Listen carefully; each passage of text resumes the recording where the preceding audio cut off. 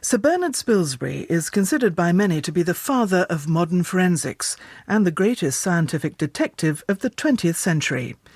His life ended in tragedy, but in our drama today, starring Timothy Watson, Joanna David and Honeysuckle Weeks, we focus on Spilsbury as a young man and the case that made his name, the infamous trial of Dr. Hawley Harvey Crippen.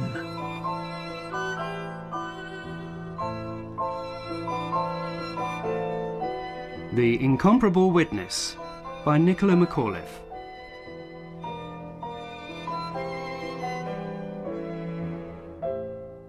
I couldn't even cry standing there outside Golders Green Crematorium with the ashes of my husband in my hands.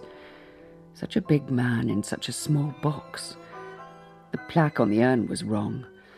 Bernard Henry Spilsbury, 1877 to 1947. Only one L in Spilsbury.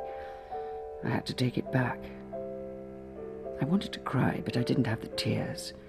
He ruined Christmas. I cannot begin to express how angry I was. Not because I can't find the words, but because I don't remember ever feeling such a volcanic emotion. For the first time in my life, I encountered rage, fury, absolute anger. What a silly word. Totally inadequate. I cried when my sons died.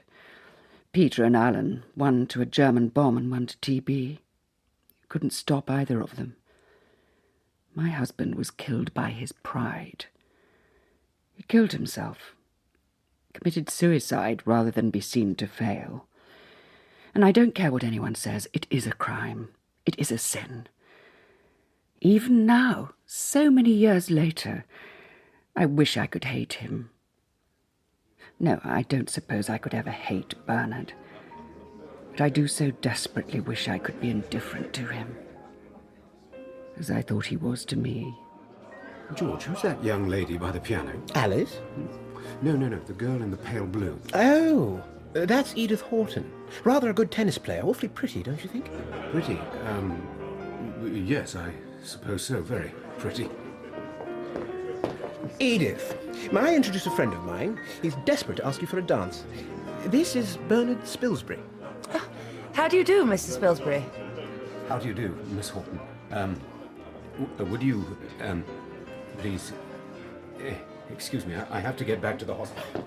Oh dear. Have I grown a second head or something? No, I think he'd have probably stayed if you had. He's training to be a doctor. Sorry about that, he's awfully shy. How sweet. A steady sort, not by any means a star turn. Plays a bit of rugby. Oh, really? Anything else? Tennis? Oh, splendid. Or perhaps a game of doubles. Well, it might bring him out of himself. Yes! Marvellous! Game to us, I think. I'm sure that last shot was out, Mr. Spilsbury. Positive. Are you accusing me of cheating? I am. I most certainly am. You must pay a forfeit. Oh, now you've done it, Bernard. Oh, crumbs. Shall I hop on one leg, rubbing my tummy and tapping my head? You can't. I bet you I can. Watch. For all his intense seriousness, Bernard was an excited child sometimes. Laughter bubbled out of him from a place kept too long in the dark by religion and a family tradition that seemed to come directly from Oliver Cromwell. Over the next 4 years, he progressed by careful increments to being the junior member of the notorious pathology team at St. Mary's, and we had progressed to playing singles. By the time he sat his finals, I was falling in love, and he was falling into the habit of having me in his life. Bernard? Bernard! Hmm? Wake up, do. It's your service. Is it? Yes. Could I have a word? I've been thinking. Yes, Bernard? Now I've qualified. Yes? I rather like the sound of Dr. and Mrs. Spilsbury. Yes. Oh, yes. It certainly has a ring to it. You think so? I do. And might you consider speaking those two words in a different setting? I believe I would. Good. I think a June wedding would be lovely. Don't you, Bernard? Yes. June 1906. Splendid. But that's 2 years away. Would you rather wait? Wait.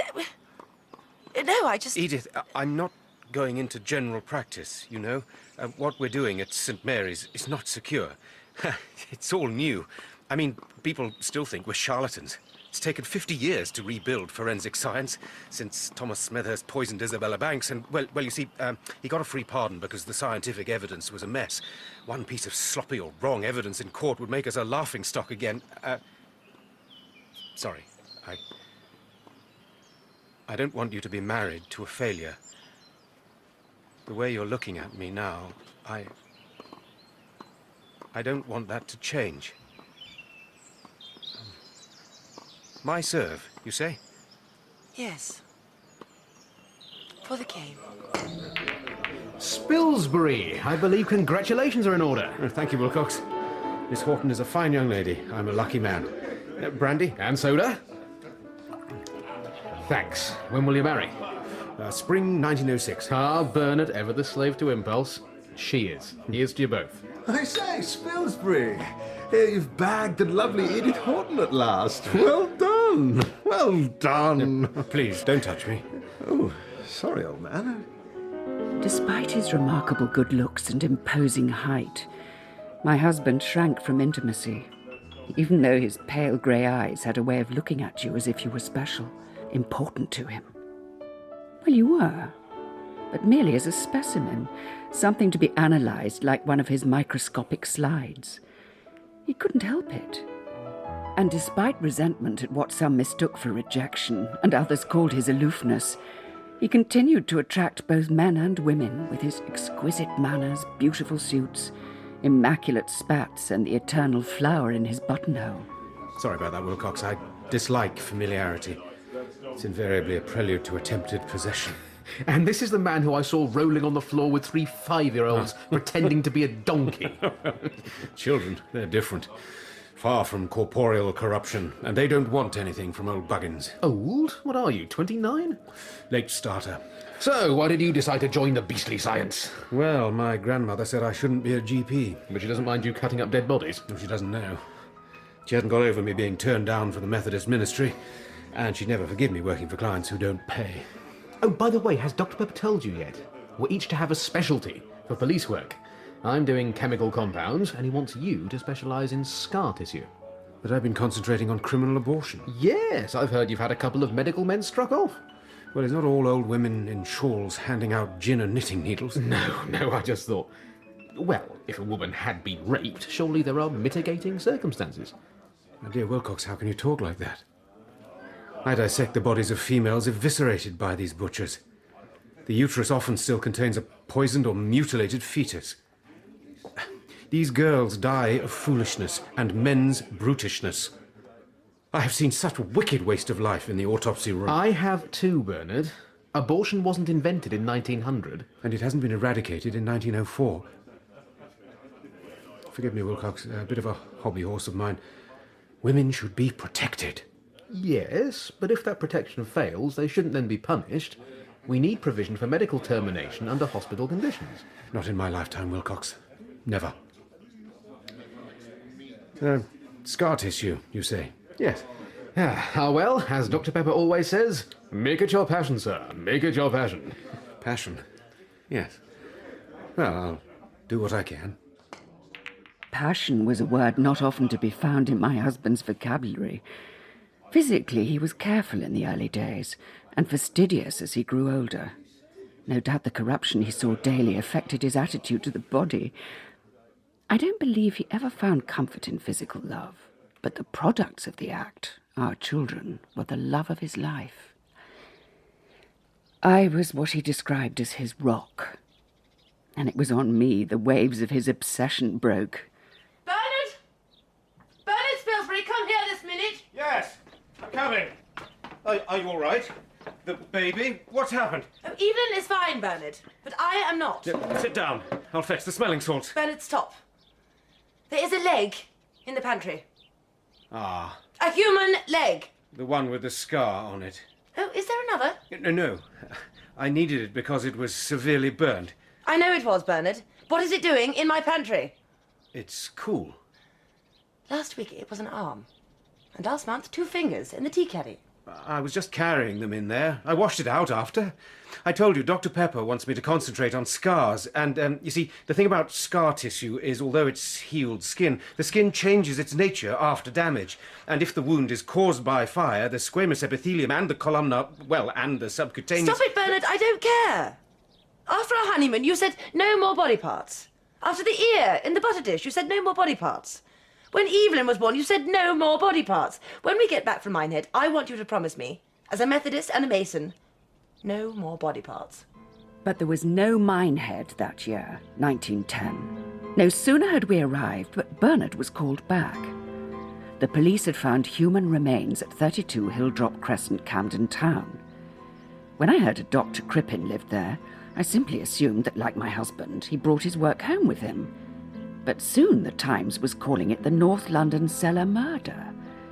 Dr. Crippen's wife, Cora, was missing, and he had disappeared with a young woman called Ethel Leneve.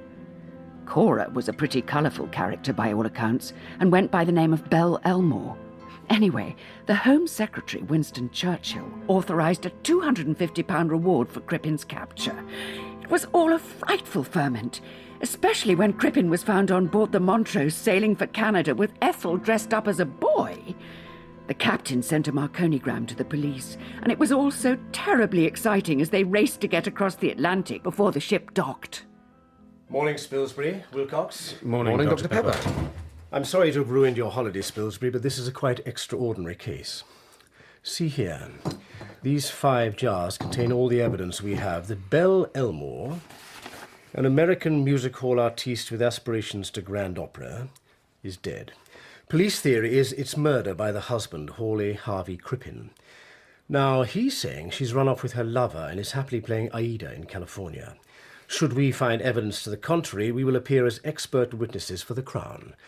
Police and prosecution maintain he killed her, chopped her up and buried the contents of these jars under some bricks in the basement of their house. Crippen has asserted these remains must have been in the house when they moved in. Is that possible, sir? Good question, Spilsbury. Given the conditions in the basement, it is quite possible. You will observe. The flesh is discoloured, but not entirely decomposed. We have viscera wrapped in what appears to be a pyjama jacket, but no bones, no skull, no teeth. It will be our task to prove not only that this was murder, but also that this is indeed Mrs. Crippen. Now, we have no clue as to cause of death, so I want you, Wilcox, to look at poisons, test for everything. And, Spilsbury, you will find a mark on the piece of flesh in this jar. We need to establish if it is simply a deep fold caused by being compacted in the earth, or a scar. Do we know if she had a scar? As yet, no. We know little about the woman other than that she was the life and soul of any party, and she bleached her hair. Now, if you'll excuse me, gentlemen, I have a meeting with prosecution counsel. Just one last thing. This is by far the most important case we have been involved in this century. The eyes of the world will be upon us. Our reputation and that of our science will depend on the outcome.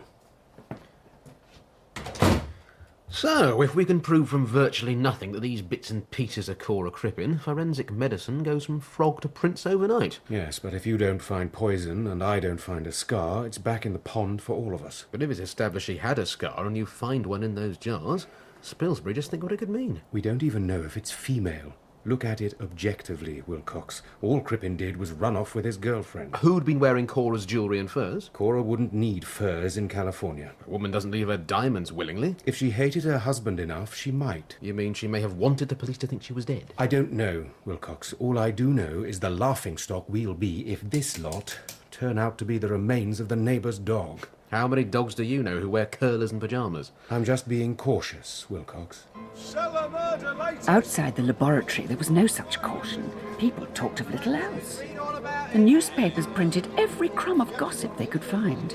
They interviewed friends and acquaintances of the Crippens and dissected every rumour. Anyone who had anything to do with the case took on the aura of celebrity. Ladies smiled at me in the street and asked me if Bernard was going to appear, as if he was an actor in a West End play. While Bernard spent each day waiting for his entrance in the corridors of the Central Criminal Court, I waited at home, poring over the newspapers, overwhelmed by the sensational events we were caught up in. My lord, gentlemen of the jury, I am Dr. Augustus Joseph Pepper. I am a master in surgery at the London University and a fellow of the Royal College of Surgeons. I am consulting surgeon at St. Mary's Hospital. On the 15th of July, I found a piece of skin measuring 7 inches by 6 inches, which came from the lower part, the front, of the abdomen. There was a mark upon that piece which attracted my attention, and afterwards I examined it with particularity. I spent several hours examining it, and subsequently handed it to Dr. Bernard Spilsbury. Dinner's ready, Bernard. Dinner. Lamb chops. Potatoes, cabbage and gravy. I'll be down in a minute. You said that 10 minutes ago. I'm on the stand tomorrow. I know, but you've got to eat. I went to the ashtrays. Oh, Bernard. There must be 50 cigarette ends in here. The whole room stinks. Well, I can't smell anything. No. You can sniff a corpse as if it's a bunch of flowers. I'm sorry. Are you nervous? About tomorrow? I don't think so. I thought I might come and watch. Oh, the public gallery of Court 2 of the Old Bailey is no place for a lady. You may be in the newspapers. How does that feel? Intrusive. Aren't you even a little bit excited? I shall be doing my job. All right. I'll put your dinner over a saucepan to keep warm. Thank you. Edith, Yes, Bernard. I heard a joke today. Yes? A man goes into a fishmonger's with a salmon under his arm and says to the man behind the counter, "Do you do fish cakes?" The fishmonger says, "Yes." "Oh, good, because it's his birthday."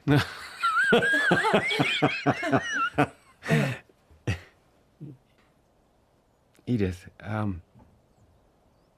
thank you for everything. Oh, that's all right. Sure you won't come down? I just want to write up my cards, everything we know so far, just to clear my mind for tomorrow. I'm sure you'll be awfully good.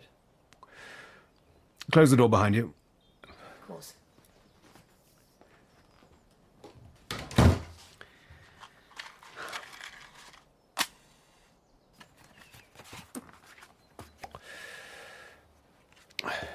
Presence of poisoning by hyoscine established by Wilcox. Drop from remains distilled by the Stas method entered into eye of laboratory cat. Presence of mydriatic alkaloid causing mydriasis. The excessive dilation of the pupil of the eye. This indicates cocaine, atropine, hyoscyamine, or hyoscine. Last two derivatives of henbane. Dilated pupil of cat's eye held dilation under exposure to strong light. Therefore not cocaine, as pupil will show some contraction on exposure to light. Further tests proved positive for hyoscine. 2.7 grains, quarter grain sufficient to kill. 4 large pieces of skin and muscle, 1 from lower abdomen, with old operation scar, 4 inches long, broader at lower end. Scar. Not fold. Scar. At dawn, Bernard was still in his workroom, and I was lying awake in bed, desperately fearful for him. I knew his minutes or hours in the witness box would dictate the rest of our lives. Neither of us could have guessed he was about to be catapulted into 37 years of public adoration, a word he found faintly distasteful, whether from a stranger or his own family. Morning, Dr. Spilsbury. What can I do for you today? Nice white rose, maybe, for a change? Thank you, Gertie. I'll just have a red one, please. You're up on the Crippen case today, aren't you? That's right. Here, let's put that in your buttonhole. Your hands are shaking. That's very kind of you, but I can manage. I know you can, love, but you don't have to. Besides, it's not often I get a chance to be so close to the coming man, eh? You'll be too grand to talk to me soon. I hope not, Gertie. Yeah. Handsome is as handsome does. Good luck, love. My face obscured by a veiled hat, I took my seat in the public gallery of the court. Moments later, Dr. Crippen was led into the dock. I was surprised at how ordinary he seemed. The newspaper photographs had made him look sinister, with his eyes magnified by thick-lensed glasses.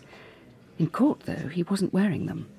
He was a surprisingly small man, nondescript, with a round, balding head, long moustache and pale, sad eyes. He looked rather lost and forlorn. It seemed ridiculous that he might be so overcome with passion for the rather dull Miss Leneve that he would kill to have her. Suddenly the weight of British justice, the wigs, the language, the grim grandeur of the room seemed cruel. Surely this meek little chap couldn't be capable of not only murdering his wife, but chopping her up. Some said he'd taken her bones and most of the rest of the body to the cattle market. But my thoughts about the little doctor were interrupted by my husband's name being called. He walked calmly to the witness box and took the oath in his usual quiet voice. There was absolute silence as he began to speak. I am a Bachelor of Surgery at Oxford University, and I hold a position of pathologist at St. Mary's Hospital. I have on several occasions examined the piece of skin and flesh with a mark on it which was produced in court yesterday. I have formed the opinion that it comes from the lower part of the wall of the abdomen, near the middle. I base that opinion on the presence and arrangement of certain muscles. There is a large mass of muscle, which is the rectus muscle of the abdomen. There is a tendon on one side of that, an aponeurosis, a white, shining, fibrous membrane serving as the connection between muscle and tendon, and attached to the aponeurosis are other pieces of muscle. Besides that, there is a row of short, dark hairs at the lower margin of the piece, those hairs being, in my opinion, pubic hairs.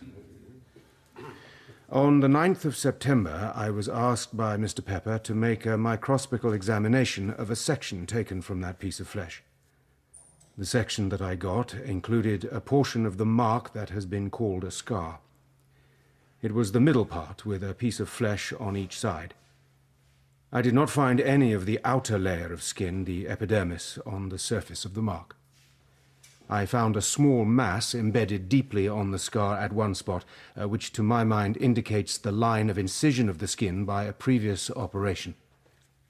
I took 2 other pieces of skin from other parts of the same preparation, from another part of the same specimen, and in those 2 pieces I found glands. The jury was mesmerized, leaning forward to catch his soft voice and to catch his eye, too. He could seduce 12 good men and true just as easily as he did a gallery of sensation-chasing women. They would never know his desire to get inside people didn't extend to the living. In the first piece of flesh that you found, did you find glands? I found glands at each end of that specimen, Mr. Muir, on either side of what is called the scar. That piece has been cut up completely, but I have the microscopical preparations. I found no glands in the center where there is the mark, called a scar, proving, in fact, that the mark is a scar. There were glands in the part of the skin where there is a mark or depression caused by folding. As the result of my microscopical examination, I say that the mark is undoubtedly an old operation scar. Mr. Tabine, for the defense? Thank you, my lord. Now, dealing with the question of the remains, must the person who removed the viscera have been a person of very considerable dexterity? He must certainly have had considerable dexterity, yes.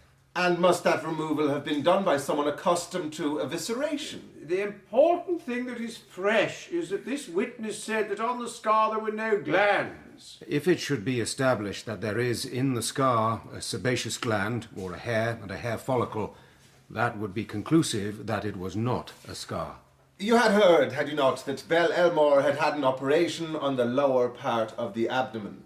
Yes, I believe I had read that in the press. And did the condition of the skin, when you saw it for the first time on 9th of September, make it very difficult to form a clear opinion as to whether this was a scar? It made it more difficult than if it had been fresh.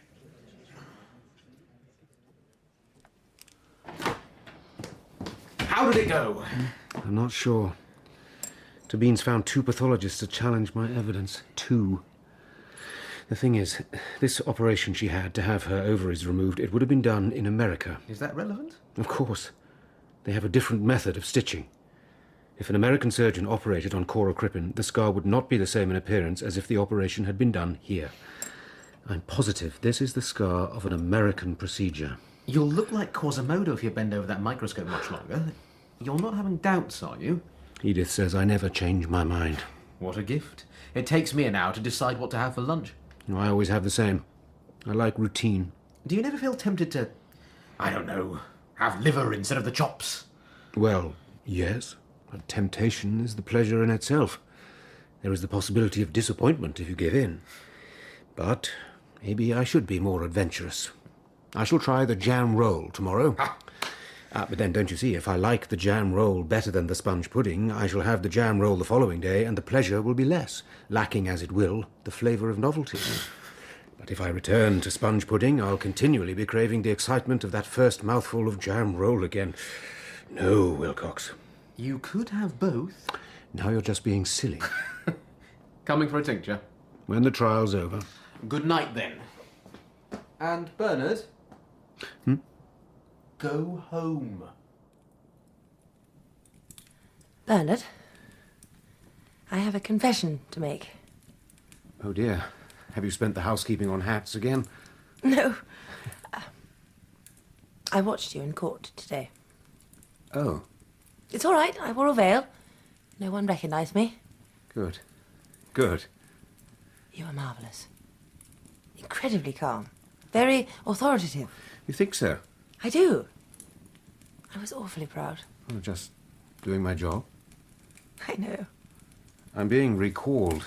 The defence is challenging my evidence. How can they? Well, they say there's no scar. But you proved there was. I asserted that there was. And, Edith... Yes? I'd rather you didn't come. Oh. I didn't mean to upset you. No, you haven't. I just don't want to lose concentration. Of course not. I'm sorry. Well, time I was in bed. Are you coming? In a minute. Good night, then. Good night. I do love you. Edith, Yes? I do hope you don't mind. I'm going to borrow a soup plate tomorrow. I'd never lied to Bernard before, but these were the most important few days of his life, and he was my life. I went back to the Old Bailey. Mr. Tabeen, acting for Dr. Crippen, called Dr. Gilbert Turnbull Maitland. He took the stand with what I can only describe as a swagger. To him, Bernard was an upstart. As he recited his brilliant career and qualifications, Bernard's plodding progress suddenly looked shabby and inadequate. Oxford, a member of the Royal College of Surgeons, London, a licentiate of the Royal College of Physicians, and I'm also a member of the Pathological Society of Great Britain, which is the largest pathological institute in the United Kingdom.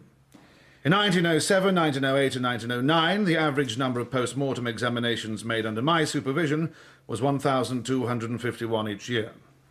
Dr. Turnbull, does your microscopical examination enable you to say whether that is a scar? It enables me to say that it cannot possibly be a scar. I have formed that opinion because of certain structures which are found in this area which have never been found in a scar before. First of all, there are two groups of hair follicles. In addition to that, one finds, as one would expect, a large piece of sebaceous gland. That mark is not, in fact, a scar. It was caused by the folding of the skin by pressure, which allowed the skin in that area to get somewhat dried. That, in my opinion, would account for the mark which has been called a scar. Mr. Muir for the Crown. Thank you, my lord. Dr. Turnbull, with your great experience, do Do you agree that this piece of skin comes from the lower part of the abdomen? I am a qualified surgeon, but I never do any surgery. I cannot say definitely which part of the body that piece of skin comes from, but I have a very good idea. I would admit it comes from the lowest part of the abdomen. Please remember you are here not as an advocate but as a witness, and the word admit is not the right word to use. When I first examined that piece of flesh, I formed a different opinion, but I had been promised that I would not be called as a witness. You gave your first opinion on the understanding that you would not be called as a witness. No, I would not say that. But in your opinion, which you first gave, did you state that the aponeurosis was absent from that piece of flesh? No. I said that I thought there was an absence of aponeurosis characteristic of the abdomen. My opinion now is that it is from the lower part of the abdominal wall. Dr. Spilsbury, please approach with the exhibit. Bernard walked towards the witness box. He was holding one of my plain white soup plates. In it was a slice of Belle Elmore's belly. I managed to stop myself calling out, though I resolved to raise it with him over dinner. Dr. Turnbull, did you find there the abdominal muscle? What muscle? The rectus abdominis, the one we use when we bend over. Yes, I think so. Do you find there part of the tendon which attached that muscle to the pubic bone? I had not seen that. Do you see it now? Dr. Spilsbury, please point it out.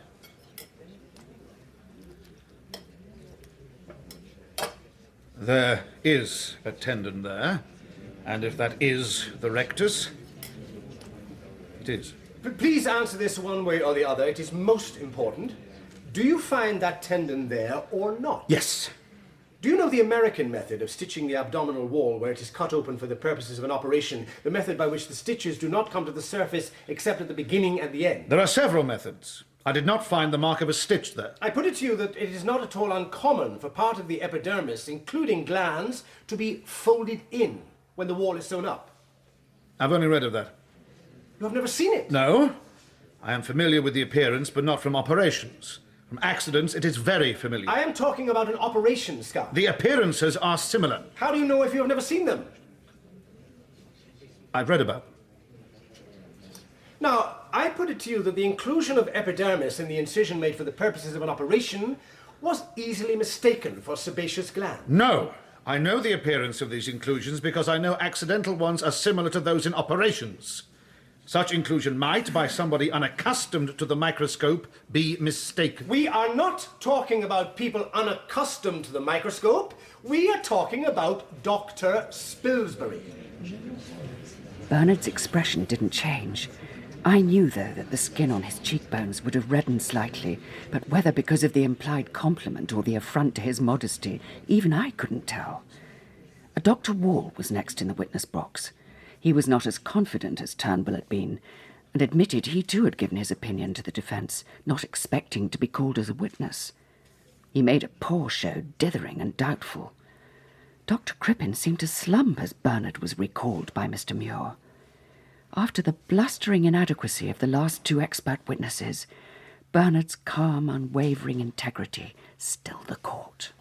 Dr. Spilsbury, am I right in thinking that you are much influenced by the opinions of Mr. Pepper, your senior at St. Mary's? I attended lectures by Mr. Pepper, and I also received clinical teaching from him. Otherwise, I was associated with him at St. Mary's only by acting as a surgical dresser, as a student. The fact that I acted with Mr. Pepper has absolutely no influence upon the opinion that I have expressed here. I have no doubt that this is a scar. I have also said that if any gland or hair follicle exists in that place, it will conclusively prove that it is not a scar. Is there anything which might be mistaken for a gland that you saw? There is one small mass of included epidermis in the scar. In a surgical operation where the edges of the skin are brought into contact, it is common for at least one side to turn in a little, and as the scar forms, some of the embedded surface stuff covering the skin may become enclosed in the scar and embedded in it. I found such a piece of included epidermis in this mark, which I say is a scar, and having found that, I think there is no doubt as to its being a scar. Dr. Spilsbury, you reach this conclusion uninfluenced by your more senior colleagues? I have an independent position of my own, my lord, and I am responsible for my own opinion, which has been formed on my own scientific knowledge and not in any way influenced by my supposed connection with Mr. Pepper. The embedding of a piece of edge of the cut would come about in the process of the healing of the scar. That piece of embedded flesh would really be something that got in after the cut, and it might contain both follicles and sebaceous glands, so that one would have to be careful in diagnosing this. I have absolutely no doubt in my own mind as regards the scar.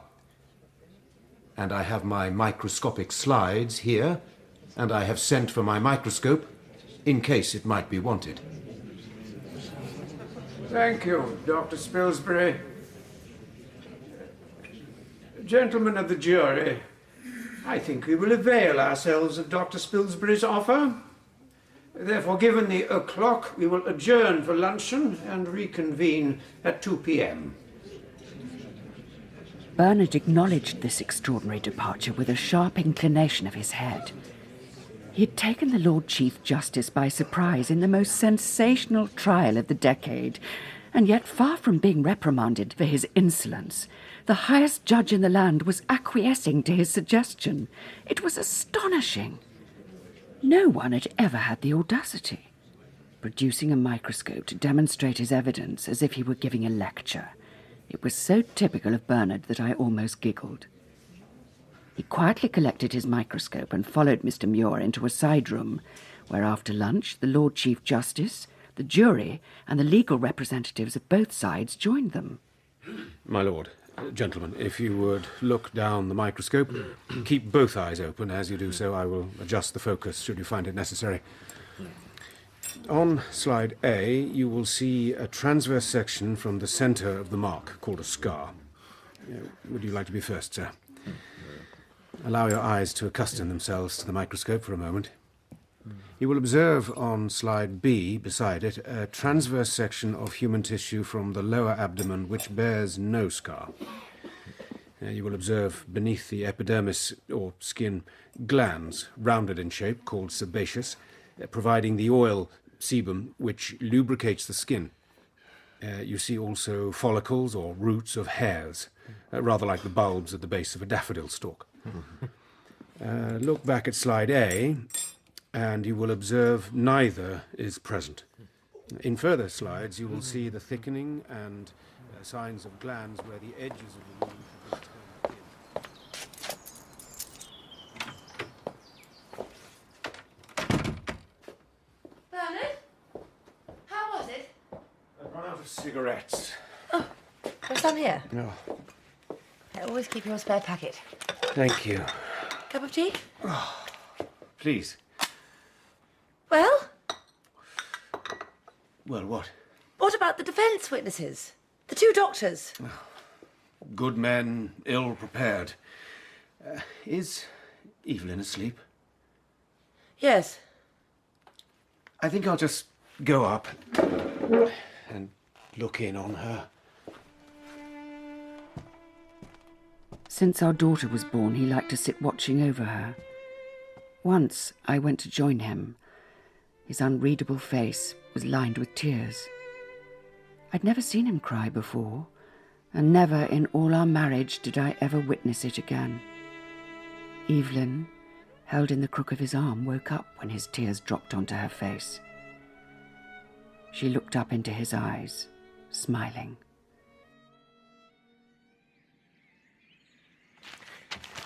Bernard? Bernard?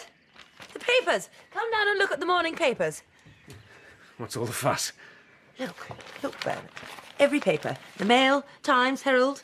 You're on the front page of every one. Bernard Spilsbury creates a sensation. Spilsbury, a young man of immense presence and promise. Dr. Spilsbury gave his evidence with a directness, assurance and authority rarely seen. There can be no doubt we will be seeing much more of him. Well, aren't you happy? It's very gratifying. I think we should have a party. Oh, I feel that may be inappropriate before the end of the trial, particularly as, if found guilty, Dr. Crippen will be hanged. Yes, of course. I'm sorry.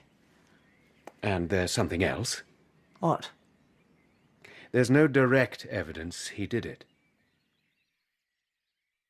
Henry Hawley Crippen, you have been convicted upon evidence which could leave no doubt in the minds of any reasonable man that you cruelly poisoned your wife, that you concealed your crime, you mutilated her body, and disposed piecemeal of her remains. I now have to pass upon you the sentence of the court, which is that you be taken from hence to a lawful prison, and from thence to a place of execution, and that you be hanged by the neck until you are dead, and that your body be buried in the precincts of the prison where you have last been confined after your conviction. And may the Lord have mercy on your soul.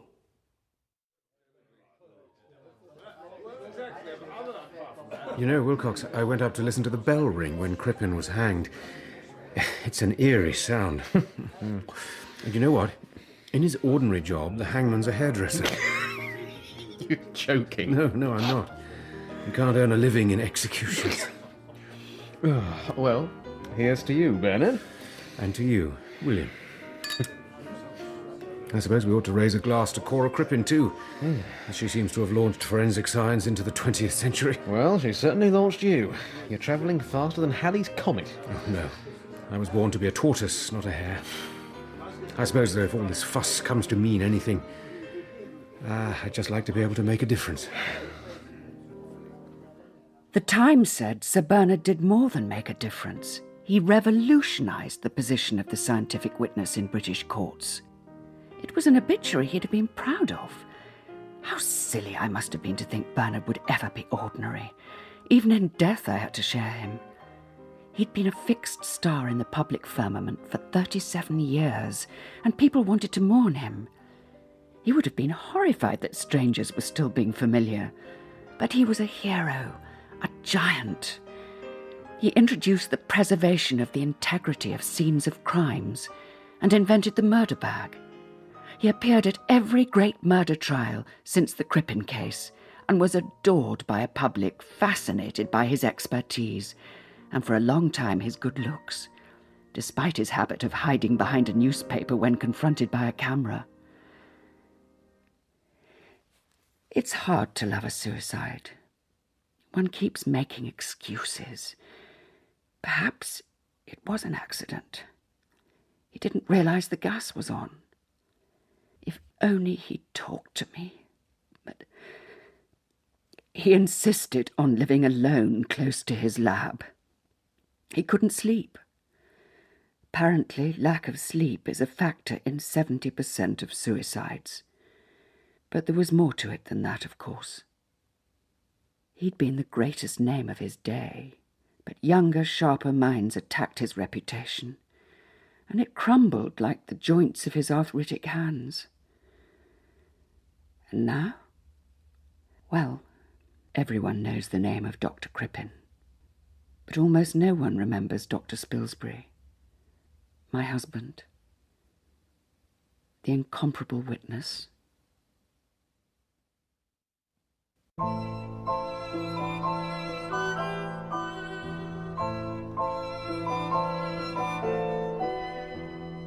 In The Incomparable Witness by Nicola McAuliffe, Bernard Spilsbury was played by Timothy Watson, the narrator by Joanna David, and younger Edith by Honeysuckle Weeks. Wilcox by Dan Starkey, Pepper and Muir, Sam Dale, Tabine, Chris Pavlo, Turnbull, Stephen Critchlow, the Lord Chief Justice, John Rowe, Gertie by Helen Longworth, and George was played by Nyasha Hatendi. The director was Sasha Yevtushenko. Put him in number 3 interview room, George. Get your hands off me.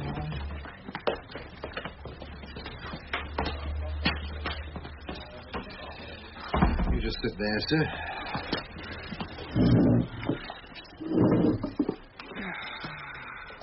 Where do you start this blasted thing, George? What's ready, sir? Oh, I hate these machines. Oh, well, here goes. I am Detective Sergeant Hugh Allardyce, attached to Muncaster Central Police Station. We're in interview room number 3 at Muncaster Central. Also present is Detective Constable George Hughes. I'm interviewing... Would you give me your full name and date of birth? Josiah Clark, Steeplejack. I asked for your date of birth, sir, not your profession. Oh. 1st of March, 1957. So, you're a steeplejack by trade, sir. Look, am I under arrest or not? Oh, no, sir. You're at present helping us with our inquiries into the suspicious death of Simon Willoughby, aged 10. But I don't know any kid called Simon Willoughby. So you say, sir. But he fell to his death from the tower you were working on. You were up there, sir, after dark yelling like a lunatic. Maybe you took him up there, sir. Yeah. Maybe he just fell by accident. That's crap. I don't have to take this from you. I can just walk out of here. No, I wouldn't advise that, sir. But let's start off with an easier question, shall we? It wasn't you who first saw the body lying on the cathedral roof, was it? No. It was my mate. I was sent to a rusty pulley. There's oil in it. We wanted to bring some stuff up, but the hoist was very stiff. And did you fail to look round because you already knew the body was there? I mean, did you want your mate to see it first? It wasn't like that. Huey, a word. Can it wait, sir? We just started. I'd like a word with you outside, please. Interview interrupted at 11:31.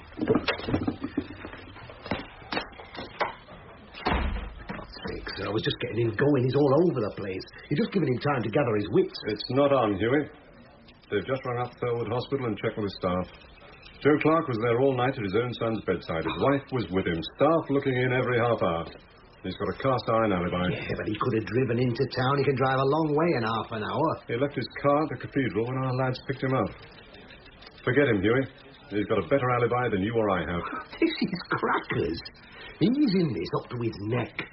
Jumpy as hell. 10 more minutes and he'll be blabbing it all out. I don't care what he blabs. He's not guilty and we know it. Now lay off, Huey. But he knows something, I tell you. Then that makes him a witness, not a suspect. And a witness of some respect in this town. Just make sure you treat him as such. Be very careful, Huey.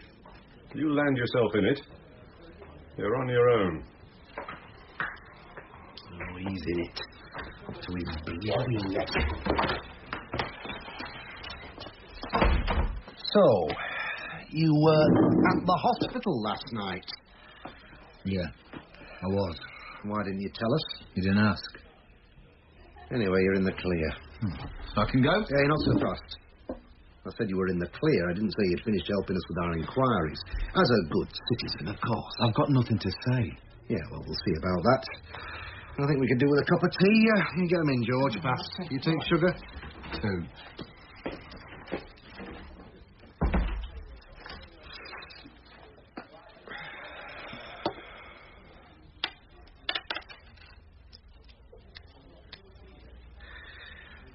I think you know a few things you're not telling, Josiah. I think there are some things, well, if you got them off your chest, you'd feel better. And you can get back to the hospital, see your lad. Is he all right? I don't know. He's a bit better. Come on, sir. It's all a matter of making a start. Look. Yeah? I don't want that tape recorder switched on again. Don't you bother about that. Anyway, here's your tea. Just leave them, George, thanks. Oh, all right, sir.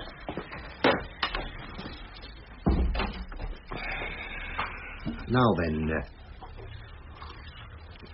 Mr. Clark. Well, our family's been steeplejacks for 5 generations. Josiah Clark and Sons. I've never been afraid of heights. I climbed my first factory chimney when I was 4-year-old. My grandfather took me up to see my father working. Seemed no more to me than a kid riding a bike. I was really made up getting that cathedral job. Only the big firms get the cathedral jobs usually. I remember when my wife phoned me about it, we just filled a big chimney at the brickworks. Laid it into a 20-foot gap between the brickworks and an electricity substation.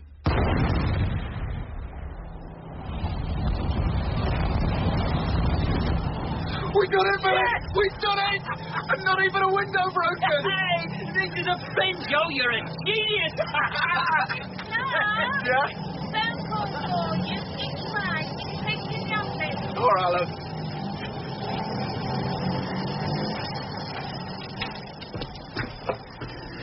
I've just filled that chimney, love. Perfect. Joe. What's up? The cathedral architects just rung up. They want some work doing on the southwest tower and steeple. Why else? They always use Barris Brothers. But they say Barris Brothers will be tied up at Gloucester all summer. What about Liddell and Lewis? Well, it seems Jack Liddell's hurt his shoulder on the town hall job. I believe this, Sergeant.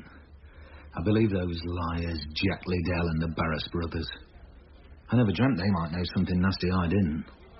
I was so made up I wasn't thinking straight. I'm not a religious man, but a cathedral job's prestige. Like you getting made superintendent, Sergeant. Fat chance of that. So you started the cathedral job? Well, first I went to see Taff Evans, the foreman stonemason there. Got the key to the northwest tower, Taff? It's the southwest tower you want, boy. Nothing wrong with the northwest. I want to study the southwest from a distance, through the binoculars. Work out the lie of the land. You can often spot trouble better from a distance. I'll fetch you the key. You what? Oh, there's just one thing. What's that, Taff? Oh, nothing, boy. I'll tell you later.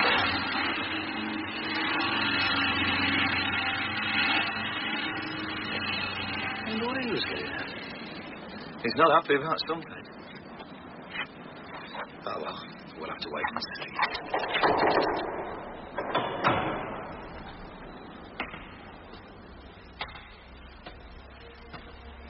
I'm going to enjoy working here.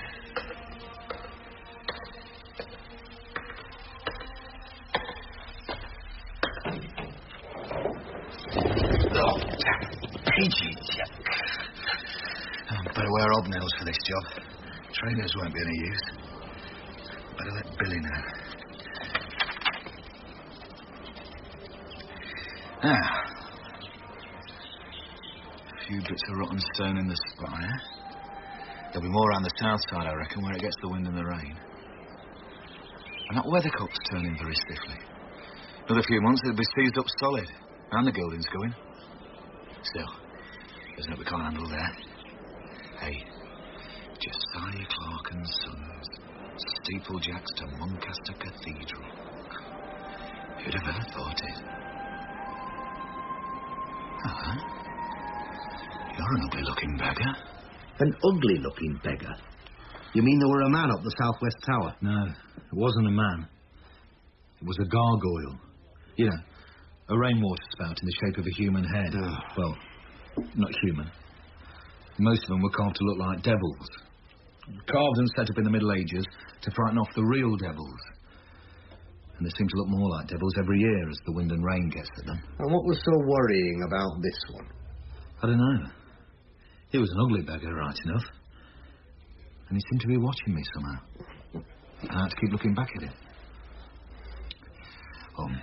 We started on the Monday morning, just my mate Billy and me. Billy's the only one I work with. You have to trust your mate up top. He makes one mistake, and they're scraping you off the pavement. Death's not in the stone, Sergeant, however rotten it is. It's not in the height, however high. It's inside your mate's head. If he's thinking about someone else, he'll kill you sooner or later. Now, we dragged up the rope and pulley to set up a hoist at parapet level, below the spire. Oh, God, Joe, I'm not getting any younger. It's miserable, all this. You don't often get damp stone in a tower. And that smell is like rotting fish. What the hell would rotting fish be doing in a cathedral? Perhaps some bloke's left his 5 barley loaves and 2 small fishes behind.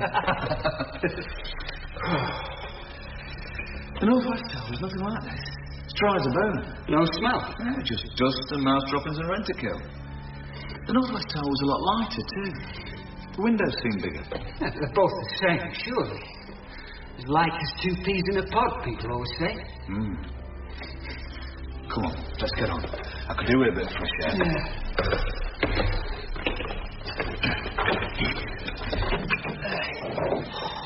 Well, that's better. Just like a map, isn't it? That's what I like about this job. Looking down on people, and them smaller than fleas. Hell, look at that gargoyle. What do you mean, look at that gargoyle? It's no different from the others. Got a bit of carving. Ugly sod, isn't it? I didn't mean the actual gargoyle, I mean the stone that's holding him in place. Look, I can break it up with my thumbnail. It comes away like cake. It was good Kuiper stone once. Some fool must have bedded this in the wrong way up, so the frost got at it. No, it's bedded the right way up. Look, you can see the way the bed runs. And I'll tell you something else. It's no age. Been done since the last war. How'd you make that out? Well, there's my Uncle Fred's mark, carved in it. That little fishhook, that was his mark. And he didn't finish his apprenticeship till 1947. That stone is scarcely 50 years old, and it's got no strength. What else is rotten round here?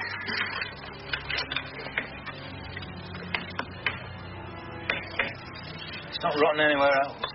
Just a bit round that gargoyle. We'll put a scaffold pole across to block it off, and I'll have a word with Taff Evans about it. It's his responsibility. Right. Now, for God's sake, let's get this hoist set up. Tommy Small will be here with the rest of the gear by 10. So, we got the hoist set up. And a damn long time it took us. I've never known her so cack-handed. Billy kept looking over his shoulder at that bloody gargoyle. But I couldn't blame him, really. I kept looking at it myself. So, as you can imagine, I went to see Taff Evans at lunchtime in a bit of a temper. That stone's your responsibility. It's only at parapet level. It's not steeplejack's work, that. It's just surface damage. We'll get round to it.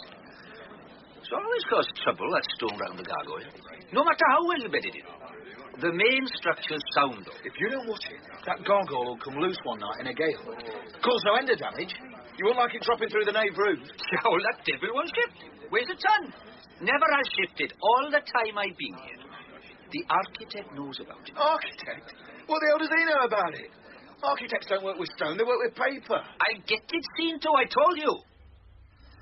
Anyway, I went off in a bit of a rage and had to let myself cool down before we started hammering wedges into the steeple to hold our ladders and scaffolding. The wedges seemed to go in all right. And yet there was a funny little sound in the middle of the ring of the hammer. A bit like... You'll think I'm mad. But it sounded to me a bit like a little kid crying out in pain. Lost and frightened. Go on. Anyway, we kept our nerve that day. And by the finish, we had our little nest of scaffolding up round the weathercock. Handrails and all. Snug as a bug in a rug. Billy took the weathercock down to the pickup so the lads back in the workshop could get on with regilding it. I told him not to bother coming back. I'd clear things up. So I was surprised to hear feet coming back up the ladder. Oh, it's you, Kevin. I'm with Mum. She's going to buy me some new trains at the sports shop. She wants some money. Oh, doesn't she always? Normally I'd have been pleased to see him. He's been climbing up things since he was 4, same as I did. No fear of heights and nimble as a monkey. Make a good steeplejack someday. But that day I wasn't pleased to see him. Not up that old steeple. Why? That damn gargoyle.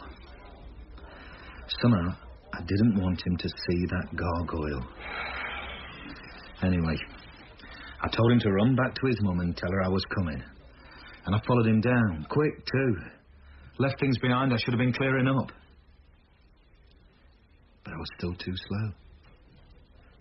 By the time I got down to parapet level, he was staring at the thing. It had him sort of hypnotised. Like a snake with a rabbit. Come on, Kevin. We haven't got all day. Kevin, get down to your mum. You're not scared of a few old dark stairs, are you? Kevin, wake up, dreamboat. Oh. All right, Dad. I looked at that thing, and it looked back at me with its hollow, moss-filled eyes. It was in the same world as Kevin now. Or rather, Kevin was in its world. It had noticed him. And I'd have given anything in the world to have it not notice him. But it was done. I looked it square in its hollow eyes, and I said, if you harm him, I'll bring my £7 hammer, and I'll smash you to more bloody pieces than the pebbles on the beach. Well, that night, after we'd had our tea, I took Kevin bird watching. You got a lad, Sergeant? No children. Well, up there, Kevin and I get real close to each other, like my dad and me used to. I'm that proud to teach him the same things and to see how fearless he is of heights. He'll make a grand steeplejack if he gets better. He's a different lad when he gets up there. He's inclined to be a bit stroppy with his mum. But up there we can really talk. Only that night, he only wanted to talk about one thing. What are gargoyles, Dad? Just rain spouts. They throw the rainwater from the roof well out from the walls so it doesn't rot the foundations. They didn't have no gutters on the roofs in the old days. But why did they carve them like that? Like faces? Just a bit of fun. Reckon them old masons got pretty bored just carving stone blocks and bits of windowsill all day. So when they got the chance, when work was slack maybe, they'd carve a gargoyle for fun. One or two of every mason's gang must have been real artists, like sculptors are today. There's a gargoyle on Opsham Church of a miser grasping his money bags. The vicar at the time was a real stinge who wouldn't give the masons any beer money when they'd done well. So they put his face on the gargoyle. Real ugly and mean. Some gargoyles aren't stingy vicars, are they, Dad? No. You get mermaids and fellas with toothache holding their mouths open. And devils. Why did they carve devils, Dad? That's just an old superstition. From when people believed in real devils that might attack and destroy the church. So they carved stone devils to frighten them away. Do you believe in devils, Dad? No, I do not. No more than I believe in angels or heaven or hell. Heaven to me is lying on a branch up here with you, watching rabbits and foxcubs play. And hell's when you put your mum in a bad temper and she's burnt the dinner. Come on, let's be getting home for supper. I'm getting stiff sitting here. But I couldn't get my mind off that gargoyle. And that night, I woke up screaming, soaked with sweat.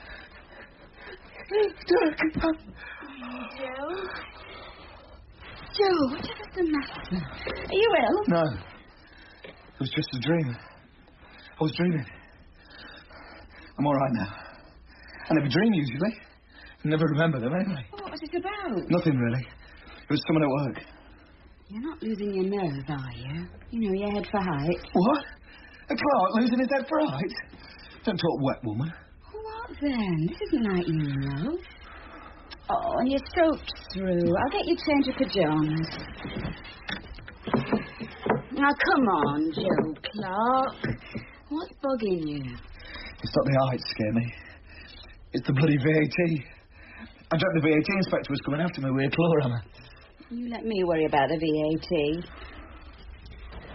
I haven't let you down yet, have I? She got back to sleep eventually, which was more than I did before first light. And what were you really dreaming about? I was standing in the dark, looking up at the southwest tower. And Kevin was up there on top, in the dark and screaming. And the door to the tower was locked, and I didn't have the key. I remember I was so desperate I tried climbing up the outside, but I knew I'd never get there in time to save him. And when I was less than halfway up, the tower began to crack apart before my eyes. That's when I woke up screaming. Yeah. The next morning I felt dog rough. That dream was inside my brain and I couldn't get it out. I knew I mustn't go up top that day. Better to lose a day's work. Anyway, it was raining. I rang up Billy and gave him a whole list of fiddling little jobs. Then I drove down to the cathedral, went up the parapet, and faced the gargoyle. I'll settle you. You see if I don't. You leave my kid alone, or you could have a nasty accident. The stone's rotting round you.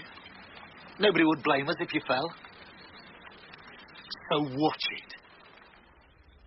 Made me feel better at first. Then I realised I'd been talking to no more than a bit of old rotten stone. So I went to see Taff Evans, the stonemason's foreman. He hadn't much to do either with the rain. Look, that gargoyle's stonemason's business. Just go and do your work and let us get on with ours. That stone's rotten. What do you know about stone? You even have to cut your stone blocks for you. Steeplejacks. Jacks of all trades and masters of none. You try hanging from a rope sling 200 feet up. Any monkey in a circus can do that. Stonemason, Jack. Hello, it's Billy here. Is Joe there? Yes, he's here. Only I wish he wasn't. He got work to do. It's for you. You are mates. Hello? It's me, Joe. Your missus said you'd gone down to the cathedral to see Taff Evans. Well? Well, I've been on the phone to my Uncle Jim about when he last replaced the stone round that gargoyle. Billy, you're supposed to have work to do. I did all the work you gave me. It didn't take an hour. Well, do you want to know what he said, or don't you? Go on, then. He said he last replaced that stone in 1973. Some 25 years ago? For God's sake, what did he use? Stuff from his rookery at home? No, the very best carriage. He said he chose the best especially because the last lot had rotted since it were laid in 1954. Flipping. What else did he say? Well, only that there was a very nasty smell while they were working. Even a good wind didn't blow it away. It's a funny thing for him to remember all that time ago. Right. Thanks. I'll see you tomorrow. Yeah, see you. That stone was replaced in 1973. And in 1954 before that. What the hell's the matter with that? That's our business. Why are you getting your knickers in a twist? What happens to your old record books? Of work you've done? We hand them into the Cathedral Museum. So go and bother them for a change. I got work to do. Excuse me. How can I help you? I'm the steeplechap working on the tower. Sorry about being in my working clothes, but I was told you had the old record books from way back of work the stonemasons did on the cathedral. Oh, yes, of course. They're fascinating. Almost like a ship's log. We've got them going back to 1846. I keep them in my office. Would you like to come through? Thanks.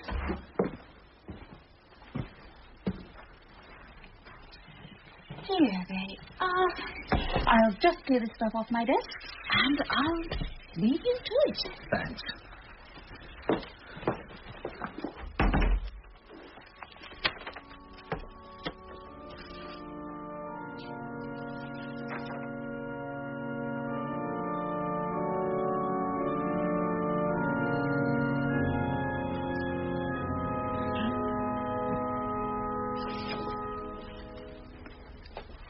And in 1848, replaced rotten stone round gargoyle in southwest corner of southwest tower.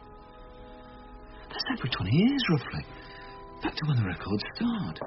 You found what you were looking for, Mr. Clark? Oh, now.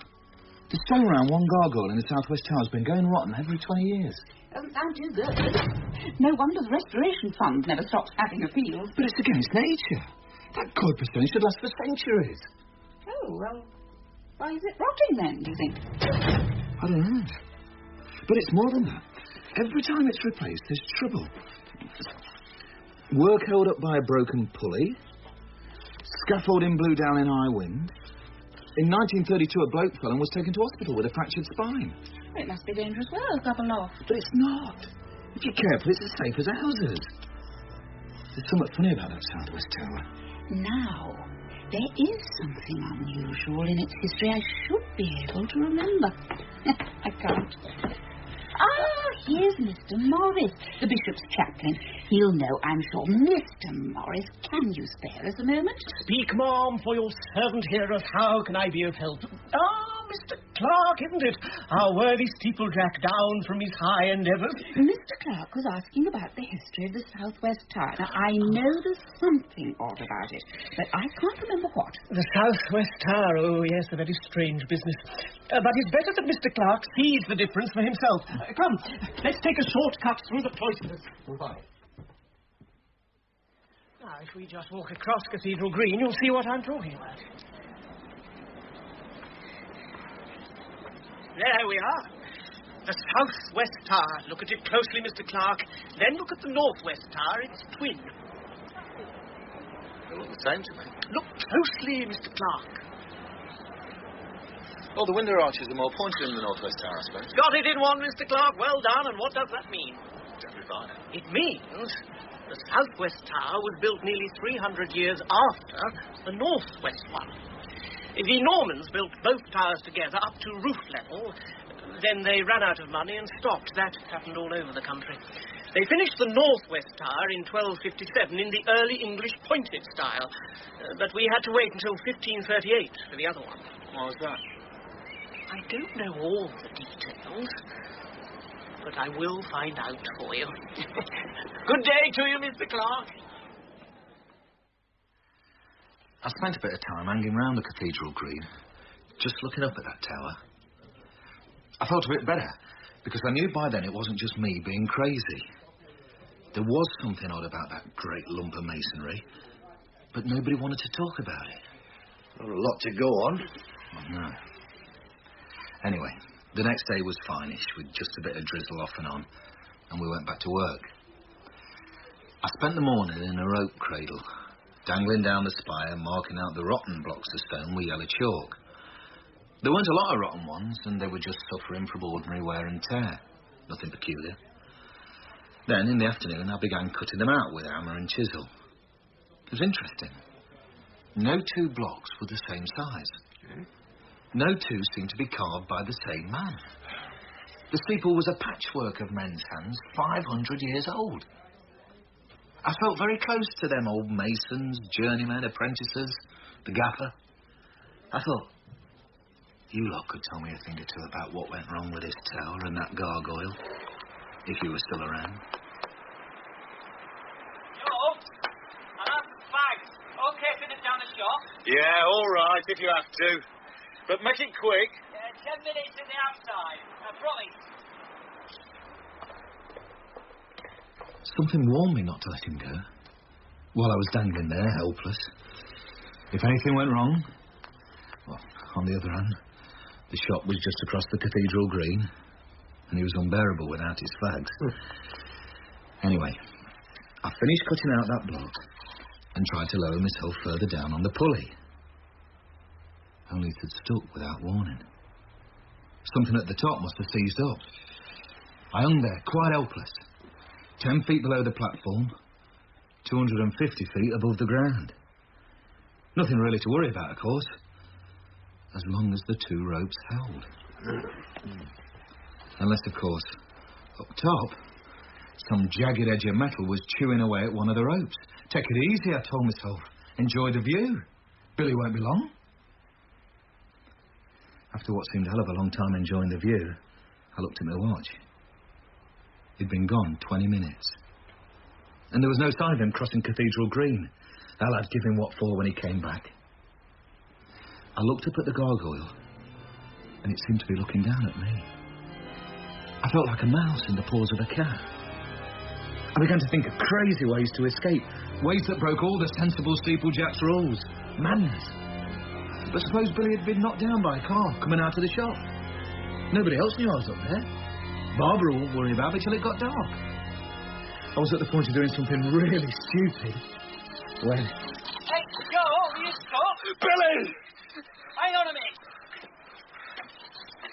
There you go, try that.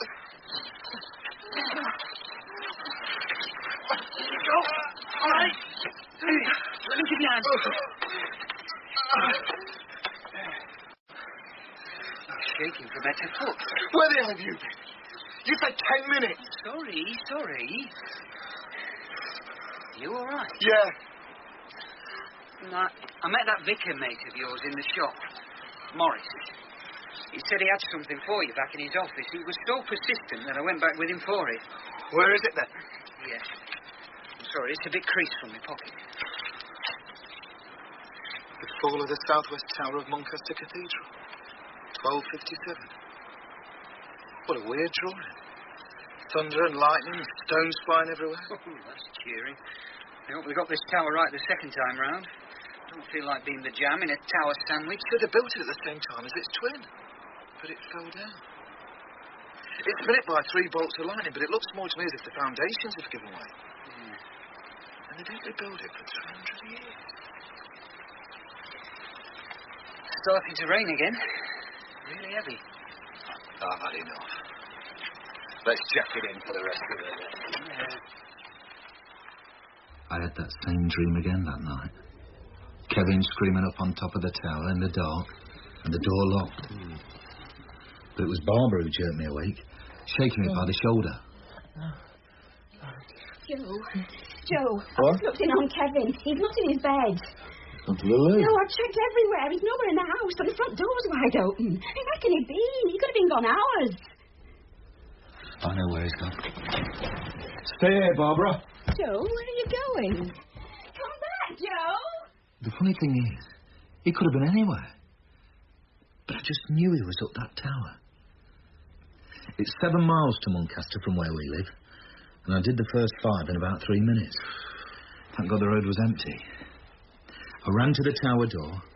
I'd locked it when we finished work and given the key back to Taff Evans for safekeeping. But now, the door opened at a touch. Kevin! Kevin!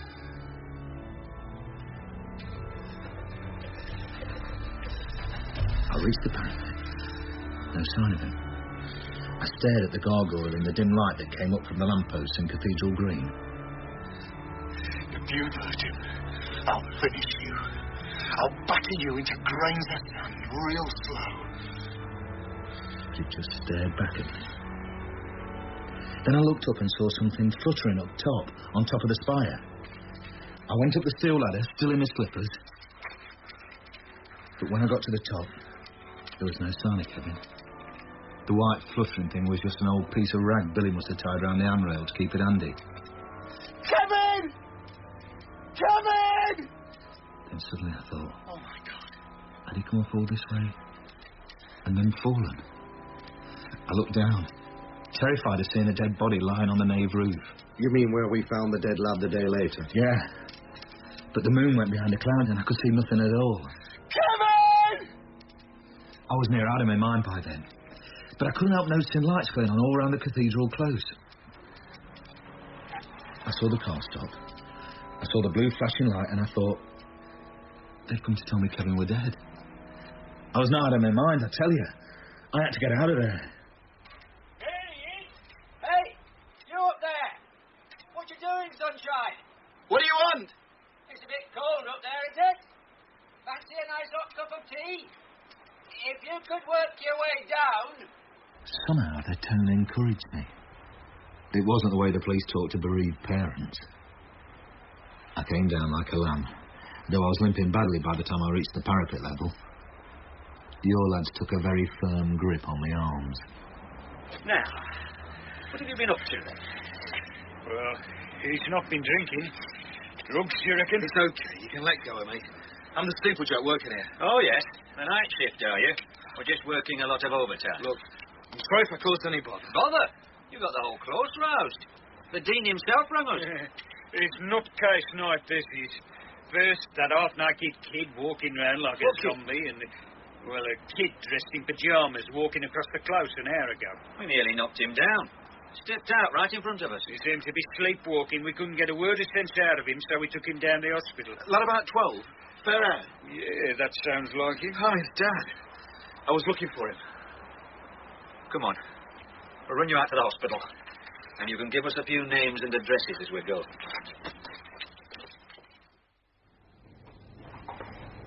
It's a strange case. We have examined him physically. He has come to no real harm. Oh, thank God. Though his feet were badly cut and bleeding.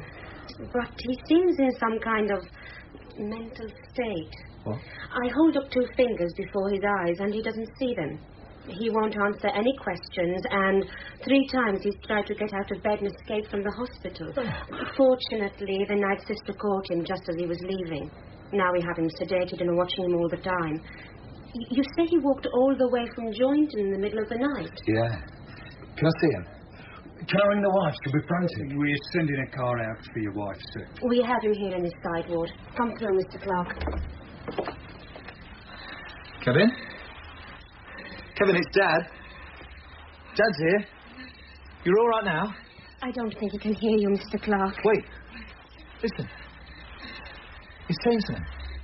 Magister, Advenia. It's a foreign language. You don't know any foreign languages. What have you done to him? We have done nothing but give him a sedative. Come away, Mr. Clark. You will only distress yourself and not help Kevin. But what's he saying? I'm not certain, but from my school days I would say he's talking Latin. Magister advenio. Master, I come. I must say the hospital staff were very good. They let us stay by his bedside the rest of the night and all the next day. They kept taking Kevin away for tests, in case he'd suffered some accident on the road into Muncaster. Hit-and-run driver or something. But they couldn't find anything wrong with him. Except the moment they turned their backs, he'd try to get away from them out of the hospital. It seemed to come on him in fits. Kevin! Kevin! Oh, grab it, for God's sake, Barbara! That window! Oh, God, hold him! I've been left! You're right. I've got it! We have to give him another sedative. Magister! I'm afraid it will have to be strained. We can't take it. I'm sorry, Mrs. Clark. It's for the best. He doesn't know me. He doesn't know his own mother. He wouldn't eat, couldn't sleep. It just wasn't our Kevin lying there. It didn't even look like him. Just like some mad tormentor. Right, steady on, Mr. Clark. Just take your time. And it was that night Kevin changed. Yeah. It was about midnight. I was trying to read a paper some nurse had fetched me, but I couldn't make any sense of it. I kept reading the same thing over and over. I think I was dozing a bit when I heard his voice. Dad? Dad, where am I? Kevin. What are we doing here? Kevin, you've come back. Oh, Kevin, love. You're all right. Oh, your dad's got you now. I won't let it get you. Barbara and I took turns watching him the rest of the night and got a bit of kip on the spare bed. But Kevin slept away quite peaceful, as if nothing had happened. He woke up as bright as a button, and I felt it was time for me to get back to work. This bloody pulley's tipping up again. Billy, pass me the oil can, will you? Oh, God, no. Wake up, Billy. What's the matter with you? Oil can. Look. Joe, look. Down there, on the nave roof. What? All that blood splashed right across the lead. Oh, my God. I think it's a kid. All twisted. Dead. He looks like our Kevin. It can't be. I left him safe in hospital only an hour ago. He couldn't walk this far. His pyjamas were just like Kevin's. Blue striped. And his hair. A little breeze kept lifting it. It was the only thing that moved among all that splatter of dried blood. You couldn't make out any face. And the blood was all dry and caked. We went down to him. It was as cold as stone. No, not your Kevin. Canon Willoughby's son. The same age. They just reported him missing, rang up from their home on Cathedral Green. And I know why he died.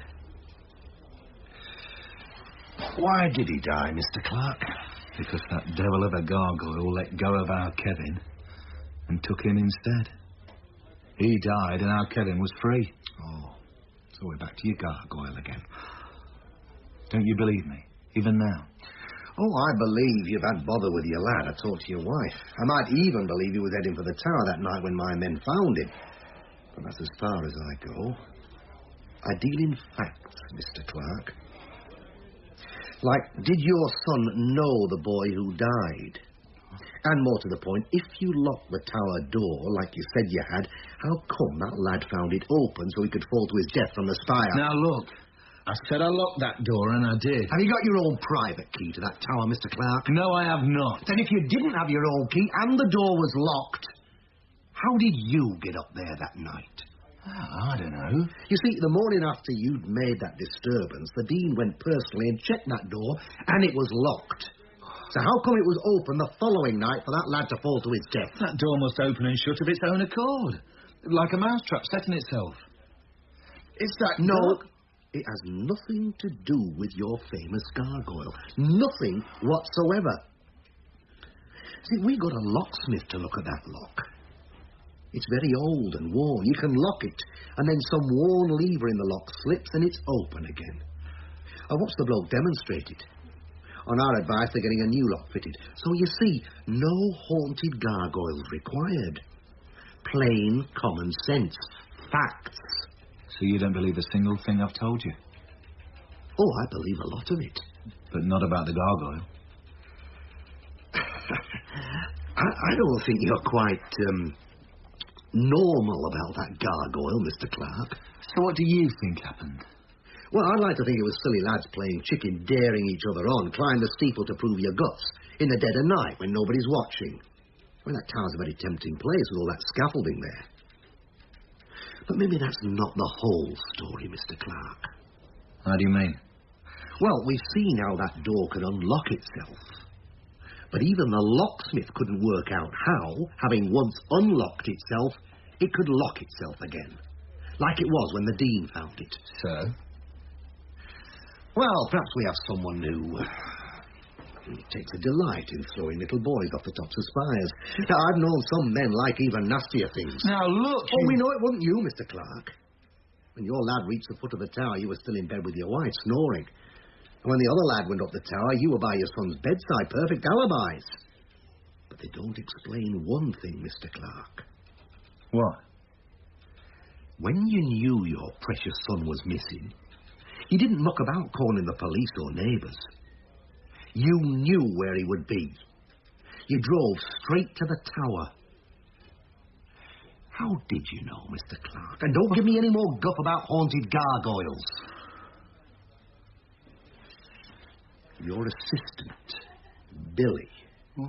Well, he'd have plenty of chance to cut a key for himself. Now, wait a minute. Well, don't worry, we're checking up on Billy. Meanwhile, that leaves you, who knows more than you're saying. Don't leave the area suddenly without telling us where you're going, Mr. Clark, will you? I've never liked a job less in my life. Got to be done. Life must go on, I suppose. Just wish to God they'd get those blood splashes off the nave roof. I can't help looking at them. You look once too often, you'll be on your way down to join them. Yeah. A lot of spectators about this morning. Must be a couple of hundred on Cathedral Green. Ghouls. I'm going down. Hang on. There's somebody coming up. Hello! All right to come up? Oh, God. No. Only his humble servant, the Reverend Morris. I think he'd have more sense with that big cut of his. He'd break his neck. Give him a hand. I don't want to scrape him off the nave roof. Well, what do you think he'd want? Playing Sherlock Holmes, maybe. Visiting the scene of the crime. There you are, Reverend. All right. That's it. All the kingdoms of the earth and the glory thereof. Ah, you don't get a bad view. Well, what can we do for you? Well, I've found out a bit more about this tower. All right. I won't tell you here, though. There's things in books I want to show you. Suppose we say 1 o'clock in the museum? Yeah, fair enough. 1 o'clock in the museum it is. It looks a good way down to the ground from here. Oh, I never advocate looking down to the ground, Reverend. Not unless you're used to it. Oh, one is in the hands of God. Even up here, Josiah. Look at his hands, Joe.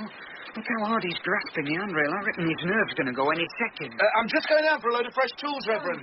I'll go ahead of you. And I'll see you place your feet right. The Lord will lead our feet in the paths of righteousness. If he gets the shakes, we'll need a helicopter to move him. That's right, Reverend. Put your left hand there, and your right hand there.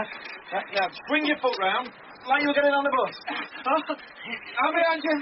I won't let you fall. Why do people do it if they can't take it?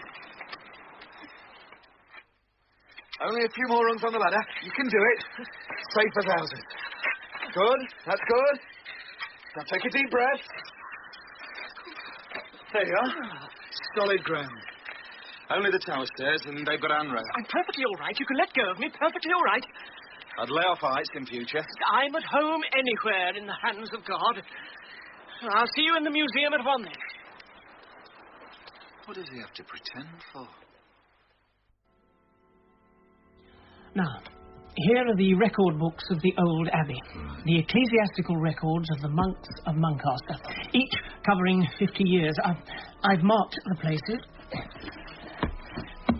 The word to look for is the verb edificare, for to build. Right. Well, after the tower fell, they had 3 more shots at rebuilding it. In 1314, 1385 and 1414. None of them got much above the nave roof before collapsing. Each, in turn, fell down. The foundations gave way. The old masons called it the serpent in the sand. Serpent in the sand? Must have been big to fetch your old tower down. The real trouble is that the whole cathedral's built on a bed of sand, with a bed of rock salt underneath that. Sand and salt are safe enough till you get underground springs of water moving through them, washing them away. That was the serpent in the sand, an underground spring welling up. Get away. And when the old masons dug down, after the tower fell, they found the remains of old water channels and caverns with smooth sides. They thought they'd been made by the serpent in the sand. The springs came and went with the years, and nothing could control them. Salt subsidence. Just good old salt subsidence. Mind you, it doesn't do much for your peace of mind, does it, when you're working up that tower, wondering if the water's eating away at the foundation? The sooner we finish that job, the better I shall like it. No, don't worry, Josiah. That tower stood for nearly 500 years, and the architects have all sorts of little devices that give warning. Yeah, I know, I've seen them. Little bits of glass fastened across cracks in the masonry that break when the building shifts on its foundations. It's a bit late to start running if you're up top when the glass cracks. I'll remember you in my prayers. Thanks. But it beats me why that tower is still standing. I can show you the man who made it stand. Come with me. He's in the south aisle.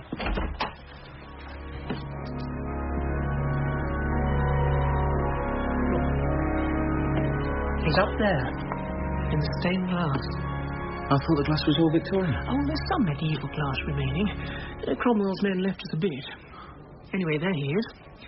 That monk in black and white, cradling the little model of the tower in his arms. John of Spilsbury, the last abbot of Muncaster, when it was an abbey. Do you mean that little hunched up figure? God, I've never seen an uglier face. But I've got news for you, Reverend. That's not John of Salisbury, unless you carve stone for a living. Can't you see what he's got in his hands? Hammer in one, and mason's punch in the other. That's the master mason, or I'm John the Baptist. Mr. Clark? My God, Reverend. It's him. Who? It's the same face as that gargoyle up the tower. Oh, really, don't be ridiculous. That stained glass was probably made in the Low Countries, hundreds of miles away. Brought in a ship and on a cart to the site. How could they possibly know what the masons here had carved up in the tower? It's him, I tell you. Him what built the tower. Just a mass-produced run-of-the-mill gargoyle. Aye, a gargoyle maybe. But a devil with a hammer and chisel in his hand. I'll tell you what to look for in those grand big books of yours, Reverend Morris. What? The man who really built that tower. Not John of Salisbury, who came when it was done and said, very nice and thank you very much. No. You want the man who sweated and slaved and plotted to keep it upright. Some foreigner from the looks of it. I'll do what I can. I feel as if somebody walked across my grave.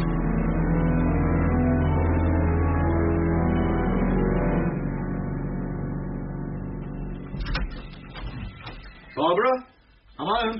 Surprise, surprise. Go and see who's burning his eyes out watching telly in the lounge. To let him come home? Yeah, they rang up after lunch.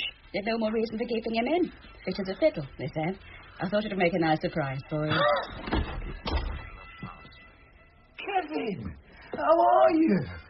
Oh, it's great to see you. Give your dad a big hug. Let you off, Dad. I'm watching telly.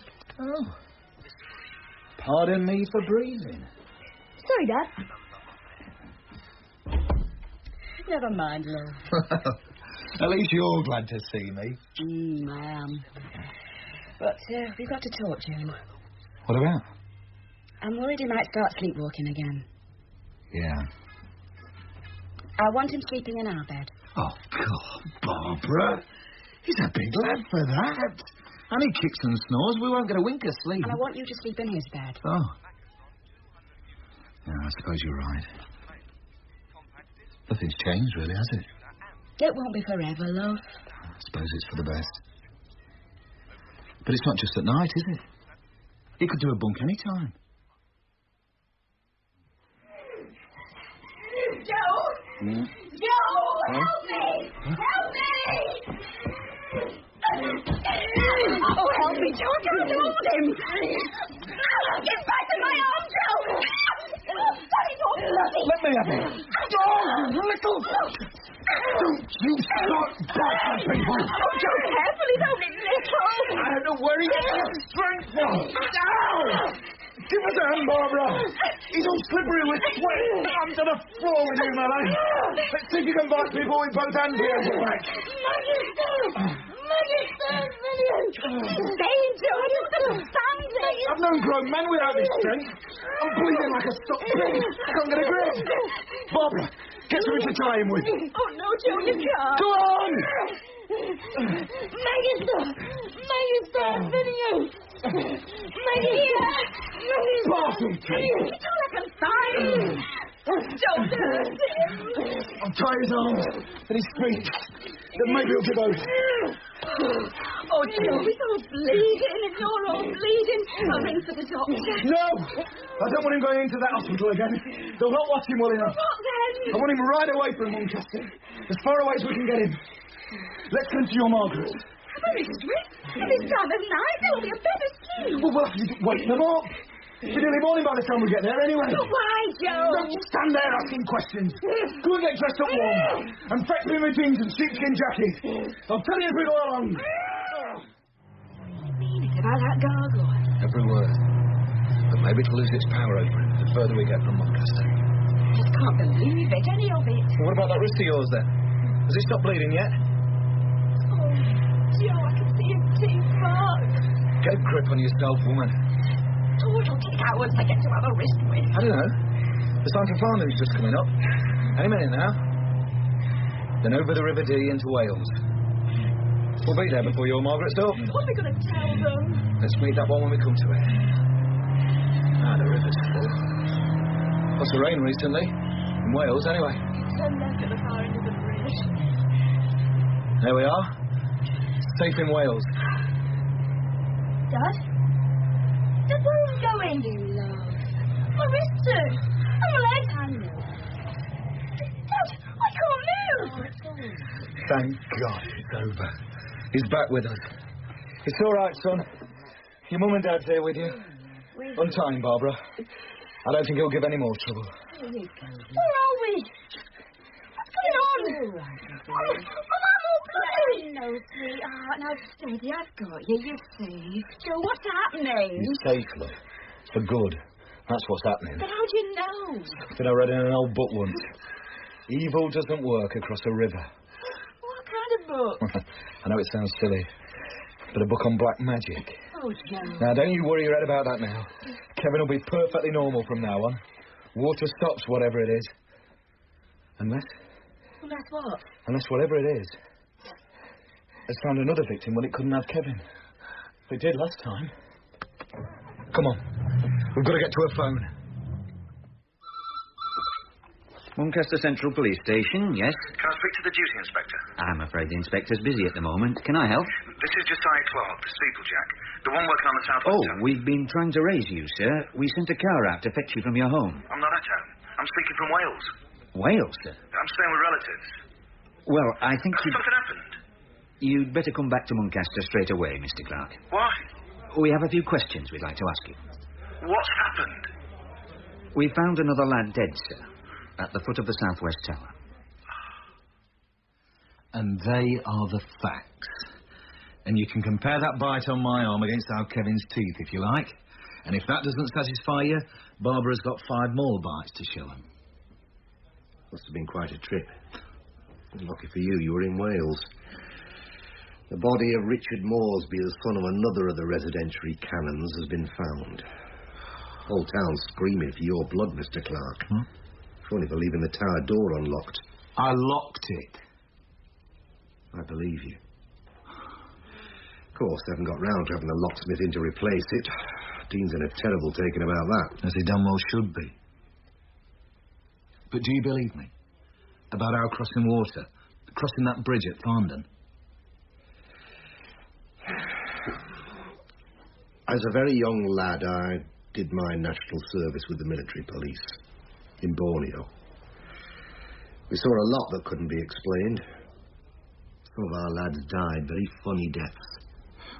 But lads died. You put in a report, you said when they died and where they died. But if you put in how they died, top brass would have had you shipped home and discharged for total lunacy. There's some things the official mind won't swallow, but... yes, I think I do believe you, Mr. Clark. So what are you going to do about it? Oh, I'll have a 24-hour watch kept on that tower. This thing is very cunning, Sergeant. Well, you should know. You'll have to work up there yourself. About 4 more days' work, and then we have the grand topping-out ceremony. The weather vane and then the weathercock. Freshly gilded by us, but put back in place by a helicopter from RF Valley. We could do it with no fuss, but they've got to have their little bit of showmanship. Next Saturday. The whole town will be on Cathedral Green, craning the necks and flashing the cameras. Oh, well, I've clean forgotten about that. Don't worry you. Everything worries me now. Except Kevin and Barbara. They're not coming home for a long, long time. Very wise. Look, you're not working today. It's 3 o'clock, and hardly worth your while starting. No, I'll go home and have a good wash. And try and get some kip. Well, sweet dreams, Joe. What time is it? Nearly 9. I think I'll nip down to the pub. Say cooking.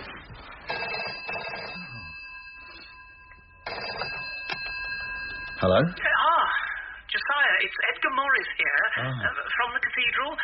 I've got onto something in the records. I looked back to when they started building the tower for the last time. Well, a bit before that, actually. And there he was. The chap you told me to look for. An Italian. Jacopo di Milano, they called him. Yeah. That place in the stained glass did have a sort of Italian look. Can I come over now? I've got a lot of interesting information. Yeah, why not? I'll get in some beer and a pizza. Say, half an hour. And I'll ring up the sergeant. He might as well hear it as well. See you soon. Bye. Reverend Morris. Sergeant. Joe. Right, Reverend Morris. Fire away. It's only a very rough translation from the Latin. But it goes something like this. At that time, the abbot and the brethren, having long despaired of the foundations of the southwest tower, for there was evidence that the serpent in the sand was at work again, and doing the devil's work for him... Devil's work never stops. It must pay double time. There came one who called himself Jacopo of Milan, a master mason. Though none of the brethren, nor the abbot, had ever heard his name, he had 3 letters in his possession from cardinals of the church, recommending him as a worker of miracles in the art of building.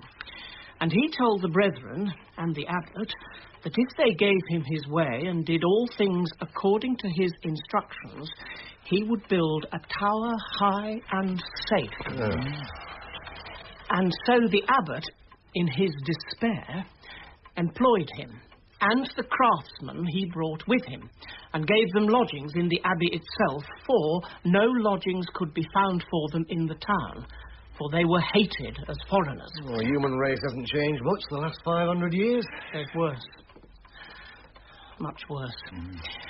And the abbot employed other masons from Chester and London, as none of the men of Muncaster would work with the foreigners.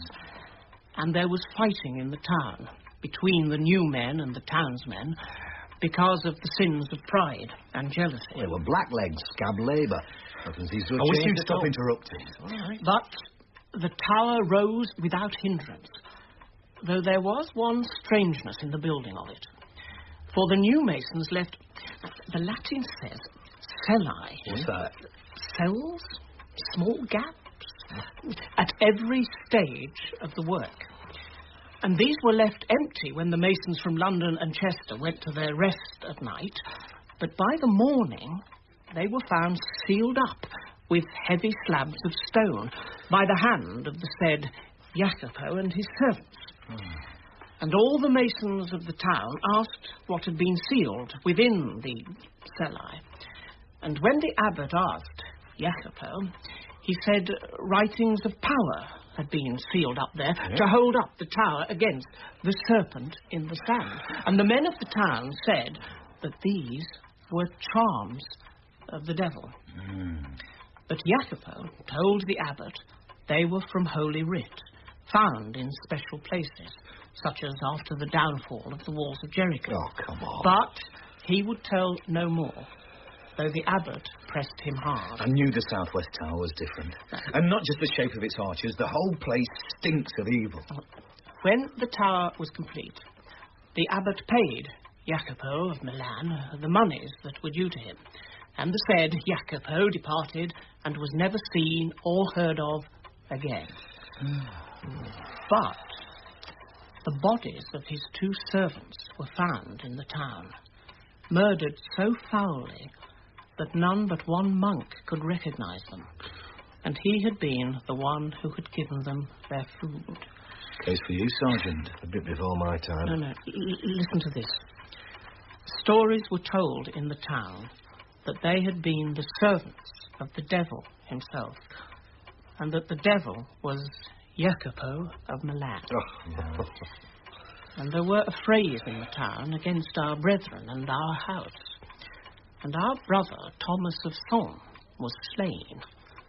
And the men of the town foully cut off his head and played football with it through the streets. And he was the brother who had fed the servants of Jacopo of Milan. And then the abbot sent for the high sheriff at Chester, who came and hanged 5 men of the town. Very nasty. Well, I bet that settled things down. There's something up there. Really evil. Well, I've found out 1 or 2 things as well. Oh, yes? We've had post-mortem reports on the 2 dead boys. Not a mark on them, apart from injuries sustained falling off the tower. And they walked up to the top themselves. They weren't carried. We found dust from the tower stairs on their feet. No signs of any struggle. They weren't willing, eager, like how Kevin would have done. And I've been looking up old newspaper reports from the time the tower was repaired before. Now, in the 50s, 2 young lads disappeared from the town. There was a national hue and cry, but no trace of them was ever found. And in the 1930s, one of the masons murdered his own son, aged 11. I had to be very rough on Kevin last night in the car. They could have arrested me for molesting him, the injuries he had. And it didn't feel like it was Kevin at the time. It felt like fighting a wild beast that could have killed me. And that voice going on and on, Magister, Magister Advenio. Lord, Master, I come. Oh, God. Your lad's still in Aberystwyth. Yeah, well, it'll stay till it's all over. But what are we going to do? The town's full of other people's kids. Yeah, well, I'll keep that day and night watch on the tower if I have to do it myself. What about that lock on the door? I can't find one to buy that will fit. I think I'm one handmade, and that takes time. I'd like to nail that door up. But you've got to keep on working up there. Yeah. The sooner it's finished, the better. Well, things always seem to have settled down before, once the work on the tower's finished. You're whistling in the dark, Sergeant. Just whistling in the dark. Yeah, I know. You should try working on that steeple. Every time I hit the stone, there's a ringing sound. I've never heard it before. It's like kids crying out, terrified in the dark. But more than that, The whole tower's thrumming with energy, just waiting to be let loose.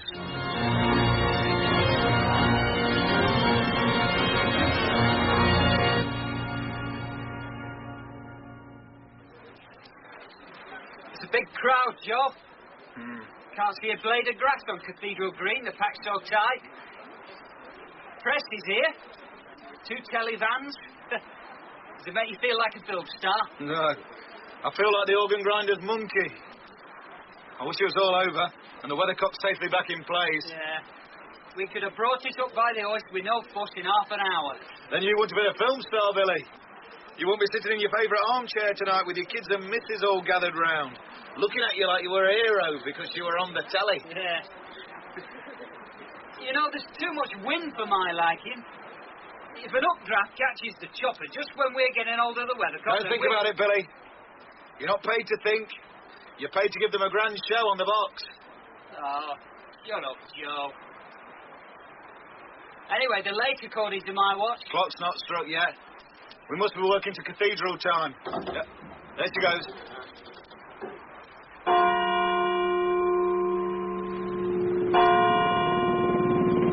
Good old RAF. Never more than 2 minutes late. Better than British Rail, eh, Billy? Yeah. I only hope they know what they're doing up there. There must be 2,000 or 3,000 packed into Cathedral Green and one narrow exit. Yeah, here they come. Any minute now. Right, and the best of British. Shake me safety sling again, Joe, will you? Yeah. There you are, you're fine. Right. Too high, mate, too high! Lower! Lower!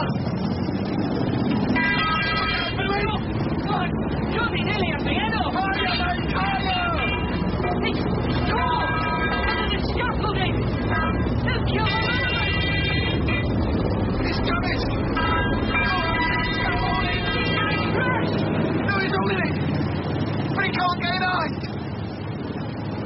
He's managed to get down on the roof of the Dean's house. Stop! Look at them slates falling.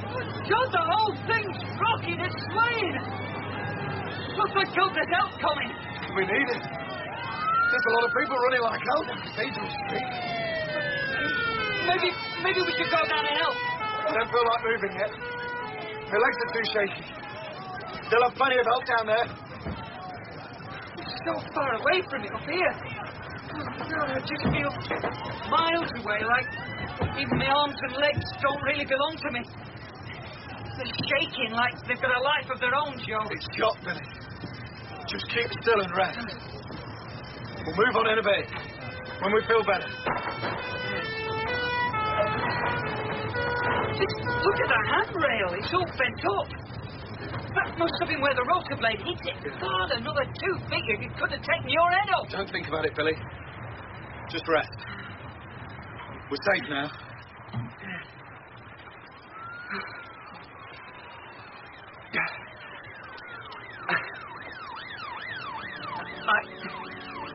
I think I'm ready to move now. My legs have stopped shaking. Here we go. Joe! The whole scaffolding's moving. It's all loose. The helicopter must have loosened it. Keep still. Dead still. Just try to edge along towards me, Billy. Take it by inches. I don't think I can. My legs and arms are shaking again. Oh, come on, Billy. You can do better than that. You're an old handle. You're a steeplejack. Better. Come on, you can do it. We can do it. We're mates, remember? Joe! Hang on, Billy. Joe, you're starting to get the shakes as well. You better go while you can still move. Don't talk to me. I'm not leaving you here. Go on, fetch help. I can manage till you get back. I can still hang on. Okay. We'll get the fire brigade up in a jiffy. Hang on, lad. I won't be long. Joe!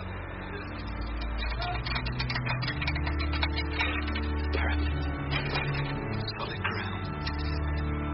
I'm down, Billy. Are you okay? Yeah. I'm okay, Joe. I'll be back. I nearly broke my neck getting down the spiral stair. I went so quick. I was only halfway down when I heard the falling scaffold. I took the parapet with a crash that shook the whole tower. I got down quick, hoping against hope. But he was waiting for me on Cathedral Green. Scaffold all round him. Not a mark on him. But dead. I touched his face. You did all you could, Josiah. Nobody can blame you. I blame myself. I left him alone to die. Would you have felt any better if you had stayed and died with him? I shouldn't have left him. You had no choice, Joe. What happened to the rest of them? Well, that was a bloody miracle the way that pilot managed to land the helicopter on the Dean's roof. Still up there now, swaying in every breeze. TV people are loving it. Otherwise, 7 people in intensive care, including one of the RAF blokes. A miracle indeed. If that helicopter had crashed and caught fire, there could have been hundreds dead. An appalling accident. It wasn't an accident. That thing up in the tower would like to kill the whole town, and it damn near did. Come on, Joe. What are people saying about it? In the town? A ghastly accident. Blaming the RAF, the cathedral, the police for not keeping the crowd further back. And what about the 2 boys who fell from the tower? I say the second kid was a copycat of the first. Once they knew there were no evidence of foul play, they'd never believe what we think happened. So it's up to us. What do you mean it's up to us? I'm going to settle that bloody tower tonight. I know where to look. You'll have to arrest me if you want to stop me. Really, we must be calm. It's already killed 3 people. It nearly killed my lad, and it's getting hungrier all the time. All right, I'll come along. At least I can stop my lads arresting you. And I don't want another dead steeplejack on my hands. I'm coming too. Right. Then we're agreed. Hey, I don't agree anything. I'll go and fetch my Bible. I'll go and fetch my £7 hammer. The hammer of the Lord and of Gideon.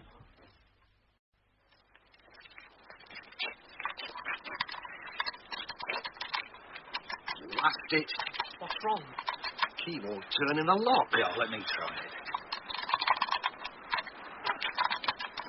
No, I can't push this one. Let's have your torch. It's the right key. Number 17 stamped on the handle. Maybe the lock's packed up for good. Maybe this tower's just a little bit scared of us. Well, it's too late for that now. Stand well back. Oh, bloody hell. How am I going to explain that to the superintendent in the morning? Or me to the dean. Right. Up we go.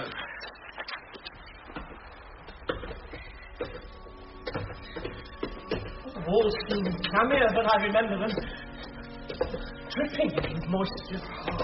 The air's very stale. What's that smell? I've been thinking about what your Latin writing said, Reverend Morris. That word cellae, little rooms, little spaces. Oh, yes? Well, every so often in this tower, you get a small landing with a lancet window to give light. And under every window, there's a wide shelf, sort of the top of a stone box about 4 foot across and 1 foot deep. The northwest tower didn't have those stone boxes on its stair.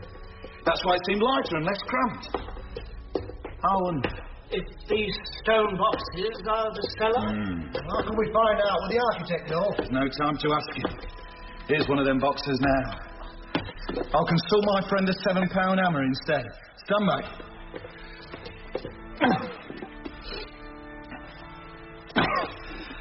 Just enough to crack the mortar and not give the Dean a heart attack. Now, if I shove in the other end of the hammer handle and use it like a lever.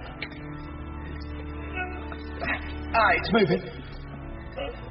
Here she comes.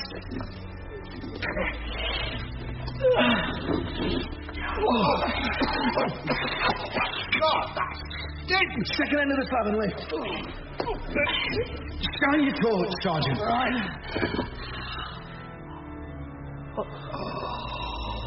What is it? It's like nothing I've ever seen. A huge spider's web. But it's wet. Glistening. Oh, my God. It's a skeleton. A skeleton of a child. All tied into the stonework with the glistening strands. And I bet he was alive when they fastened him in there. Drugged if he was lucky. The miracles of Jacopo of Milan. Recommended by 3 cardinals of the Church of Rome. Yeah, the abbot got what he wanted. His tower. At a price. But the abbot could never have known. He never bothered to find out. He got his tower, that was enough for him. Through the deaths of children, I can't believe. Oh, come on. Where do you think the money came from? How else could they afford to build in a country where half the people nigh starve to death every winter? The money came from the workers, and the workers' children starved. Every stone laid must have been a death, nearly. To the glory of God. Jacopo just had a new recipe for using children, that's all. This child can't have been more than 6 or 7. What are these glistening strands? Don't touch it! What the? Don't touch his hand! For God's sake, don't touch his hand! What's happened to it? Under the skin, gone! It's white, boom! Blood! He's taken the goodness out of his hand, like he took the goodness out of this child's living body all those hundreds of years ago. And he's taking it still for all we know. Don't talk such rubbish. He just gashed his hand on the carpet. Gashed? Off the flesh of his palm's gone. You can see the bones. We're not standing here arguing. He's hurt bad. We've got to get him to hospital. You check him. I've got a job to do. Get moving. I'll lose that hand otherwise. That's it. Come on, good boy. Come on, step. That's it. Come on. All right, Jacopo, mate, I'm coming. Don't worry. I'm coming as quick as I can, you bastard. Parapet doors jammed. Oh, well.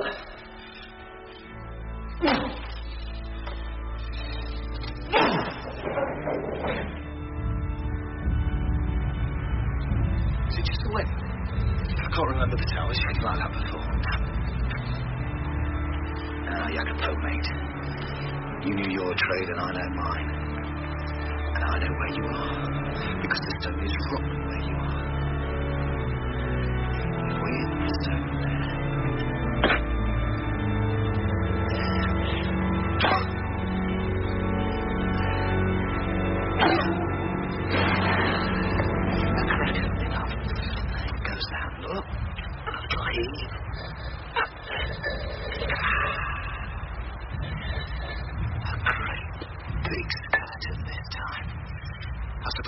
People caught you as you were finishing your nasty little job and got their own masons to stuff you in here, your last little cell.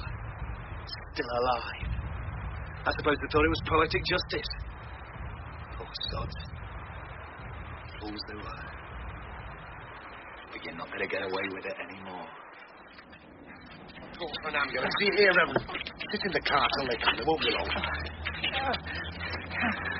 The blood's dripping everywhere. Sorry. No. Any sign of Joe, Sergeant? It's hard to see. Floodlights don't reach far up the tower. Some sort of flicker or something. Yes. There's someone moving up there. Joe's hammering the hell out of something. There's a big crack in the tower. I swear. At the base. No, it must be a trick of the light. How many kids have you lost here? So you could feed off their blood on the stones. Like you fed off Morris's hand. Oh no, I'm not going to touch you, mate. I'm going to leave you where you are. Till the sun comes up. You won't like the sun, will you, Jacopo? It'll dry you up by inches till you turn to dust and blow away. You'll be a long, long time drying out, and nobody will even hear you scream. Starting to despair, are you? I'm glad. I think the whole tower's going to fall. Sharing 1,000 ton of rubble with that thing. Oh no. I'll jump first. A clean death in the fresh air. The hoist! The rope on the hoist! That rusty pulley could slow my fall. Oh well. In for a penny, in for a pound.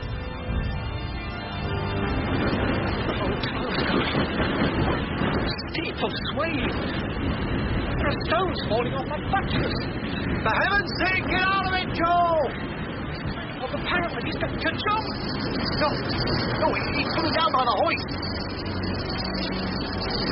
Slowing him down.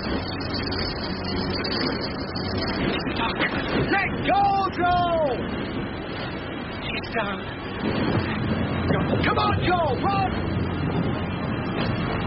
The tower's leaking. Falling. My God, he's coming after him.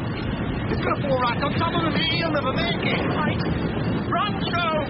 Run! I can still see him. Moving along the dust. What's that? Bouncing. It's the gargoyle. Coming straight at him. Out of the dust. Dodge, Joe. Dodge.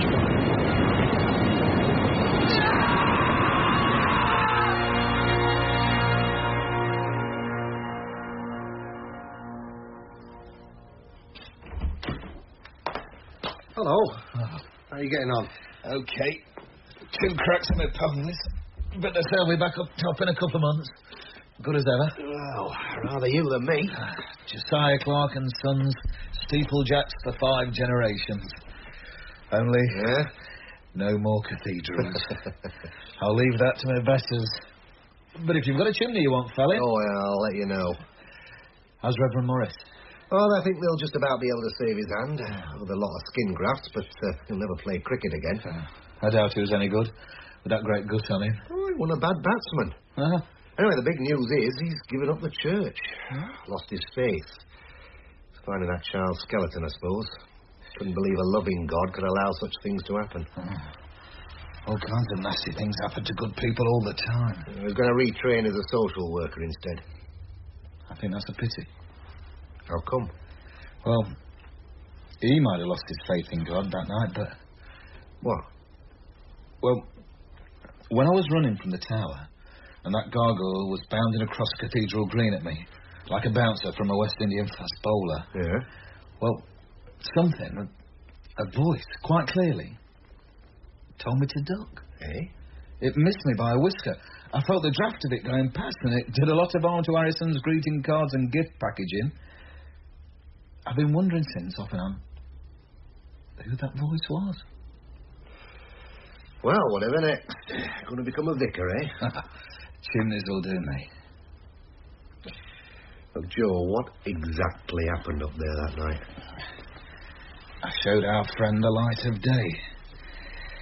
I don't think he fancied baking to death when the sun came up. So he sort of gave up. You're not trying to tell me he was alive after 500 years? Maybe you're in the wrong kind of hospital, Joe. You didn't see him. Half a skeleton, half a kind of oozing vegetable, with a root going down into the stone. He was alive, all right. That's why he needed more young boys, splattering their blood on the stones. No, Joe, no. You were half crazy that night. It was dark. You couldn't see properly. You thought you saw something. It was there. I saw it, I tell you. Steady, Joe. It doesn't matter now anyway. Whatever was there is gone. Gone? Where? They're using the rubble as hardcore for a hypermarket car park out Sanderson Way. They'll be well buried under a foot of tarmac. Did they find anything? Demolition contractors haven't reported anything unusual. Everything crushed into very small particles, I expect. What did the architect say? I reckons the foundations just gave way. Underground springs. So the serpent in the sun came back? Salt subsidence. That's what I'm putting in my report. Salt subsidence. You liar. Yeah, well, between you and me, half the stuff that goes on in this world gets into reports and half doesn't. And it's the important part that doesn't. I'll never look a cathedral straight in the eye again. So you do believe what I said? That Jacopo was the killer? Get away. No. It was the butler in the pantry with a lump of lead piping all the time. I wish I could make a joke of it like that. Yeah. It's a matter of staying sane, isn't it?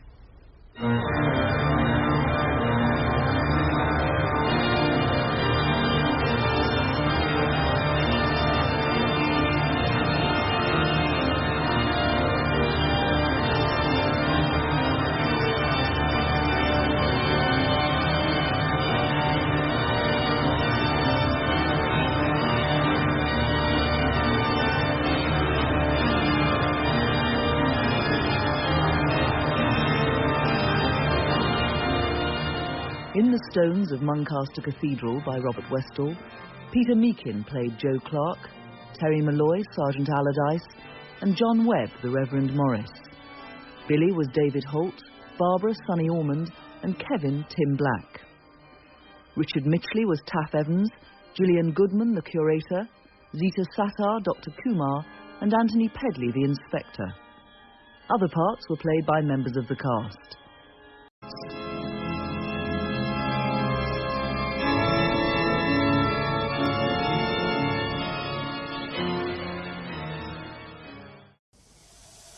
Beware of the Trains by John Taylor, based on stories by V.L. Whitechurch and N. McD. Bodkin.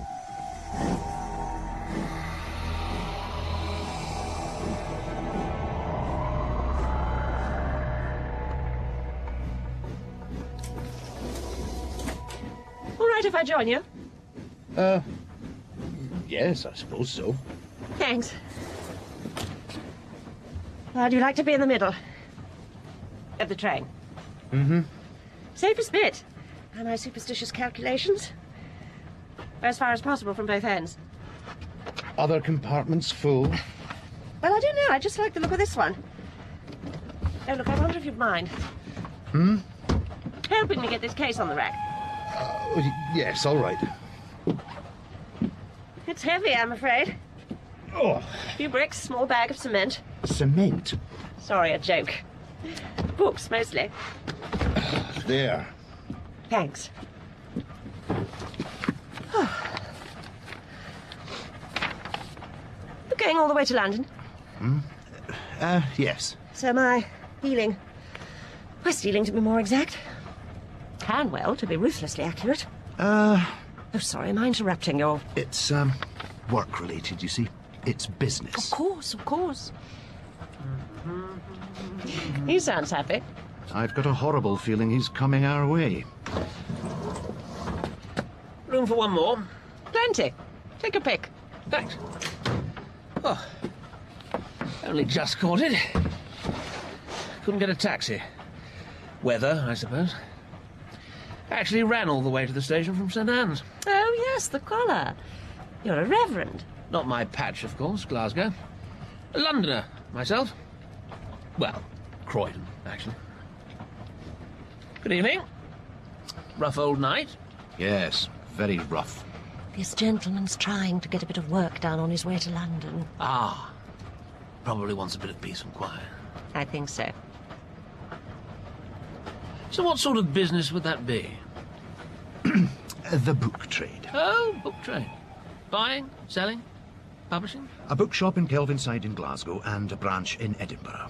Not Logan's Crime and Mystery. Logan's, yes. Oh, well, I know Logan's. I adore Logan's. It's so bright and modern. Thank you. You're not by any chance Mr. Logan himself, are you? I am Cameron Logan, yes. Well, I am very pleased to meet you. Mrs. Maybridge. Helen. Partington. Miles Partington. But everyone calls me Vicar. Now we must let you get on with your work, Mr. Logan. Thank you. Yes, I dare say a few hours on a train provides a rare oasis of calm for a man in business. Yes. I can see that. Not that trains are always oases of calm, of course. And on the subject of crime and mystery... Oh, sorry. No, you carry on with your work. Thank you. Go along. What were you going to say, Mrs. Maybridge, about crime and mystery? Oh, I don't know. Crime and mystery and trains. Fascinating. Do you read crime novels? I do, yes, from time to time. Yes, so do I, so do I. But I was actually thinking of a story I was told recently about a railway murder. Well? It was passed on to me as genuine. True in the way of stories, I dare say. Added to, subtracted from, edited, embellished. True in the way of stories, yes. Do go ahead. Go ahead. Well, you are going to tell us, I hope. Oh, well, we wouldn't want to distract this gentleman from his work. Yeah, no, of course, but I wonder if Mr. Logan might not welcome a short break from his labours. What's that? Mrs. Maybridge has offered to tell us a story. Murder on the railway. Well, And I was saying that we all need to be diverted from the tedium of business now and again. Well, since I haven't got halfway down the first page... Precisely. And wouldn't a murder mystery be just the perfect refreshment for a bookseller, Mr. Logan? A little mystery, a little murder, a little steam. Well, why not? Why not exactly? So, Mrs. Maybridge. All right. Well, here's how it was told to me. What I like about the story is that its investigator, Thorpe Hazel, who's only a detective in a hobbying sort of way, is decent and civilised in the time-worn English manner, a true expert on the railway. But most of all, I like it because, in a curious way, it's a tale about honour. Imagine, then, a crisp, cold January morning that has powdered the earth white, and then, with a sharp temperature drop, frozen the powder to a crust. Mr. Hazel has his newspaper open on the breakfast table at home. Well, now, if that isn't peculiar. When something compels him to rush from the table and, dragging on his winter coat, dash to the station. Manningford, please. A single. And when, quite a bit later, as the train sprints like a greyhound on the last leg of its trip between Bridgeworth and Manningford, Thorpe Hazel spends most of the time with his head outside the window. Not possible. Surely not possible.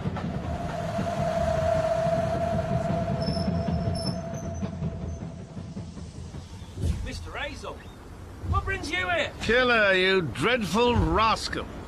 Very likely the same thing that brings you. Depressing, innit? Another helping of blood and tragedy. But as for the killer thing, I'm not allowing that sobriquet no longer, Mr. Hazel. It's Mr. Kilmartin now. Sad business, though, eh? I wouldn't have thought there was much to investigate from, like, your perspective. You wouldn't? Well, accident, surely. Unless you... I'm not thinking anything yet. Is the area inspector here? What, Rolf of Rorke's No, Killer. In his office. It's all right, thank you. Been here before. Know the way. Why don't I come with you? Just in case. Mr. Hazel. Mr. Rolfe. Not seen you in a while. Oh, well, you only see Mr. Hazel when... What was it Sherlock used to say? Something's afoot. Would you mind if I shut the door, Mr. Hazel? There's a nippy little breeze at the threshold. Shut it out, Mr. Rolfe, please do. Now, you aren't going to stop a bloke from doing his... job. Nosy blighter. Good journalist. But for that very reason, as you say, a nosy blighter. Obviously, you've come about the accident. Yes, the accident, as you call it. Ah, do you know something I don't, Mr. Hazel? No, probably not. All I know is what I read in the paper this morning. A man of about 50 years, well-dressed, sporting a moustache, arrived dead at the station on the train from London. I was here at the time myself. Accident, Mr. Hazel. No doubt of it. Tom Pargeter was on the platform. In comes the train, and there's this man hanging out of the open window. Pargeter shouts to him to get back in, but he doesn't move. When the train stops, we find out why. Massive injury to the back of the head and neck and part of the ear missing. My verdict? Leaned out and got walloped by a bridge. Which is just what the paper said. Now, here's what it didn't say, Mr. Hazel. 1. The dead man's ticket was collected at Manningford, last up the line, so the accident happened between there and here.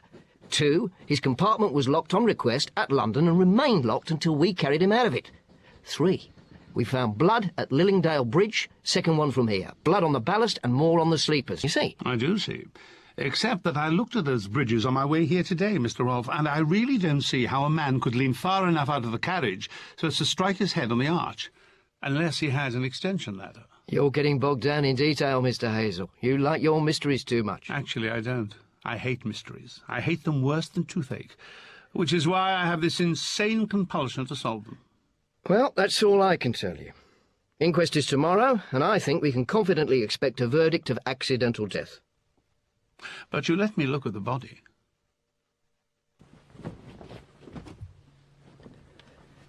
Can't help feeling a bit sorry for him, can you? No name, no one to collect his things, no one to mourn the blighter. As you say, a shocking wound. Killed outright, I should think. They found a few papers on him. They think he's a foreigner. I suppose we all are, aren't we, if we stray far enough from home?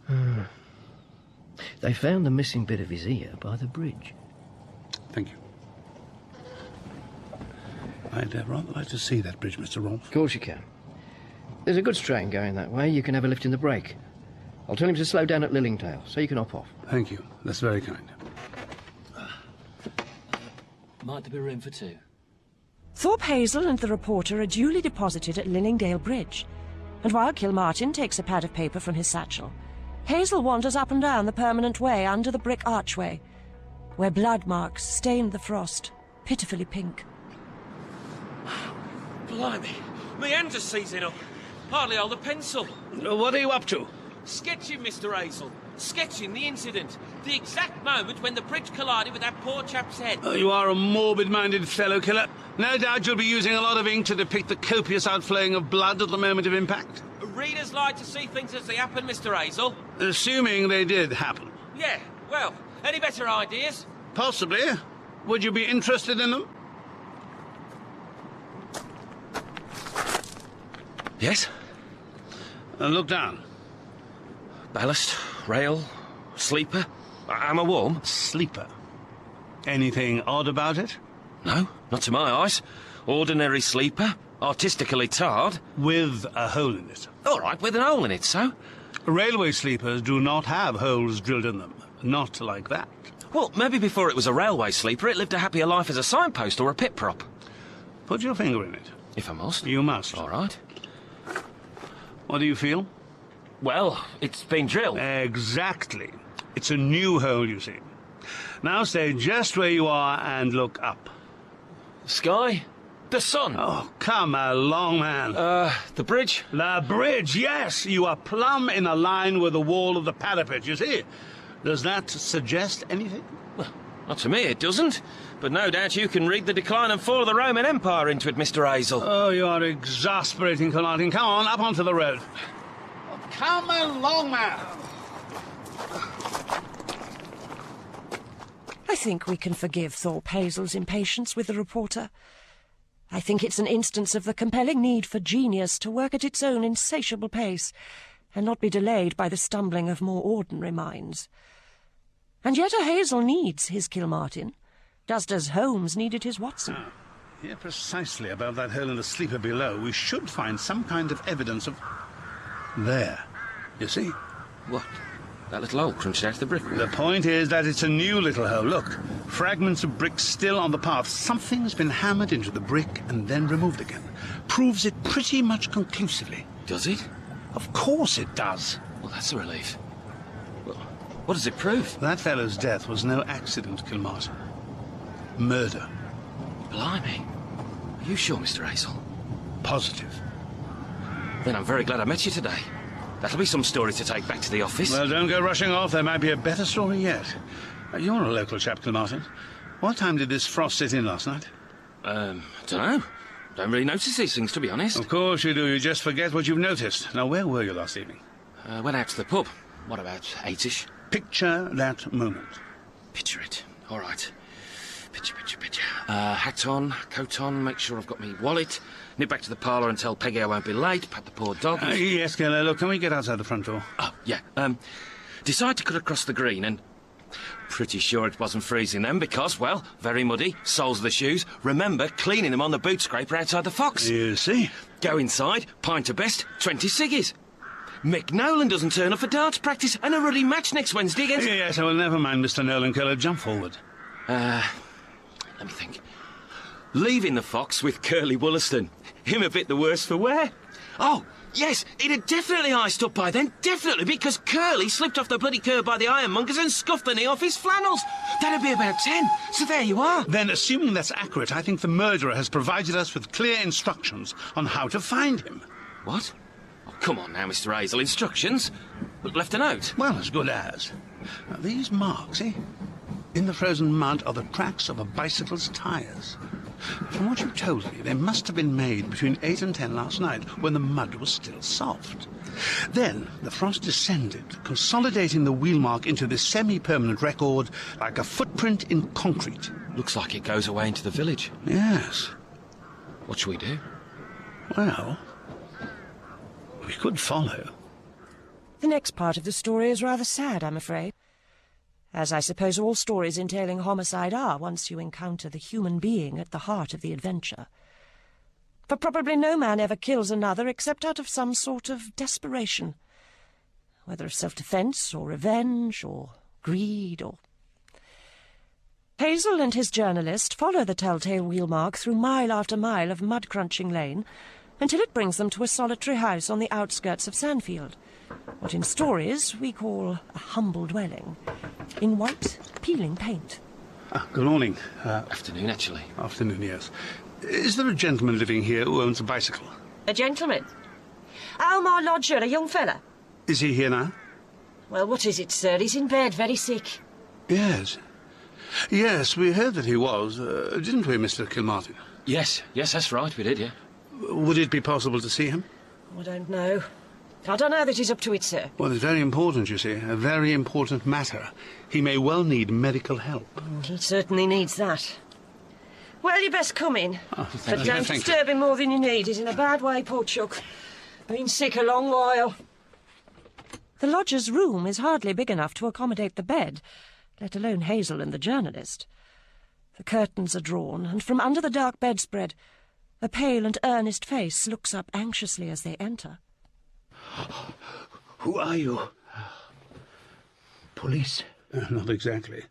But I'm afraid we shall be calling for the police very soon. A man died on a train yesterday evening, as you know. Everyone knows. It's in the newspaper. But of course, you knew before anyone else did, didn't you? I don't understand. You assume, you guess. I don't assume anything. I'm quite certain you killed the man on that train. You think me evil. Not so. He was the evil one, Dmovsky, a Russian agent. Do you know how we Poles suffered under them and their Tsar? My family name is Radziwill. That man signed the paper that imprisoned my father, who died in Siberia, and ordered the cold-blooded murder of my sisters and many more. Why was this Dmovsky here in England? They sent him after me. That's why he had to be dealt with. Now, tell me how you found me. Firstly, I want to know how you contrived for Mr. Dmovsky to put his head out of the train window precisely when he did. We let him believe that for certain concessions I was prepared to surrender to him. It would happen at Manningford Station, but as a safe check, at the bridge, just before the station, someone would show a light to confirm or cancel the pickup. Green for yes, or red for no. To prevent the train driver being alerted to it, the light would show from the downline side of the bridge, so that Dmovsky must be looking behind him as the train passed under the road bridge. Well, he did just that, and because he didn't see what was about to hit him... Was fatally struck. But you said the bridge didn't kill him, Mr. Hazel. That's correct. In this box at the foot of your bed, Mr. Radziwill, I take it you'll find a heavy drill, a hammer, 2 large iron staples, and a length of rope. Sir Martin. Drill, hammer, staples, rope. Good Lord, Hazel. Tell me, how? What I did was to examine the sleeper and the parapet. I found a hole in the sleeper and a matching one precisely above it in the brickwork of the bridge. It was clear. Someone had stretched a rope from the metal staple hammered into the bridge to another screwed into the end of the sleeper, a thick rope drawn tight as a steel bar and so close to the train that anyone putting his head out of the window at that point would have been killed, very possibly decapitated. Yes, that's exactly right. He felt nothing, which in some ways, God forgive me, I regret very much. And now you will want to send for your police, so do it. What's the difference?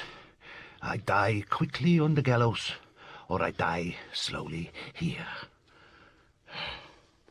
What do you think, Martin? About what? About what sort of a story this'll make. Oh, you don't need to ask me that, Mr. Hazel. A scoop like I never had is what it would make. Exactly, and I was just thinking how crucially Mr. Radzivill's fate hangs on that scoop. Does it? Well, of course.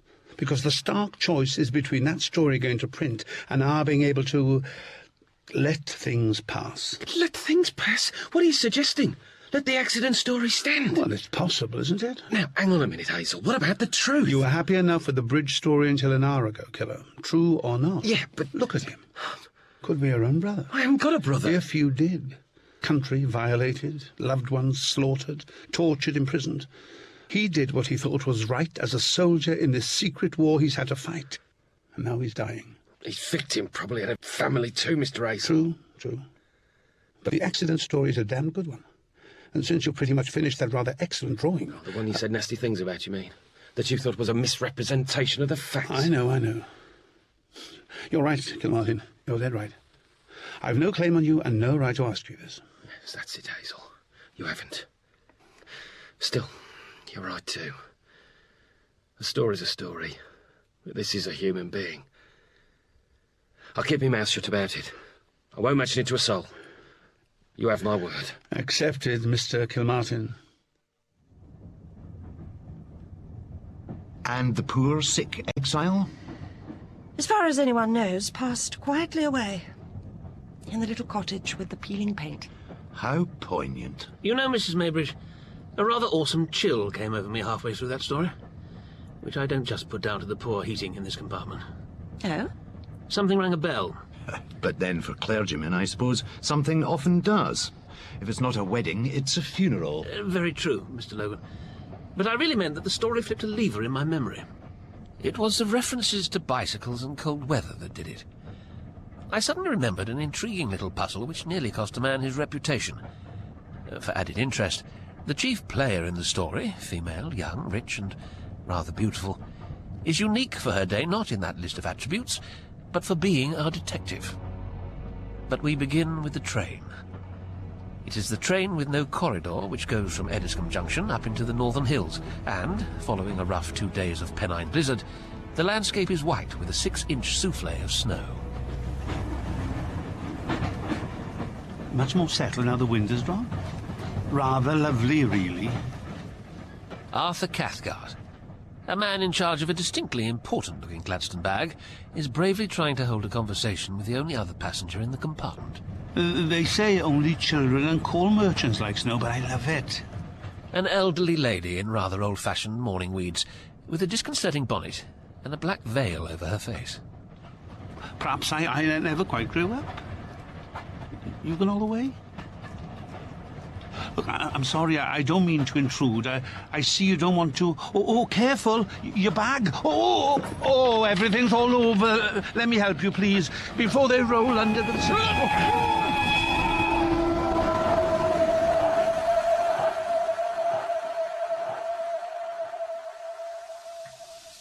Oh, no. No. There are problems, sir? I've been robbed. Robbed? When, sir? I don't know. Between Eddiscombe and here. He drugged me with a rag. Ether, I think. Oh, Lord, I do feel sick. Oh, the door's locked, sir.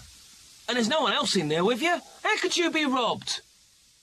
How could you be robbed was exactly the line taken by the Eddiscombe police, for the matter was serious. Arthur Cathcart had not just lost an important-looking Gladstone bag, but one which contained £5,000 of the money of the banking firm of Gower and Grant, which he had been entrusted to deliver to the firm's northernmost branch.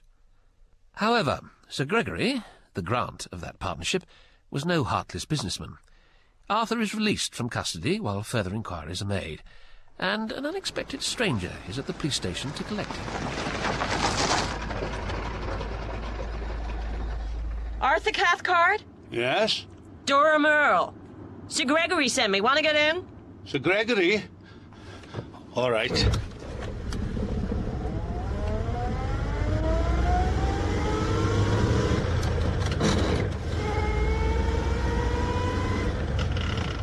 Never been driven by a woman before? No. Much more deadly. Is it? No, that was a joke. Oh. Whoa! Idiot! When will people begin to realize that cars go faster than horses? The police kept you overnight then. Were they horrible? No, they were pretty good, really, considering they thought I was a red-handed felon. Funnily enough, they got a bit nastier when the order came to let me go. Had great fun assuring me I'm not out of the woods. If the Crown decides there's a case, I'll be back in there like a shot. Well, there is a case, of course. Oh. Prima facie. Locked compartment. No one else but you inside. Train never stopped between Eddiscombe and Lowater, and when they found you at Lowater, no trace of another passenger. He was dressed as an old woman, you see? Yes, I've seen your statement. Small fellow, but strong. But I'd have given him a better fight if he hadn't taken me by surprise. Then he must have jumped out of the window. I suppose they say it was going too fast. Well, no, actually. They admit it slowed down going through Eddiscombe Gap. But you see, they checked along the line. And? That's where we're going now. You can't see everything from here, but we're not equipped for a trek, so... There's the railway track, just in the cutting there. And you were traveling this way from Eddiscombe toward Lowater. Now, you see the problem? Not really. The snow. Anyone jumping out would have left a deep mark, and then, of course, footprints going away from the track as he left the scene. Now, they've checked along the whole of that section, and just to be sure, I double-checked it myself. You think I'm lying? Do you see where the telegraph wires disappear into the cutting? Yes. Well, just in the cutting there, the wind blew one of the poles down. Is that important? Might be. Might be. Arthur, I want you to try and remember a bit more about this old biddy and Widow's Weeds. Well, I don't know what more I can say. Black bonnet, black dress, black veil. That's it? That's not it. How do you know? Well, for a start, you haven't mentioned the bag. The one that fell from her lap. And disappeared with her? All right, yes, the bag. And? And what? Where did she board the train? At Ediscombe. So, you watched her get on? Yes. Describe it. Describe her getting on? Yes. She got on. Oh. All right. She laid her bag on the seat. She sat down next to it. She leaned a stick against the window. Her stick? You didn't say she had a stick. She had a stick. What sort? An old woman's walking stick. You know, an ordinary crook stick. A new stick or an old one? Oh, an old one, I think, with a brass ring round the stem, monogrammed with initials. Which you don't recall? Yes. Yes, I don't. And she never said anything? Well, not to me. She must have spoken to the guard at Ediscombe, because it was at her request he locked the compartment. Thank you. You look dubious. I'm thinking. You're thinking I'm a lying thief. Nonsense. I am quite convinced you're as innocent as... Arthur, are you inclined towards a little bit of amateur dramatics? No, Dora, I'm not. That's definitely not my sort of thing. Don't panic. No lines to learn. I just want us to book in at the Ediscombe Hotel as brother and sister. I'll tell you why later. Arthur and Dora Brown, how's that? Oh, I suppose so. As long as I don't have to put on a funny voice. The Ediscombe Hotel is an upright Victorian edifice which has had to learn from economic necessity to affect an Edwardian nonchalance. Nowadays anyone may come and go in the vaulted lobby in any style of dress that pleases them, provided their chosen outfit has capacious pockets. Blow me down, Dora. This is a bit more than I'm used to. Oh, don't you worry about it, old boy. Sir Gregory Grant is footing the bill. He's very keen to get a result. I suppose 5,000 is a lot to lolly. Surely. But it's not the money, it's the good name of the firm. Well, I respect him for that. Only to be honest, Dora, I don't see why we're here. Why on earth do you think the thief would still be in Ediscombe? Well, because the money is still in Ediscombe. Or rather, just outside it. What, you know where it is? Oh, you're smart, Dora. It's my job. I do like you. I like you too, Arthur. Yes, but I like you a lot. Likewise. Ah, yes, but now come along, let's not get all pained and slushy. No, all right. So, where is it? Where's what? Well, you said you knew where the money was. Well, roughly speaking, it's between here and the place where you were jumped on. But that's nearly 10 miles down the line. It is a rather large area to search. We certainly can't hope to lie in wait for him. We have to follow him, which, in the logical way of things, means we have to find him first. In the logical way of things, we don't even know he's in the hotel. He might be anywhere. Staying at the Lombardy. Arthur, nobody who's just got £5,000 the richer is going to stay at the Lombardy. Unless he's trying to outwit us. No, I think he's here. Somewhere. And I know what to look for. A man with a crooked stick. Do you think he's still got it? It was monogrammed. It might well be his. Yes, I see. Look out for crooked canes with brass rings, Arthur. And let me know when you see one. Each time Arthur encountered one, he reported it immediately to Dora. But crooked canes were somewhat in fashion at that time, and there were quite a few of them tapping the pavements and thumping about the hotel corridors. The hours were passing, and the snow was threatening a thaw, and Arthur felt his hopes begin to melt as ineluctably as the miles of ice. Have you chosen yet, Arthur? My dear brother? Oh, I'm not much good on wine. You do it, Dora. No, you do it. I'm determined you're going to cheer up. Oh, I wish I could. Sir? Oh, this one, please. No, that's a dessert wine, Arthur. We'll have the long dock. Thank you, madam. You see, everything I do is due. Not so. Your intelligence on the crooked canes has turned out to be excellent. Has it? This afternoon, I finally located the one I was looking for. The cane with a cut in it. With a cut in it? Yep, cane with a cut. That was the one we wanted. Now, here's something else I know you can do successfully. Tell me what time the clock says. Which clock? The clock on the wall behind you. Can't you see it? Yes, of course I can see it. I'm staring right at it, but I want you to turn around and tell me what it says. Is it a test? Exactly. Right. It's 7:41. Thank you. A pleasure. Did I pass? Just a moment. That ties it up. He's gone. Who? Our man, Arthur. He's on the run. The test wasn't for you, it was for him. I wanted you to turn around so he could have a good look at you. Oh, because he'd recognized me from the train. Accurate deduction. And wonder what the expletive you were doing here. Did he react? React? He practically fell off his chair and kicked that good lady's bomb surprise for a goal. So he's the Black Widow? No doubt about it. He's our woman. And now he's seen you, he's going to be in one hell of a hurry to collect his booty and make for the hills. Does that mean we should follow him, then? Well, he certainly won't go tonight. There's no moon, and the country roads are as black as, well, a widow's bonnet. But my guess, first light tomorrow. So, bicycles. What? We need some. Find some. Now? Buy them, hire them, pay a fortune for them, but be damn sure you get them. Fail me in this, Arthur, and I shall consign you to a death by slow cooking. Bikes? Tonight? He has one. We must have some. Oh, a little tip. Bribe the head waiter. Head waiters know everybody. 2 good bikes are waiting for Dora and her temporary brother at the back door of the hotel next morning. The sun, just up, is preparing to heat the white landscape back to green again. Meantime, experimentally, it is dyeing the snow wedding pink.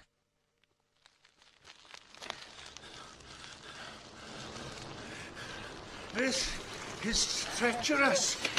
You can say that again. And very tiring. He's way ahead of us. Doesn't matter. Tracks. There's so many tracks. Horses, carts, some motor cars, no other bikes. I'm glad you can see it, Dora. I can't. See it plain as... Hey, wait. He stopped. By that wood. How far have we come? We're pretty much near the spot where Black Annie attacked you. And indeed, the spot where the telegraph poles came down. You ready for a bit of action? Oh, much prefer that to thinking, to be honest. Good. We're going into that wood after him.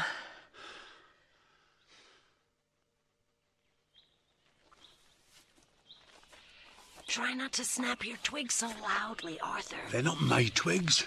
They're just blasted twigs. You see him? No. Can you? Yes, I can. He's got the bag. He's dragged it out from under a bush or might be a pile of leaves. He's got your money bag, Arthur. And he's coming this way. Yes, yes. The trees are too bare. Keep still, then. Hello? Hello?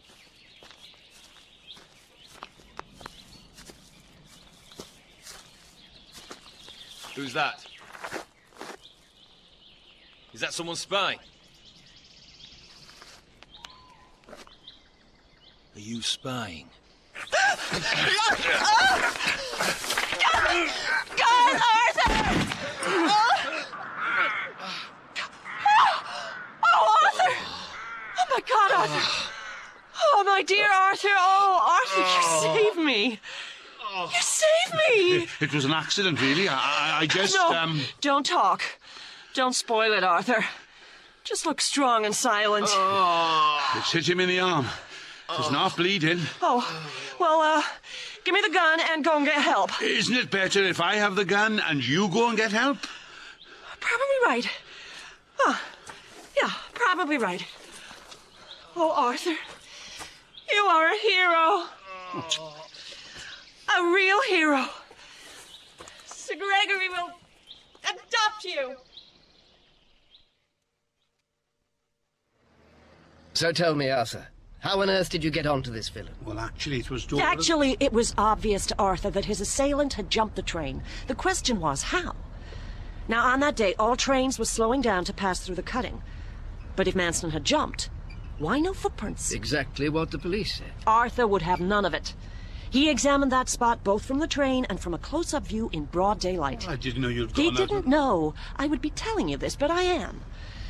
Now, the wind had blown down some telegraph poles, and with them the wires, which were suspended just a few feet above the track, and almost touching the passing trains, which, of course, is the very reason the trains were under a speed restriction. That was when Arthur realized he had to find a man with a crooked stick. But more than that, a crooked stick with a cut under the hook. A cut? Well, I don't remember saying anything Arthur, about a cut. modesty is all very well, but please let me finish.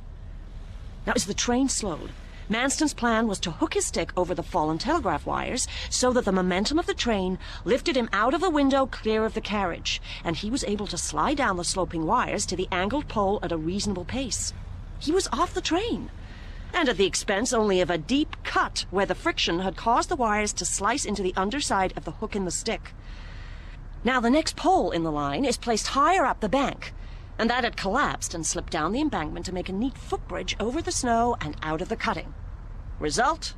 No footprints at all in the vicinity of the tracks. My dear chap, I'm so grateful. I knew you hadn't stolen the damned money, but I'm delighted it's now proven, as is your worthiness, for greater responsibility.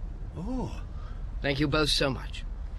Miss Merle, we must discuss your fee. Oh, Sir Gregory, you are so astute.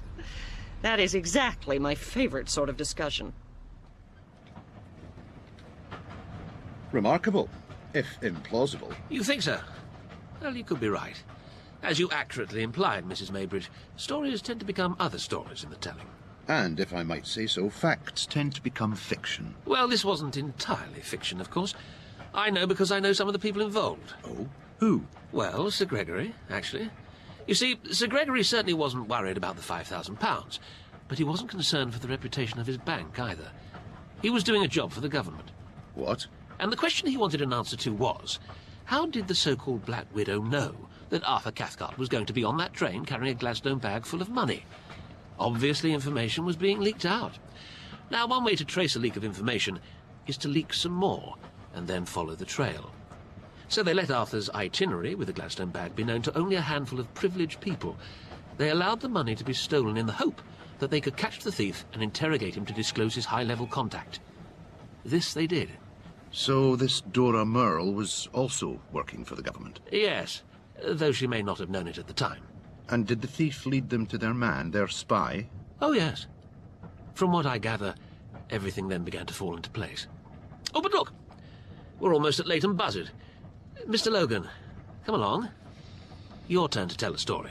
Me? No, I don't think so. Oh, come along, Mr. Logan.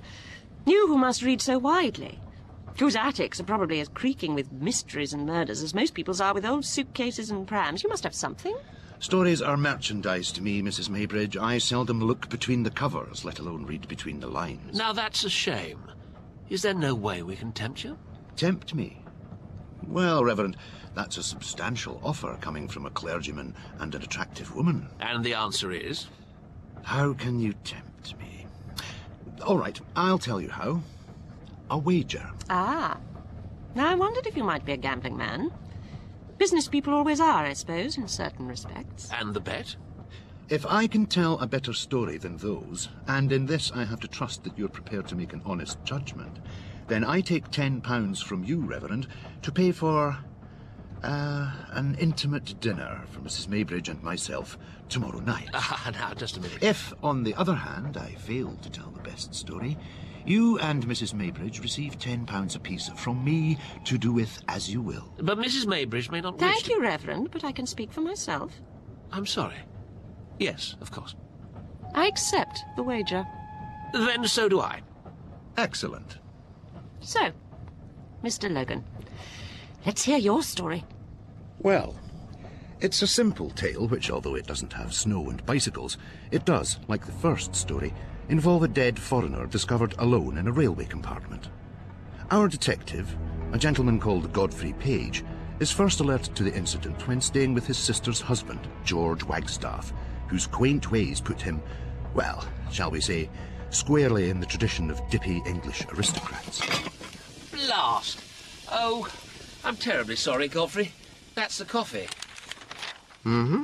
Bit of a mess, I'm afraid. Look, will tea do? Well, Pamela's the girl for all this. I do miss her terribly when she's away. Out of my depth, I'm afraid. Oh, spare room comfy, I hope? Well, oh, yes, always is. Good. Sure you don't mind tea? No, that's fine. Anything in it? The usual milk and two. No, I meant anything in the paper. Oh, well, yes.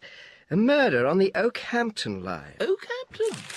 The unidentified man was discovered in a third-class compartment with a stab wound to the heart. Robbery is not suspected, but police are treating the case as murder. Gosh. I'd rather like to get stuck into this one. Fancy a trip out there? To Devon? Relax, old chap. Devon, England, not Devon, Swaziland. Well, the thing is, I'd rather like to be here for Pamela when she gets home. We'll be back in a day or two, George. Come along. Do you good to get out? We can get the Exeter Express from Paddington. Today? Train doesn't leave till 10:30. I'll meet you at Paddington, 10:15 under the clock. Plenty of time for you to pack a bag and clean the stove. You're going now? There's a fellow at Paddington who can smooth our path in Exeter. Don't be late now, George. Godfrey Page, too, is a man who knows his railways. Sitting beside his brother-in-law as the Exeter Express pulls out of Paddington, he is as busy with notepad and pencil as the most enthusiastic of that obscure community of young men who choose to waste their youth on the futile pastime of spotting trains. You like collecting numbers, Godfrey? You could say that. Numbers, numbers, numbers. That's what they look like to me. I suppose they mean something to you. Yes. But you probably couldn't say what. Like me and my collection of matchboxes. Well, actually, George, I think I can say what. What? Consider the lilies of the field. Oh. Isn't that the Bible? Or perhaps an even better illustration, consider a field of grass. A cricket pitch? If you like. You look at it and you think, grass. Yeah. But take any two blades of grass from that cricket pitch, take them back to your room and sketch them, and you will find each one has a distinct character. Ask any artist. Once you've drawn a blade of grass, you would know it anywhere, as a mother knows her child. You see what we're talking about here? We're talking about an endlessly differentiated world and the unique identity of everything in it. And with regard to trains, you know, you see them roll past your window. Assuming you live next to the line. Yeah, assuming that, George, yes. You think at first, like you and your numbers. You think trains. But as you investigate, you find that each has its identity, its home, its mother. If you like, yes. Now, what say we sit back and enjoy the trip? At Exeter, Godfrey Page locates the contact he has arranged at Paddington. Jack Pollock, Mr. Page. Very good of you to see us. This is Wagstaff, my brother-in-law. Good day. Now, I'm told that you actually encountered the unfortunate victim of this murder on the night he was killed. Yeah. A very wet evening, and suddenly the clouds drew off, and it was a fine night. And just before the train went out, the gentleman put his head out of the carriage. Excuse me. Sir? Have you a moment? Very quickly, sir. Train's due to go. Yes, where is it going to? This train, sir? Yes, this train. What's the destination? Oakhampton, sir. Oakhampton. Thank you. And then? I watched him myself settle back in his seat as she pulled away. Odd, isn't it? That he didn't know where he was going. Significant, yes. What else? That was the last I saw of him until they brought his body back here. But the other thing is, between here and Oakhampton is Yeoford. Now, my son-in-law is station master at Yeoford, and he tells me two men got off that same train there that night, told him they'd not had time to buy tickets here at Exeter, so paid him cash. They didn't know where they were going when they got on. Any more than their quarry did. Quarry? Looks as if he jumped into the first train he saw to avoid them. That's why I didn't know where it was going. Then they followed him onto the train. But if they killed him between here and Yeoford, Mr. Page, they'd have to have been in the same compartment, and there's no corridor on that train. No, I'm aware of that. The carriage was kept here, I believe, for police examination. Expect you'd like to see it. Thank you. Having inspected the murder carriage, Page and his companion travel on to Oakhampton itself. In the fallen splendour of a former bridal suite in the White Hart Hotel, Detective Police Inspector Woodmanstern draws back a sheet from the table to reveal the naked body of a middle-aged man. I still don't know who he is. Not a piece of paper on him except for 3 £1 notes. May I? Of course. We've finished with him now. Presumably these are his clothes? Oh, no labels in anything. Not even any laundry marks. No, but there is this on the shirt cuff. You see, George? 242E, Chichester Cathedral. Pencil, by the look of it. Naturally, we're looking into the cathedral thing. I've got people there now working on it, but seems as if the number means nothing to anyone. And the money is all you found on him? Oh, and this clasp knife. Ah. Tip snapped off the blade. Quite recently. No blood on it? No, Mr. Page, we do check these things. Perhaps the tip of the blade is in the vicinity of Chichester Cathedral. It's a large church, sir. Yes, Inspector. I know what a cathedral is. On the return journey to Exeter, George Wagstaff perceives in his brother-in-law a new jauntiness that suggests he has made the mental transition from bafflement to workable theory. But what is revelatory about the pencilled number and the broken knife and the reference to a cathedral, George is quite unable to imagine. At Exeter, they return to the station office of Mr. Pollock, where Page hands the station master a slip of paper. If you could do it for me by tomorrow? Tomorrow, Mr. Page? I know, but if it were at all possible... I'll do my best. We are after hours now, you know. Thank you so much. We're staying at the Bull by the River, should you have any luck. Next morning, in the breakfast room of the Bull by the River, Page and his brother-in-law drink tea, while George eats white bread and kippers. It's not that I haven't enjoyed myself here, Godfrey, but I just feel we're, tramping around getting nowhere. Hope those are as good as they smell, George. No, don't try and change the subject, old chap. I'm sorry, but I'm going back to London today. Good. I'll come with you. Oh. You've, as it were, hit the buffers on this one, then? Not at all. I expect to have it all wound up before lunch. Wound up? But we don't know anything yet. We do. We know it was murder. We know the victim of the killing was stabbed in the heart. Yes, but... By two men who entered his train compartment between Exeter and Yeoford and then did a bunk. Entered his train compartment? A moving train? You remember I checked the murder carriage yesterday? And how wet Pollock said it had been on the evening of the murder? Yes. Footmarks on the running board. Two distinct sets of boot prints. They'd moved from an adjoining compartment on the outside of the train.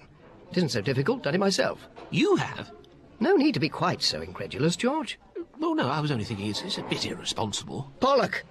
Sorry? Jack Pollock, I think he's looking for us. Jack! Oh. Mr. Page. Looks as if he's got something for you. I do hope so. That piece of paper I gave him last evening was the pencil code we found on the dead man's cuff. Sit down, Jack, do. I better not, Mr. Page. Don't feel dressed for this place. But I have got what you want. Look, 242E3. Well, as I believe you're well aware, 242 is one of the Great Western coaches. And on the night of the murder, as you rightly guessed, it was added to the Paddington Express coming from Plymouth. Yes, that almost rounds it off. Rounds it off? Does it? Yes, George. Thanks, Jack. This is marvellous. The murdered man was coming from Plymouth, almost certainly having entered the country on the P&O boat. Realising he had pursuers and hadn't shaken them off, he jumped off the Plymouth to London Express at Exeter and onto the first train out, hoping to escape. As we guessed, that's why he needed to ask Mr. Pollock here where the train was going.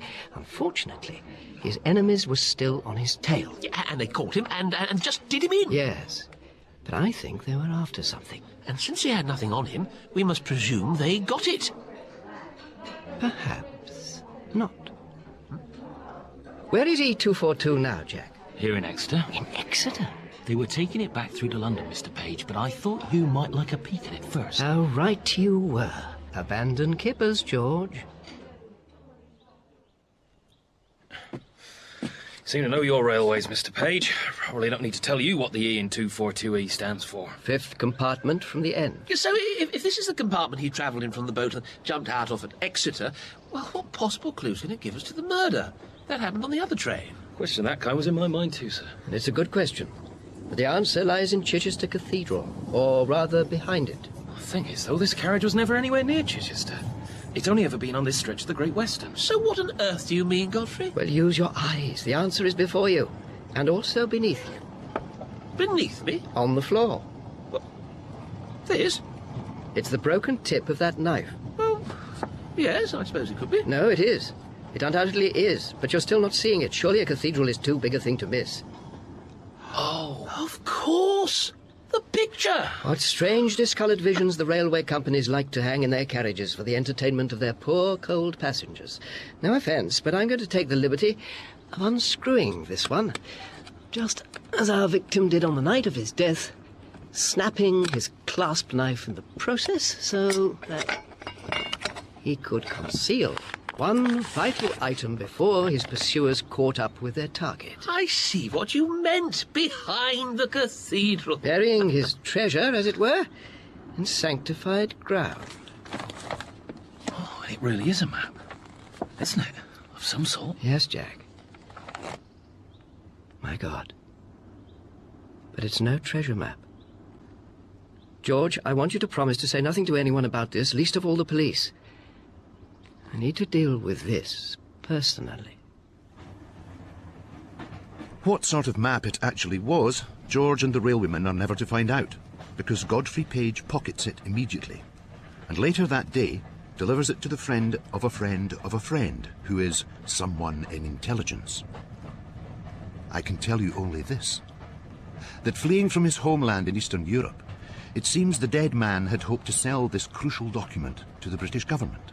And, despite his terrible death at the hands of his own countrymen, his parcel has eventually reached its intended goal, though without, of course, the anticipated cash on delivery.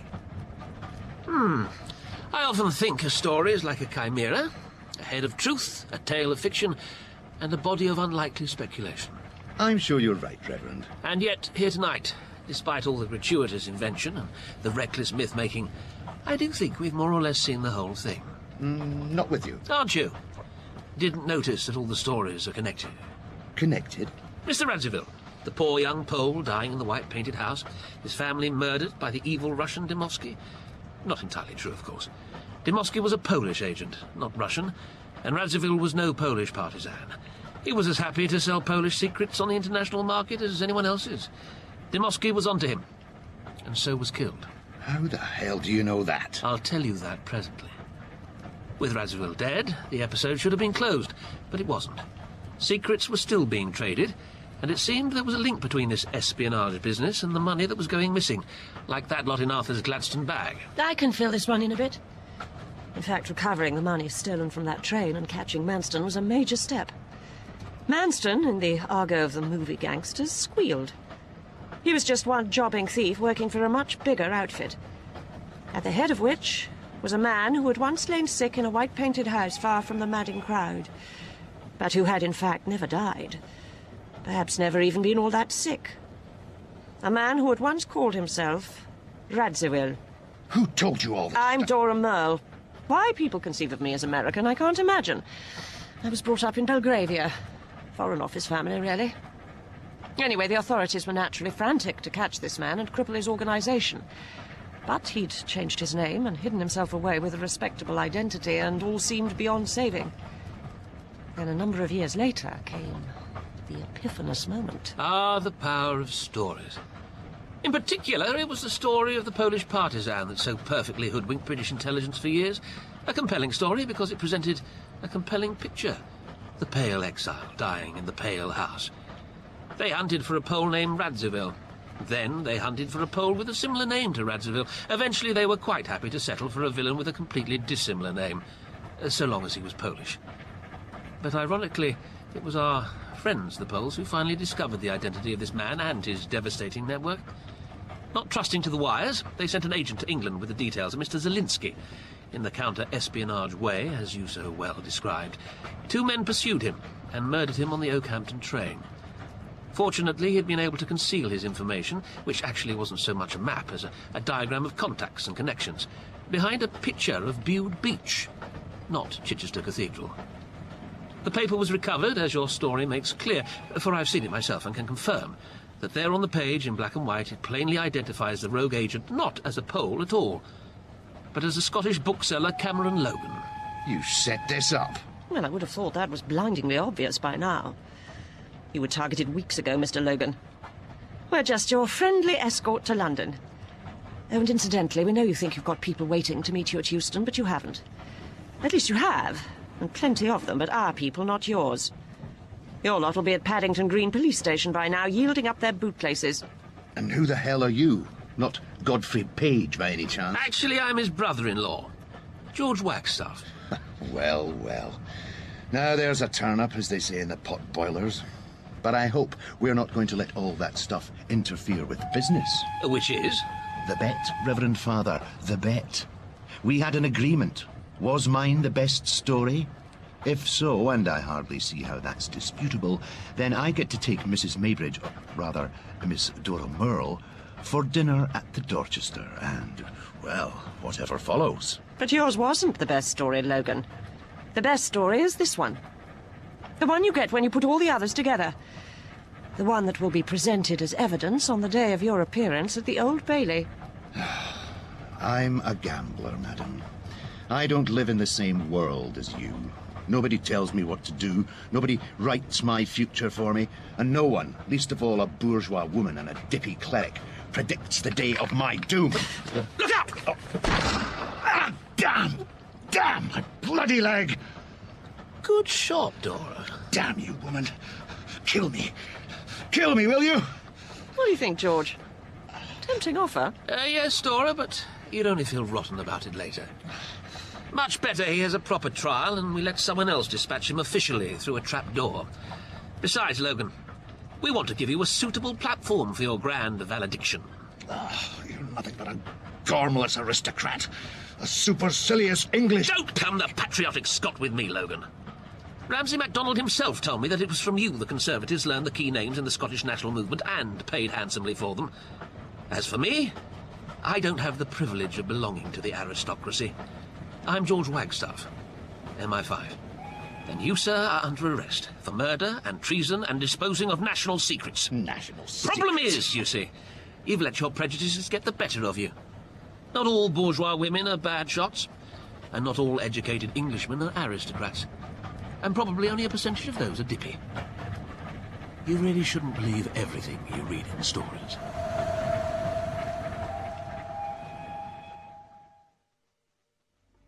In Beware of the Trains, George Wagstaff, MI5, was played by Robert Dawes, Dora Merle by Hayden Gwynn, Godfrey Page by Anton Lesser, Cameron Logan by John McGlynn, Thorpe Hazel by Desmond Barrett, and Kilmartin by Howard Ward. Other parts were played by members of the company. In the Tribune it says, you put him on the spot. That's a bloody damn lie, Pirelli, and you know it. Sean O'Donnell was bumped off by your two killers. And one of them I bloody know was that sod from New York, Con O'Hara. Con O'Hara, do you hear me? He was one of your killers, Con O'Hara. Oh, my friend, you are like a German opera. I tell you, I do not know. I swear to you by my blessed Mother of God. And I cross myself with the telephone. I do not know O'Hara. Con O'Hara, don't be silly. Listen, Tony, tell him from me. Shut up. Are you still there, my Queenie? Yeah, I'm still here. And I'm telling you that Con O'Hara will pay for it. Con O'Hara is too big a fool. Hey. I wouldn't trust him to kill a cat. He's one of those guys who shoots out his mouth, yeah. Now, listen to me, Mike. You and your bunch of micks have been muscling in on my territory. Yes, you have. Sean was the guy who shut up one of my speakeasies the other night and who hijacked a carload of liquor from the Hyriads. Yeah, but Sean is dead. Look, I tell you what we do. I don't want no trouble. Let's meet and discuss our business. Meet me at the corner of Michigan the 25th. I meet you at the corner of Michigan at 25th, and where do I go from there? To the undertaker's parlor. Say, you're not going to put me on the spot. Listen, Mike, I've an idea. Why don't you come here? Listen, Tony, don't you trust that guy. Shut up, O'Hara. Are you still there, Mike Feeney? Yeah, I'm still here. Good. So, you'll come here, but I'll meet you opposite the Tribune building and bring you back with me here. Mind your step, Pirelli. That's okay by me. There'll be a machine gun covering you. Who says? I'm saying it. But don't you want to talk? Sure, I want to talk, and we'll come back here, you and me, without rods. Without rods. And the time? 11 o'clock. Okay, 11 o'clock. Now listen, Tony, I'm telling you something. You want me, boss? Yeah, do listen to me. Vado a incontrare Mike Feeney. Mike Feeney, ma dove? Da facci al Tribune Building alle 11 stamattina. Mi copri con la machine gun, va bene? Say, I'm in his too, and you don't either of you know when you got a good guy. Ma Tony, è troppo pericoloso per me. Ascolta. Non ascolto più, io vado. Nothing will happen today, domani. I will meet him, it will be very interesting. I'm Con O'Hara from New York, you know. Hey, Tony, you're not treating me square. Hey, O'Hara. Yeah, what is it, Angelo? Want to see your woman? Huh? She's out in the hall here waiting for you. Oh, I'll be right Your along. woman? You have a woman, Con? Sure. Ain't I a human being? Nice, huh? Ain't you never met her, Tony? No, I have not seen her. She's pretty, eh? Yeah, she's dandy. Yeah, say, Tony, I can't understand you running around with a chink. I don't speak that language. Listen, I'm not saying anything against Min Lee. She's a swell-looking kid. Sure, sure, but not so nice as yours, huh? Well... Bring her in. Oh, you mean you'd like to meet her? Sure. Then I'll bring her. On the level, Tony. Sure thing. I know what you waps are. Nice word, that, waps.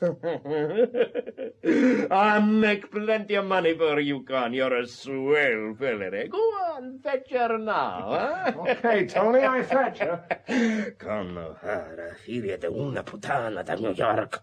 Oh. I'll meet Mr. Pirelli, Maria.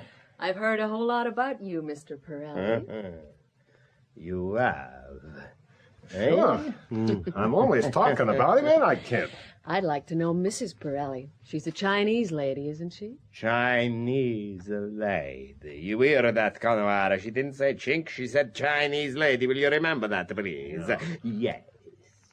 Mrs. Pirelli is 50-50 Chinese-American. Now, let me take your coat. We'll step out now, if you're ready, Maria. You like Chicago? Oh, it certainly is a swell place. Better than New York, eh? We have beautiful stores, good furs, sables on chiffon, exquisite. We will go shopping someday. Perhaps we shall see some sables. Huh? Sables? Yeah. Say, what are you handing me? Con, your friend Mr. Pirelli is a swell kidder. Why, I've worn this fur of mine for 2 years. That coat set me back $2,000. $2,000? I'd pay that for the collar. Gee, look at the time. Come on, kid. We shan't make that appointment. Okay. I heard the buzzer. Did you ring, boss? No, Angelo. You must have been the telephone. Oh, yeah, of course. Yes. It was for you, O'Hara. For me? Wanted on the wire. Well, can't you put it through here? Who is it? Police department. Huh? Well, that's what they sounded like. Maybe Kelly knows you're here. Kelly knows everything. Go on, O'Hara. Don't keep that policeman waiting. No. You stay here, Mrs. O'Hara. You see Chicago from my balcony. Oh, yeah. Well, come on, Angelo. Show me the phone. What do you think of my apartment? Gee, ain't it a swell dump? It's just like being in a church. Does it remind you of the Doge's palace in Venice? Maria. Hey, what? You've got a nerve. I've never seen you before. You like this place. Where do you live? We've got an apartment off state. Yeah, 4 rooms and a bath. Oh, that's good enough for me. Nothing is good enough for you. Oh, God, you got a nerve to kiss me like this. If Con knew what you did... I would do it before his eyes. I would want to do nothing better. Are you crazy? He'd kill you. If he killed me, he would be crazy. Hey, you see this diamond on my finger, eh? Huh? Here, you have it. Oh, I couldn't. Hey, ain't it just lovely? Put it on, go on. Put it on. Quick, quick, quick. There? Ooh. Oh, Mama, ain't that swell? Tonight I give a party. All of the best people will be here. You come, huh? If Con comes. Con? Oh, yeah, he'll come. And you'll sleep here. There are plenty of rooms, eh? You ain't gonna talk to me like that. You've got a damn nerve. Well, what's the idea? Headquarters didn't want me at all. Hey, Maria, what's the matter with you? Look what Mr. Pirelli gave me. Oh, he gave you that, did he? Mm-hmm. Why? I'd give her 2 more if I wish. She's your wife? That's why. He's a swell fellow, your husband, Maria. Yes. I'll call you Maria. And you must call me Tony, eh? And I can trust Con O'Hara. Nobody else, eh? He's a big shot, you. That's all right by me, but... Yeah? There's a call for Mr. Pirelli. For me, put him through. Maria, here. Did Did that wop get fresh with you? Try to kiss you or anything? Oh, I know, Con. I'd like to see him start. Well, that guy goes plumb crazy over a skirt, if it's the right kind. Not everyone's his kind. You ain't. I should say not. Oh, Min Lee. He's mad about her. That is good news. Hey, look, she's here. Maria, meet Mrs. Pirelli. Glad to know you, Mrs. Pirelli. You are very pretty. Very lovely. Why, Mrs. Pirelli, if it comes to that, I've got nothing on you. I do admire your wife, Mr. Pirelli. Pretty, eh? Madam Butterfly, eh? Is that so? Well, then I've heard about her. Oh, don't be dumb, kid. Madame Butterfly is a dame in a book. Madame Butterfly was Japanese. Yeah. It is Italian opera. Puccini. Tony will play on organ. Maybe tonight. Maria, what do you think of Minley? Cute, eh? Show Maria your rings, honey. There. $20,000, that baby, huh? Sure. It's wonderful. Well, Maria and I will be stepping out now. Oh, Tony. come, now, I want you. Go and get that boy, Jimmy McGrath. Tell him I want to see him. Your wife can stay here till you come back. Minley, you show Mrs. O'Hara the Winter Garden. That's where we have our parties. Through this way. Some other time, I guess. Mrs. O'Hara's got an appointment. Maria, snap into it now. Oh, well, goodbye for now. Arrivederci, Maria, and you will come to my party. Oh, yes, I hope so, Tony. She is lovely. Very lovely. Hey? Yeah. She's swell. You going to the opera tonight, Tony? Tonight is goddamn, and I'd rather go to the zoo than hear Wagner. Maybe you will stay with me sometime tonight. Huh? I never see you, and I don't know where you go. Oh, little darling, how often have I said to you, think if you must think, speak if you must speak, but never let your thoughts and your tongue come together, silly little devil. No, that hurt. And that? That hurt more?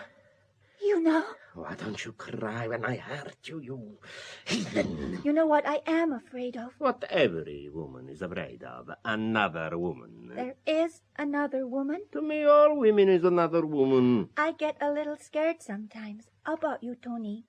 When you go out, I never know if you will come back. Either do I have. That night they shot at you. I thought I'd die. What is more important, I thought I would, but I didn't. And where is Camorra and Scalesi and clever Max Sweeney who shot me? All in hell. That is theologically accurate. Tony, I have been thinking. Huh? Can't we get away from Chicago? Sure, you can go by the 20th century. You have time to make the reservations. I said we. We? We is not me. You are just you, understand? Nothing but. You are like the beautiful Venetian furniture in this apartment. You are pretty, charming, and lovely to my eyes, but so are all the things in this palazzo room. They do not say, Tony Pirelli, take us back to Italy with you. Oh, lovely darling. So stupid. You damn fool. Tony, who is coming to the party tonight? You shall see them when they arrive. It will be a lovely party. Will there be women? I said it would be a lovely party. Is she coming? Oh. Mrs. O'Hara. Sure. Why can't she stay away? She has her own man. Did you see the man? Sure, I saw him. Well, wouldn't you go to a party if he was your man? Jimmy says Jimmy? Ah, Jimmy McGrath. You like the college boy. He's nice. Yes, he's nice. He is like a little baby to me. Yeah? You take him in your arms like a little baby, like this. Why, Tony? And you kiss him, eh? No, like this. Tony, no. Like a little baby, huh? Such things I have heard. Why do you look at me like that? Listen, somebody is coming. Huh? Why, hello, Jimmy boy. Hello. And O'Hara, too. So you found Jimmy boy for me, huh? Sure, I met him on the avenue. You said you wanted to see him. And I want to talk to you, Tony. Ah. Good morning, Minley. Run away, sweetheart. Me and Jimmy's got something to say to one another. I want to see you, Jimmy, before you go. She wants to see you. Take a seat, will you, Jimmy? I guess I'll walk around. Sure, that silky carpet set me back 10 grand, but what's the use if you don't walk on it? The boy wants to have a little talk. Sure, O'Hara, my ears are very good. I heard him say so quite well. Yeah, Jimmy. I made a damn fool of myself last night. No, that was nothing, boy. You're a swell fella, don't you worry. You see, I knew Sean O'Donnell. I rather liked him. And when I pulled my gun on him, well, he looked at me kind of hurt, you know, like killing a dog you're fond of. I know just what you feel, kid. But it's nothing. Well, if Con hadn't been there, I guess I'd have got myself bumped out rather than do it. But I fixed Sean O'Donnell good, Chief. I see the kid was nice. Yeah. I listened to you, Con, plenty. In a minute. Yes, Jimmy. Well, I haven't slept. I've been seeing Sean all night. His eyes. Look, Oh, can it, Jimmy? You ain't yellow, are you? Jeez. O'Hara, you are dumb. Be it. You're okay with me, Jimmy.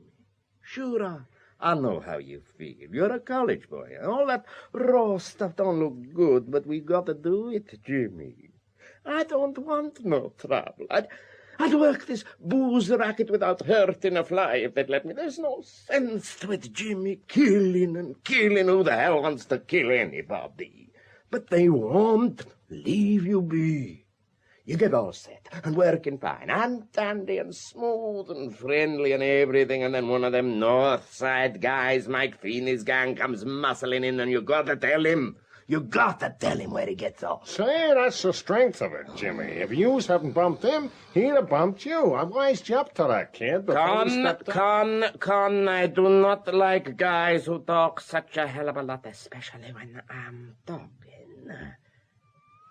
Jimmy, have you seen Mr. Kelly yet? Don't worry about the cops. They don't mean a damn thing. Let me talk to Kelly. He'll let you talk, and very soon, O'Hara, listen. That's his car out there now. O'Hara, have you ever met the man? Who, Kelly? Uh-huh. No, but listen, they're all alike, Chief. Don't call me Chief, damn you, O'Hara.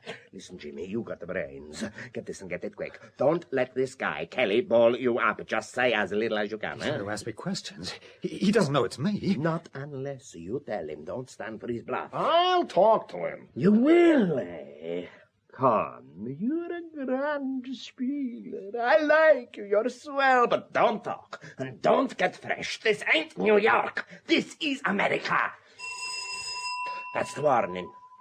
He's on his way up now. Shut it.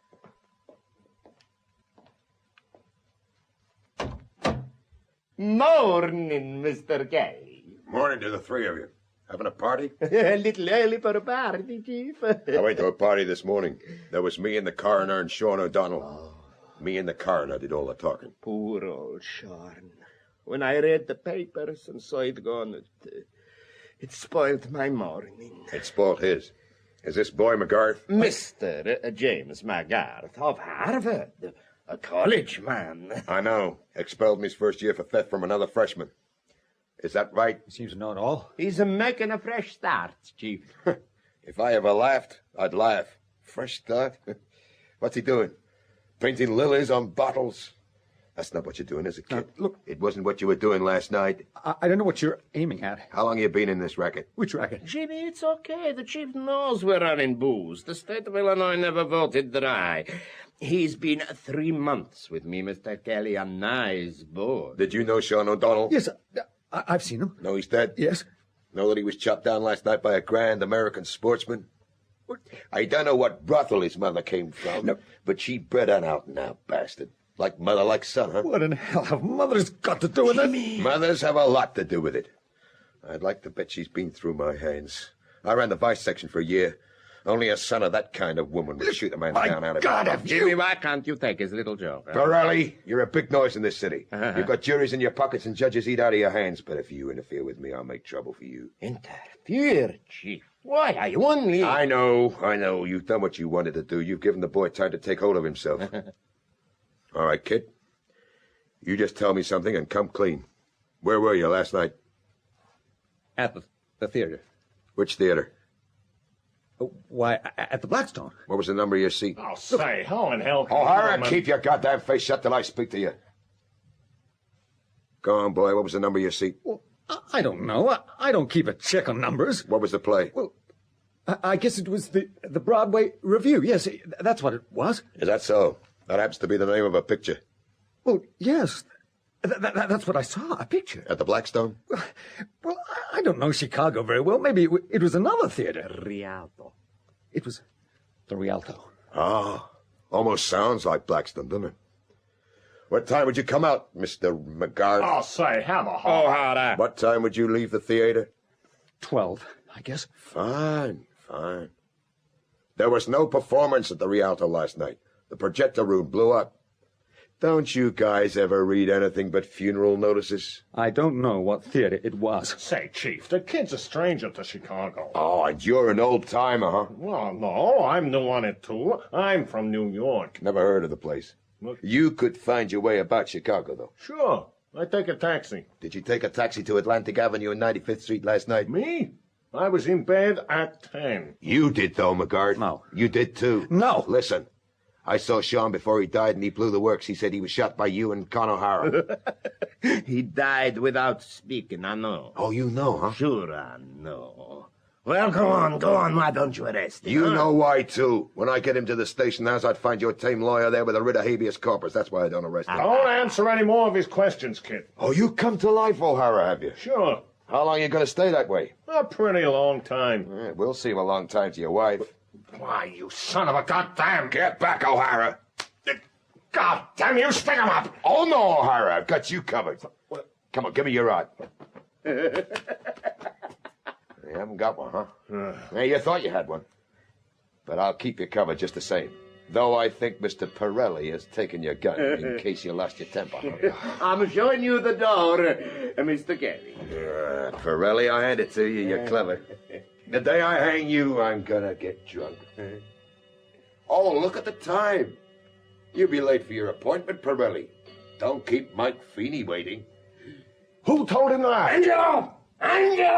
Coming, boss. Get me Mike Feeney on the telephone, quick. Okay, what's the number? Loop 12754. Number, please, caller. Loop 12754. And make it quick, please, ma'am. You want me, boss? Yes, Angelo. You know I'm meeting Mike 1 block away. Did you arrange to get the place covered? Sure, machine gun. Hello. Here's your call. Ah, that's you, Mike. You know damn well it's me.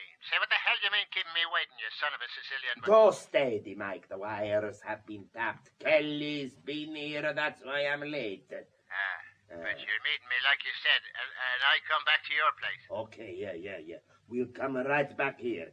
I'm bringing 5. Yeah, me too. And no shooting, see, you bastard son of a night guy. Yeah, all right, Mike. All set, huh? Got the boys outside, Angelo? Certo. Fine. You come along, O'Hara, too. I'm right behind you. No, Jimmy. You stay here, huh? Yeah. I'll be back in 3 minutes. Angelo. Mm-hmm. Did you go over to chauffeur to the funeral store, huh? Yes, they got it already. I phoned them, and the poetry is grand. All right. Let's go. Oh, my God.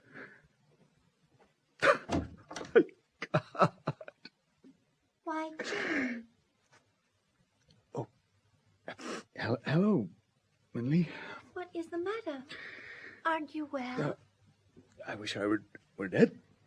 Oh, Jimmy. I told you to go away. Go away. Where? Oh, Jimmy. I wish that you weren't in on this. In what? In this racket. Can't you get out? You've no business here. My business is every woman's business, Jimmy. When you are in it, you're in it for life. But doesn't it make a difference to you, these rackets and murders? No. If Tony were a stockholder, it would be no different for me. Minley, I wanted to ask you this. Did you go to college? I went to Columbia. University? Gee, how in the name of Mike did you get here? Well, you know, love, art, not knowing what to do about it. And here I am. I'd give anything to get you out of here. Get yourself out. No. Soon. No, I can't. I'm in this for life. Jimmy, Yes? Who killed that man last night? I don't know. Who killed him?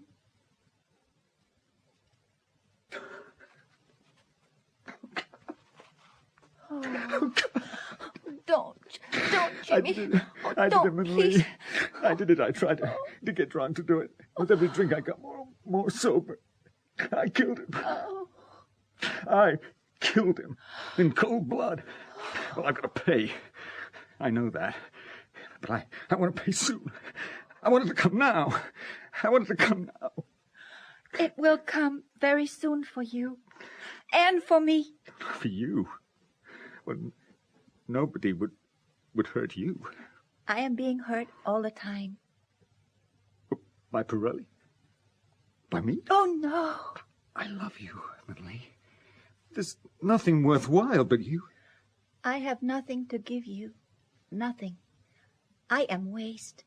No good for anybody. Look, couldn't we go away? Leave Chicago. Get across to Canada. Nobody could trace us. Huh. A Chinese girl and a white boy? Oh, Jimmy. No. I have nothing to give. My body belongs here. To Tony. I want no other man. I have not enough to give him. I love him so. Emily, other women have lived in this apartment. I know. And they've gone. You know where? I know. Aren't you afraid? No. My God. If you stay, Tony will be good to you, I think. I wouldn't stay a day if you went. I love you, Emily. And I love only Tony. My sweet. I heard what you said. Oh, Mr. Pirelli, Jimmy, no, you're not to feel damn foolish. It was nice, oh, so nice. Now, run away now, you two little babies. Take him to your apartment, my pretty flower. Tony, I'm... Shh, go quickly. Nice. So nice. Okay, you guys, park your guns. That's the arrangement, ain't it, Pirelli? Sure thing, Mike Feeney. Shut the door, huh? Now, lay your gun on the table, huh? Yes. There's mine. And there's mine. Where's Angelo? I sent him down to Schoberg's, huh? Ah, sure. Sure, that's a grand idea. Ah, you're a wonderful guy for thinking up notions. The boys will be pleased at that. Hey, what's that? At the drawer where I keep my cigars. Have one. Ah, no, I don't smoke. It's bad for the eyes. Now, see here, Mike. What I said over the wire goes. We're both making money for a few dollars, one way or the other. Why all this trouble? Ain't that right? Yes. I've always said you have more under your hat than any college professor. But, Tony, I'm giving you this straight. Huh? I've got a pretty tough lot of hoodlums, and half the trouble is Sean O'Donnell. Yeah, but listen. I know. Sean didn't like you. He went after you, and I might have done the same. But I've a sister who married him. Well, you know what women are. She's out to get the birds that got her man, and my gang is with her. Your sister is a very nice woman. Not your kind, Pirelli. She never had no sex appeal for anybody except Sean, and that's the trouble. What do you want me to do, huh? We know the guys who got Sean. The kid McGrath and Con O'Hara. Now, one of my boys saw them smoking back to the city. The kid's yellow, too. I'm sorry for Con. I knew him in New York. But he's certainly a loud noise. Have you seen his woman? Yes, I have seen his woman. What do you want me to do? Put them both on the spot tonight. 11 o'clock at the corner of Michigan and 94th. I'll have a couple of boys there, and that'll finish it. I wouldn't do that to a yellow I dog. respect you for it, but... Those guys are certainly a lot of trouble to me. There's yellow guys in every outfit. You remember Vincetti? I knew him, yeah. He was yellow. Tried to take a powder on you, didn't he? He was talking to Crippen. He came to this apartment, was never seen no more till they picked him up on Lake Shore. I read about it. Yellow guys are no good to you nor nobody. I don't want no trouble. Okay. I'll put them both on the spot. That's bully. Shake. What's that? Come in. Why, look. It's Angelo, back from Schoberg's. And look what he's carrying, huh? A beautiful, beautiful floral harp. Ain't Schoberg the swellest florist in Chicago? That is for Sean O'Donnell. That's mighty thoughtful. Gee, I appreciate that. Yeah, I thought you would, Phoebe. Lift the black-bordered card and read, Angelo. Angelo has a beautiful voice. The angels heard the voice of Sean and said, another good man gone. Deepest sympathy from Antonio Pirelli. Jeez, that's lovely.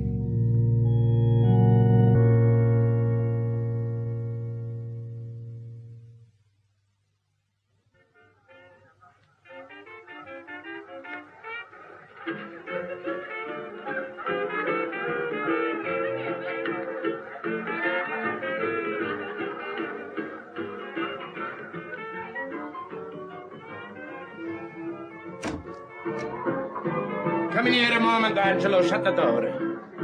I'm sorry to drag you away from all the boys and girls dancing in the Wintergarden, but there's work to do. That's all right, boss. It's quieter here in your gold parlour and in the radiance of amber lamps. Quite like Venezia. Okay. Who's been at the hooch? Yeah, not too much, boss. Good. Now, listen, Angelo. I'm sending Con O'Hara and Jimmy up on the west side. Oh, yeah? Spotting him? That O'Hara shooting off his mouth. Yeah, he's better, damn. He's only a big noise, but the kid... Angelo, you saw him. He fell apart. If Kelly ever gets him to headquarters... Well, of course he fell apart. Didn't I tell you not to send him? He may have been useful, but no. Shh. There's someone out on the balcony. Huh? See who it is. Okay. Why, it's Min Lee. Hello, Min Lee. You've been listening, eh? I only hear the sound of traffic from the balcony. Go back to the dancing, Angelo. I'll call you when on, dear. Yes, boss, yes. Minui, where have you been all the night? In my room. When I have a party, you go to your room? And has Jimmy McGrath been in your room, too? Yes. Oh, and I suppose you locked the door, eh? Yes. Ain't you got the nerve? You told me to get him away from the party. Well, I got him away from the party. Sure, I told you. But did I tell you to stay with him in your room and lock the door? Tell Jimmy I want him. Are you going to do anything to Jimmy? It was my fault. No. Jimmy's a nice fella. I'm fond of Jimmy. You go and tell him I want to see him, huh? Yes. Very well, Tony. Oh, Minley, I want to see Con O'Hara, too. Come here. What is it, Tony? Don't take any notice of me. I'm worried with business. Don't be, you know. I know.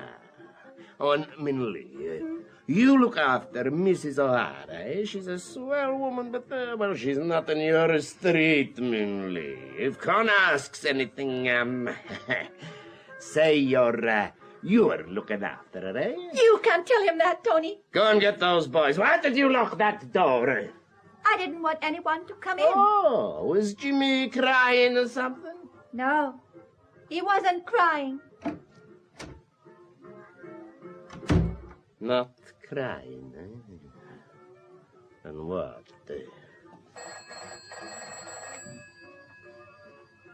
Hello? Is that you, Pirelli? Yes, Mike. Look, your boys ain't appeared yet. Is there any change of plans or what? You come clean with me, Tony. Don't start pushing me around, Mike. I said 11, it's 12 now. You'll never bloody make it at 10. Yes, they can, only don't start pushing me around. That's all when I give my word. Your goddamn word ain't worth much, I'm telling you. All right. You want me, Tony? Yes, hello, Jimmy. Sorry I'm breaking the party here for you. Jimmy boy, yeah. You know Captain Strood, huh? No, I've never met him. Not the police captain? No. That's all right. We call him Lefty, and that's the name he'll be calling himself tonight at the corner of Michigan and 94th, 11 o'clock. You want me to find him? He'll find you, but don't let that scare you, eh? All ready, boss.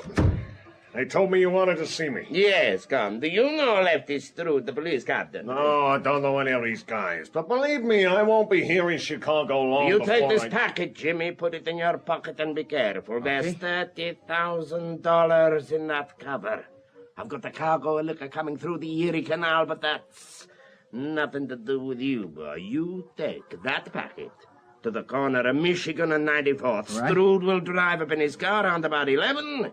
He'll say, Lefty, and that's all. Hand him the packet and get right back. You ought to be back here, well, 11:15. Hey, what's the idea of sending me? You don't want two of us to carry the packet, do you? Two's not too many to look after $30,000, and I'm not trusting Mike Feeney further than I can throw him, and he knows. He knows the money's going forward tonight. Okay. Well, then I'm going to call Mrs. O'Hara and drop her at my apartment on the way. Drop Mrs. O'Hara at your apartment? What's the big idea? She's staying the night here, and you also. Hello, here she is now, Maria. This husband of yours wants to spoil your party. I'm taking you home now. I'm picking you up on my way back. Hey, wait a minute. What the hell am I? Something you bought at Marshall Fields? Where are you going anyway, Con?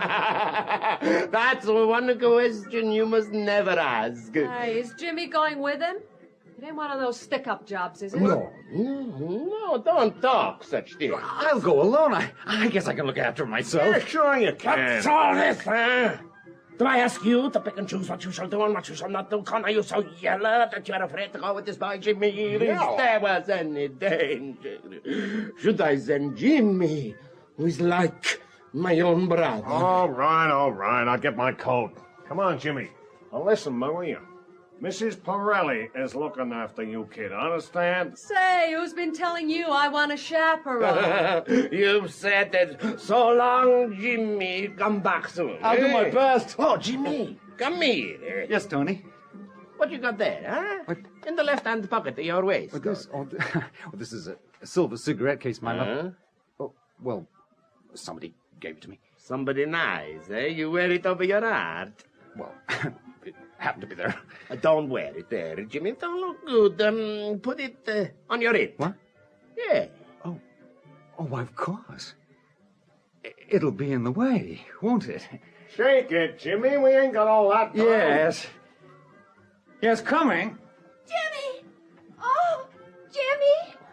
Oh, you were going without saying goodbye, Jimmy. I'll never say goodbye to you. Oh, think well of me. Yeah. Are you happy? By God, I am. You don't know how happy. Well, I'll be damned. Hey, what's this? He's gone. Goodbye, Jimmy. Hey, Millie, do you hear me? Huh? Yes? I hear you. Huh? You come up and dance with me, Tony. I will be the prettiest woman in the room. Jimmy told me so.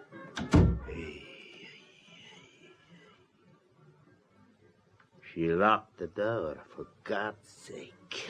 She's got a sweetie. Yeah. I like that kid. Hey, where have those two men gone? Con and Jimmy McGarth. Mr. Tony Pirelli, are you dumb? She'd be the prettiest woman in the room. Jimmy said so. Are you going to dance or just talk to yourself all evening? Huh? How long will Con be away? What's that? How long will...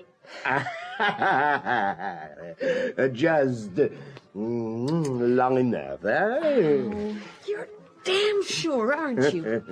Come and shake a leg. Don't go up there with all them bones. You've got mean ideas about yourself, haven't you? Suppose somebody comes in, your wife. Come on and dance before I get another part. Maria! Okay, boss, I see who it is. Always set the alarm going at this time of night, for goodness sakes. Oh, it's you, Inspector Kelly. Yeah, it's me. Where's Pirelli? He just stepped out to see a friend. He doesn't step out to see anybody without his armored car, and that hasn't left the garage. If you must know, he's gone after the Winter Garden with a dame, and that's the truth. You know what Tony is with a skirt. Help yourself to a drink, Chief. As you see, plenty of champagne. I'll get him down. Mike Feeney was around here today. Yeah, Mike and us is like brothers. Where's that boy McGarth? He's around. Nice kid, that, Chief. Find Pirelli. I want him. Sure, I'll get him. Oh, good evening, Mr. Kelly. I didn't know... Oh, that's all right, Minley. Go on, fetch Pirelli, Angelo. You'll find him dancing with Mrs. O'Hara. That will be interesting. All dressed up for the party, Minley? Yes. Is it pretty? It's grand. And I've never seen you looking so cheerful. Say, I dreamed about you the other night. Oh, Mr. Kelly, I thought you dreamt only of presents and ropes and gunmen. Well, you're on my mind, young woman. When are you leaving here? Who told you I was leaving? You're about due for a move. I've seen 3 girls sitting in this apartment and looking like $1 million, and I've seen them go. I know. Poor girls. Perhaps you know how your man got the money for all this. Well, booze. Yeah, and something else. Yes, I know. I am not a child. He's got 3 houses in Cicero and 2 at Burnham. 40 girls in each house. $2,000 profit every night.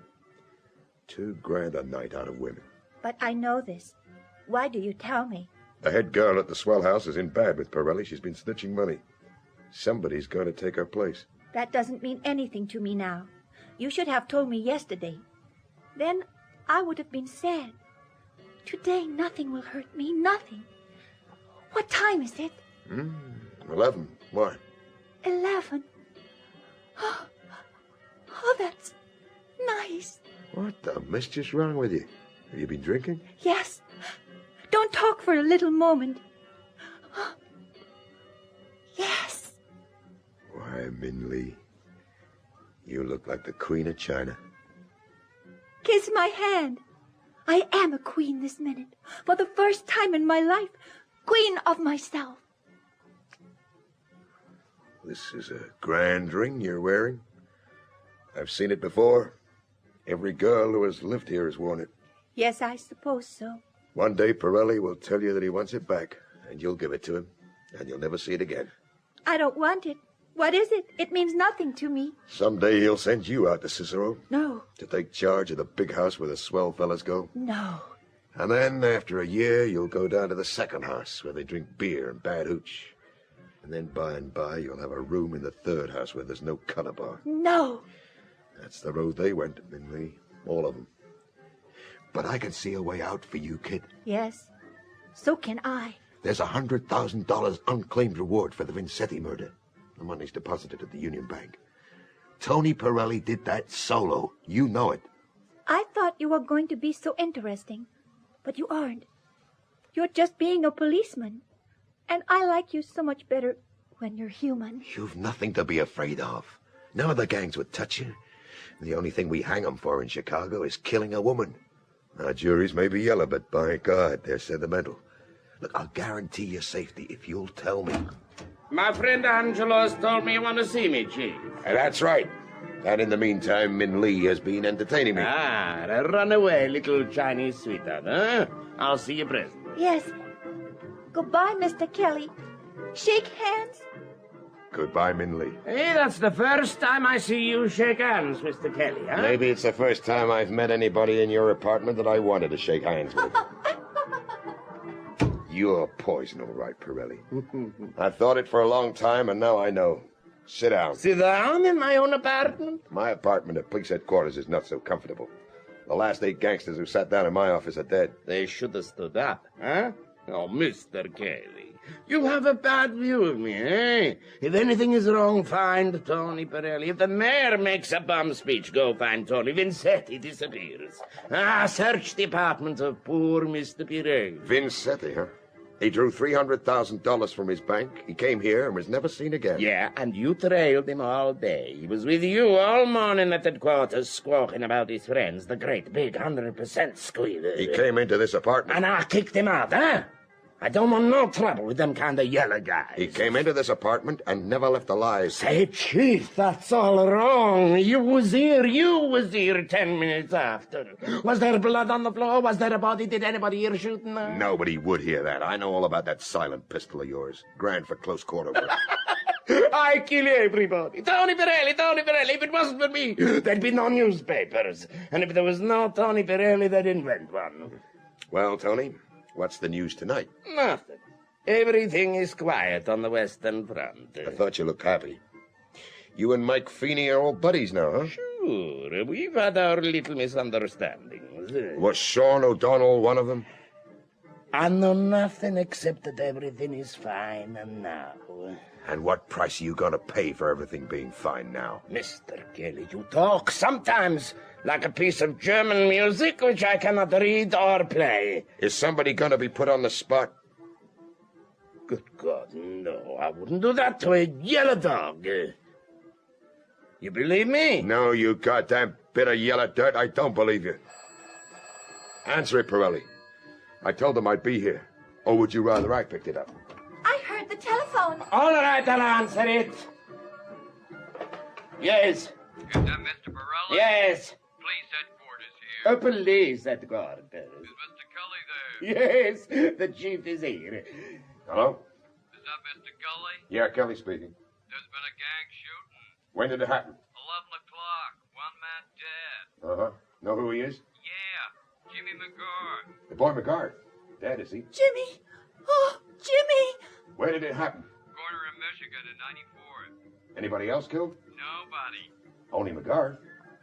You sure O'Hara wasn't with him? No. I've got a squad car downstairs. Don't touch the body till I get there.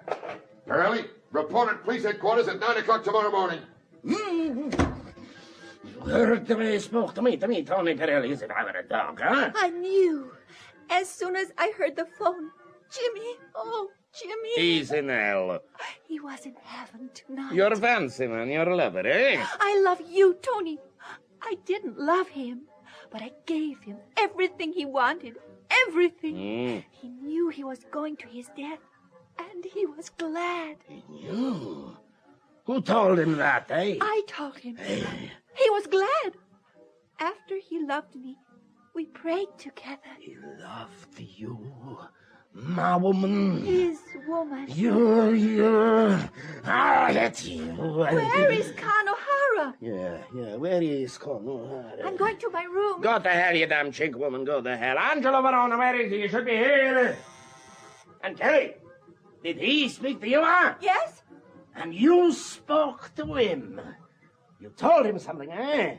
2 faces, you have 6. You locked the door, eh? And you told Kelly. No. You're a liar, you small, dirty little beast. You know a hell of a lot, don't you, eh? I know you killed Vanzetti. Oh, yes. You know. You talked in your sleep. I'll kill you. You don't kill me. I'm not afraid. But Kelly said they hang you if you kill a woman in Chicago. Yeah. He wanted me to tell him the truth about Vanzetti and take the reward. But I told him I loved you. Oh, Angelo, is that you, huh? Yes, boss, you rang? You're swell, Mindy. All right, you can go. I'll go and join the others. Are they dancing still? Hey, what's wrong? Send them women away, the whole party. They can go down the north elevator. Is Tomasino up there, yeah? Uh-huh. Who else? Tony Romano, Jake French, Al Marlo. Send them right away. They're to take machines and scorch the town and get Con O'Hara. But... He turned yellow and let the kid go by himself. They got Jimmy all right. Now listen, Angelo. Tell the men, no shooting around this block. You get that? Put a man downstairs to watch for Con and give me the signal if he comes here. I'll fix him. Okay, and you want all the women to go? Yeah, oh no. O'Hara's woman stays here. Do I go with the boys? No, you stay also. When you got rid of the others, I shall want the couch in here. You understand, Angelo? I understand. Yeah, and tell the boys there's a grand for the man who gets O'Hara, huh? We can do with a little less light, I think. Now, my gun. Silencer. Nice, quiet Italian moon in the sky outside. Everybody's going home. This is certainly a party. Ah, my dear Maria, you see, we are business people. I'd like to meet a few drinking people. Why are they going home? They are going home, but I want you to wait. How long? All the night. Without Khan? Nothing else you'd like. I mean, don't miss something because you're too bashful to ask. I want you to stay. Well, something slipped. What is it? Yes. There's been a terrible thing happen. Jimmy is killed. Oh, I love that boy. Jimmy McGarth? Yes. Yeah, but he went out with Khan. They went together. Did somebody bump him? Yeah, some of Mike Feeney's gang. Well, then what's happened to Khan? Ain't you got a tongue? I'm going to find out. No, you're not. Let me go, you dirty wop. He's all right, I tell you. Con got away. Kelly was here and got it from headquarters on the wire. But where is Khan? Don't keep hold of me. You want him back right now, do you? Huh. You wasn't feeling like that an hour ago. No. Hey, he'll be out all night, I tell you. He's dodging the police. They think he killed Jimmy. I'm going back home to wait for You stay here. Like hell I will. Yes. No, Khan will kill you. Are you staying, huh? No. Yes. Till Khan comes back. You know your own? I showed it to you. Con's over the Indiana line by now. He'll not come back tonight, huh? Tony, nothing's happened to him. Not a damn thing. You sure? Sure. You've got a mean opinion of me, but I'm not so easy. Sure you're not married yet. I'll be in my room when you want me. Yeah. Angelo. Okay, Tony? I've got the couch out here. Give me a hand and we'll get it in. Yes. Does this couch remind you of someone, huh? Vincent, you mean? Yeah, that squealer last time we used it, eh? But Con won't come back here. Romano will get him anyway. You fixed the alarm? Yeah, the alarm's okay, but I'll just go check it once.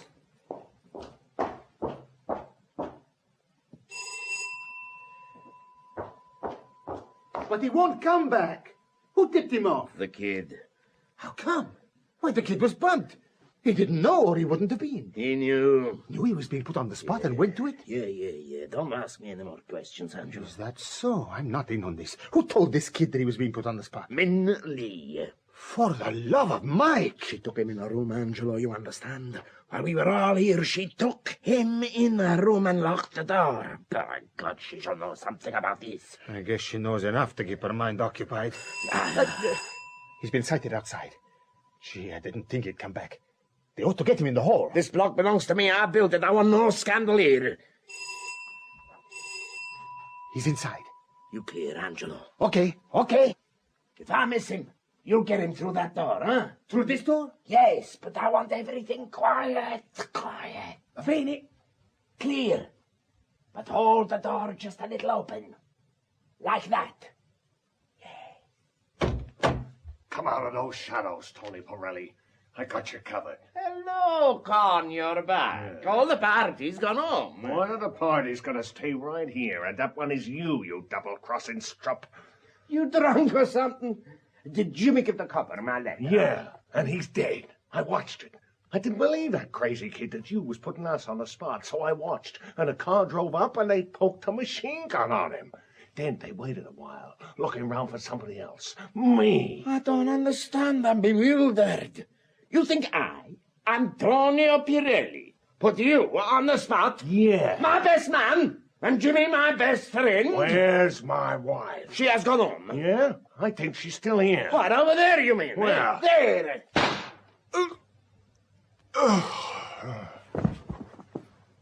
Don't soil my carpet, you bastard. Quickly, Angelo, quickly. The couch is open, Tony. In with you. Just once more to make sure that you're quite dead. Close the lid, Angelo. You know where to take that couch. Yeah, okay.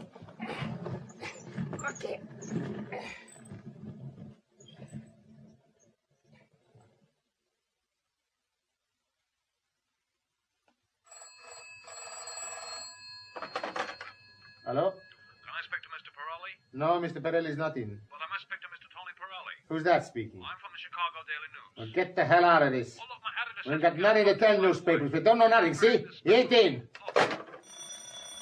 Now, who the hell's that at this time of the afternoon? Oh, it's you, Maria. I thought we'd lost you. Come on in. Was that Con on the phone just now? Not unless he's joined the staff of the Chicago Daily News. He hasn't been back? No. Now let me get on with these papers. I've been sitting waiting at home for him since 9 o'clock this morning. I guess he took the Limited last night. He was talking about going up to Detroit. Oh, he didn't talk to me about Detroit. No message. No. Oh, yes, they phoned up for you from police headquarters. For me? What did they want? They just said, is she there? And I said, what a question. And they didn't ask no more. Oh, I wish I'd heard from Con. Now listen, Mrs. O'Hara, I'm going to tell you something. Con came back here in the middle of the night. What? You saw him? Uh-huh. And it was very, very awkward. He came here? Did he ask where I was? Had he been home? Well, no. I told him you were sleeping with Min Lee. And that Tony was out looking for him. See? He didn't want to come upstairs or anything? I wouldn't have let him do that. Oh, gee, Angelo, that's mighty swell of you. Not at all. I would have died. Somebody would have died. But you don't look at that to me. Now, Angelo, on the level, where has he gone? Well, I said Detroit. The Bulls was after him for a racket that happened in New York, see? They saw him on the street and he just ducked in time. Tell me, Maria, did you have a marvelous time last night, baby? Oh, keep your paws to yourself, will you? Where is Mr. Pirelli? We call him Tony around here. He's at police headquarters, been there all day, him and his lawyer.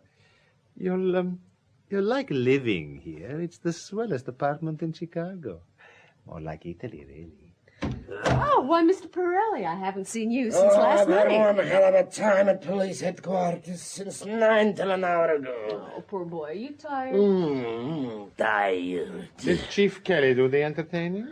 I'll tell you how that pig entertained me. Shall I get the mayor on the line? No, Angelo, get Supreme Court Judge Raminsky and get him in either way. Okay.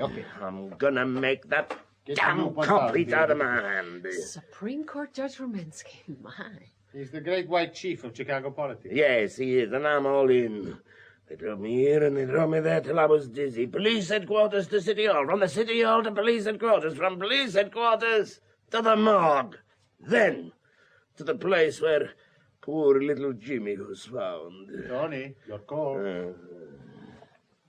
Is that Supreme Court Judge Raminsky? Yes, Raminsky speaking. This is Antonio Pirelli here. Why, hello, Mr. Pirelli. Say, what the hell do you mean letting Kelly push me all over the place? You're supposed to have a pull, ain't you, eh? Why, sure, Mr. Pirelli. Maybe I didn't give you 50 grand for the election fund day. You did, Mr. Pirelli. You did, I know. I know you know. I know you'll talk to Kelly. You'll just talk to him. I am always talking to Kelly about You're supposed to be the big noise at the City Hall. You're a grand fella. You'll be, senator someday, you will.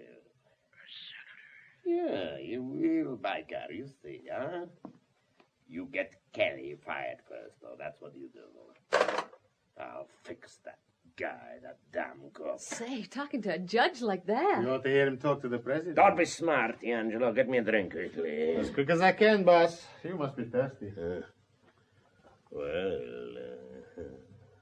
My beautiful girl. You miss me all the day, huh? Do you still love me?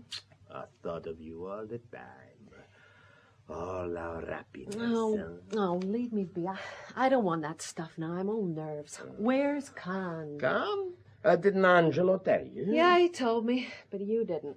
Could I know that I saw Angelo? On the square? Oh, I crossed my heart there. Maria, honey, listen. I've just remembered, Kelly maybe wanted to see you. Kelly, the cop? Yeah. What does he want with me? I don't know a thing about your racket. Nothing, honey. Maybe he wants to talk to you about Jimmy. I mean, you met him. I met a whole lot of people. Or maybe he'll talk to you about Con. But anyway, let him do the talking. Why, if he thinks he can make me look foolish, Don't get mad at him. That's his speciality, making people mad. Oh, good, how he makes them mad. And that's when they talk. Well, he'll be in jam before I'm through. And don't get Con O'Hara's complex for the love of Mike, What's that? Boss, here quick. What is it, Angelo? Not Kelly. No. Mike Feeney's outside. Can you see him? Mike Feeney? Mm-hmm. Where? Right here. With his gang? No. I guess he left him outside. Sean O'Donnell wouldn't have let him do that. Sean had brains, not much, but some. What's he come here for? Maria, I want to see a gentleman, huh? Shooing me off. Oh, it's all right. I'm a businesswoman. Where'll I go? Through there, in the salon, huh?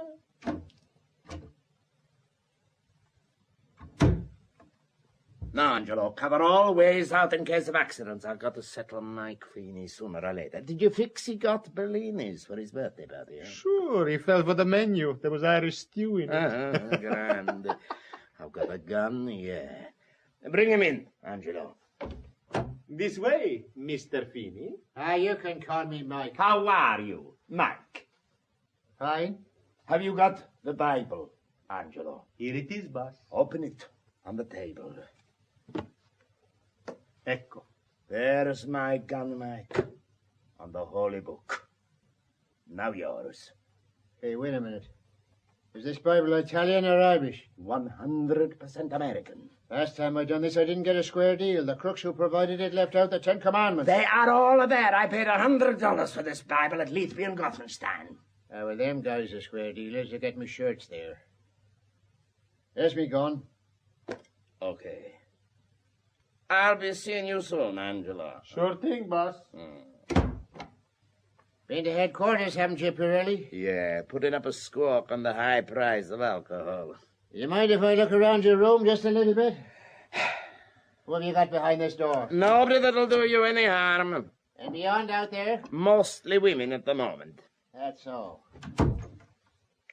Nothing hidden in this organ? Music, Mike, but you can't get at that. Oh, it's terrible to be so suspicious. Well, I'm throwing a birthday party next week, and I'd like to be there. Many happy returns. Thanks, but I don't want no presents from you.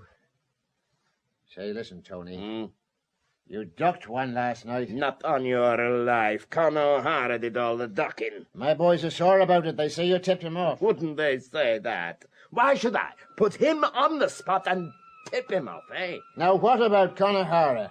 Now, come clean, boy. You needn't think about Con O'Hara. I took care of him. You took... So? That's all. I don't allow no guys to do me dirt, and he did me dirt. You took him for a ride. What the hell's that? Stick him up. Mike, put your gun back on the Bible. Don't get excited. Yeah, but what was that? That is Mr. Kelly. The janitor sent me a signal, that's all. Why is Kelly coming here? To see Mrs. O'Hara. Why is Mrs. O'Hara here? Because she's my woman. Why is she my woman? Mind your own damn business. Yeah, well, I am sorry. You don't trust me, Mike. That's what hurts me. Look, I don't want to see this guy, Kelly. Do you suppose he don't know you're here? Go into the salon. Went through here? That's it. Mrs. O'Hara is the lady in there. Don't flirt, huh? Oh, and Mike. Yeah? You'll never know how you hurt my feelings. Gee, don't take it to heart, Tony. I got a birthday next week. Okay, Angelo. The chief can come in now. The chief, Tony. Come right in, chief. I've seen you before today, haven't I? We have met. Oh, a Bible, eh? Have I interrupted family prayers? No, we have just finished. Why, Angelo, you're all spruced up. Jeez, I hate to see you looking happy, Chief. That's bad for somebody. Is it, Angelo? Now, where is the beautiful lady? She's in my salon. Salon, winter garden. You guys certainly know how to live while you're living. Would you be kind enough to ask Mrs. O'Hara to see me? There's a friend of mine in there with her. I know, Mr. Michael Feeney. I'd love to meet him, too. You want anything from him? Yeah, his autograph. I'm collecting him. Fetch Mrs. O'Hara, Angelo. Gosh, I hate you cheerful, Mr. Kelly. I'd rather you'd come and push everybody around. I'll push you around, all right. Now, Mr. Pirelli, we didn't tire you this morning at my headquarters or say anything to hurt your feelings or make you look undignified or anything. I'd have had some flowers on my table if I'd only thought of it. That is very amusing. It seems I've got to be polite to you, Mr. Antonio Pirelli. That's what he called you, my friend, Mr. Antonio Pirelli. My friend? Who are you speaking about? Supreme Court Judge Reminsky came on the wire. He thought we hadn't treated you right. I don't complain of nothing. It sounded that way. We will get some cushions in for you the next time you come. Here they are, Chief. Why, look who's here. The lovely Mrs. O'Hara. And the not quite so lovely Mike Feeney. Hello, Mike. Good day, Mr. Kelly. Oh, don't mister to me, Mike. I'm just a copper who's due for a jolt. May I be permitted to ask why you're endangering your life in this ecclesiastical brothel? Tony and me's just good friends. Oh, that's why the flags are flying on Michigan Boulevard. Do you want me, Chief? Oh, I want you like hell, but I can't get you, Mike. Tony Pirelli here will get you. But by then you'll be no good to me. So you've lost poor Sean, eh? Yeah. Too bad. There's another bastard that'll never hang. And you've bumped off one of the men who did it, and Tony bumped the other. How's that? Now, Maria, don't take no notice of the chief. He's always pulling things like that. You, Mike, got Jimmy McGarth, and Tony got Con O'Hara, Well, that's a damn lie. Tony didn't go out all night. You're in a position to certify that? Yes, I am, Mr. Smarty. And if you want to know where my husband is, you better ask the New York Bulls that chased him out of Chicago. The New York police chased him? Why? You know. No detective from the New York Police Department is in this city. Besides, he wasn't wanted by the New York police. Who told you he was? That's all. I know who told you. The man who bumped him off. It's a damn lie. Con O'Hara is in Detroit. He's here in Chicago, in the Lakeside Marjorie. He was dumped on the beach sometime in the night. They found him 10 minutes before I left my room. No. Oh, no, it's not true. Angelo, it's not true. take Mrs. O'Hara into the other room. Come on, Maria. Oh, leave me alone. I can go by myself. So that's how it was. Well, that's... All square, eh? All right, Mike Feeney, you can go. Say, I know nothing about it, Chief. Oh, you wouldn't. You know all about Jimmy McGarth, though. I never met the man. Never met him, eh? Oh, you're a big shot now. You got somebody else to do your killing. You better go, Mike, while the going's good. Yeah, perhaps I will. I say, Chief, you wouldn't like to come to my birthday party, would you, at the Bellini restaurant? There'd be a swell crowd there. Judge Gridson, Judge Lazenhance, Supreme Court Judge Atchison. No, thanks, I'm not studying law. Yeah, well, I say goodbye to you. Oh, Mike. Yeah? I wouldn't have my birthday party at Bellini's if I were you. Hey? Well, that's all. Try some place uptown, and then maybe you'll have another birthday. Thank you, Chief. Oh, don't thank me. I want to see you croaked lawful. Got a big interest in that restaurant, haven't you, Tony? I may be dumb, but I ain't above learning. Well, Tony, it's a waste of time asking you about Conahara, I suppose. So I'll see his woman again. Oh, Mr. Kelly. Why, if it isn't little Minley? I was just saying I want to see Mrs. O'Hara again. You can't see her, Mr. Kelly. She's like someone insane. Oh, well. Like someone insane and you left her. Did you leave her there just by herself? Get a nurse from the hospital, a doctor or something. I'll go to her. Maria, That's the trouble with Tony Pirelli. He's got the heart of a child. To you, Mr. Kelly, he can do nothing right. And to me, he can do nothing wrong. If there's one thing he doesn't deserve, it's that. And you're still here, Minley, I see. Yes. I don't know whether I'm glad or sorry. Be sorry today and glad tomorrow. Come here, Minley. Now listen. When the patrolman got to Jimmy, he was just going, and Jimmy said 2 words. Minley. Lee! I thought I'd like to tell you that. And now I'll be on my way. Oh, Mr. Kelly. Oh, thank you. Oh, thank you. You mustn't kiss my hand like that, kid. An old Chinese custom. Is it? Goodbye, my dear. Goodbye, Mr. Kelly. Maria, ti amo, non piaci. Oh, my darling sweetheart. Oh, is that you, Minley, huh? Go quickly, get my poor Maria some wine, and tell Angelo to come here quickly, eh? Yes, Tony. I fetch the wine, and I tell Angelo to come. Oh, my dear. So sorrowful and so lovely. Goddamn hoodlums to kill my Con. He shall have a swell funeral, Maria. I'll show Mike Feeney and his bums what a funeral is like. 20 grand. I don't care how much I spend, Maria, and I play the organ myself. That's his funeral, huh? You got the dirty rat who bumped him, Tony. Sure there won't be no Mike Feeney in the next phone book. Here is the wine for Maria. Give it here. There, Maria, there. Drink that, huh? Oh, this ain't champagne. It's Dago Red, ain't You it? drink it, it'll do you good. You want me, Tony? Yes, Angelo. You fix poor Conahara the swellest funeral ever. Spend money. Roses, lilies, orchids, everything. He would pay us to grow our own flowers. And the silver casket. Get it from Philadelphia. Better than Sean's. Much better. He had angels on these. Get better. What the hell's better than angels? Archangels, do it at once. Oh, God. Oh, God. Minley. Yes, I know, Tony. Yeah? You must take her back to her room. Come with me, Maria, darling. You get that feller, Tony. You get him good.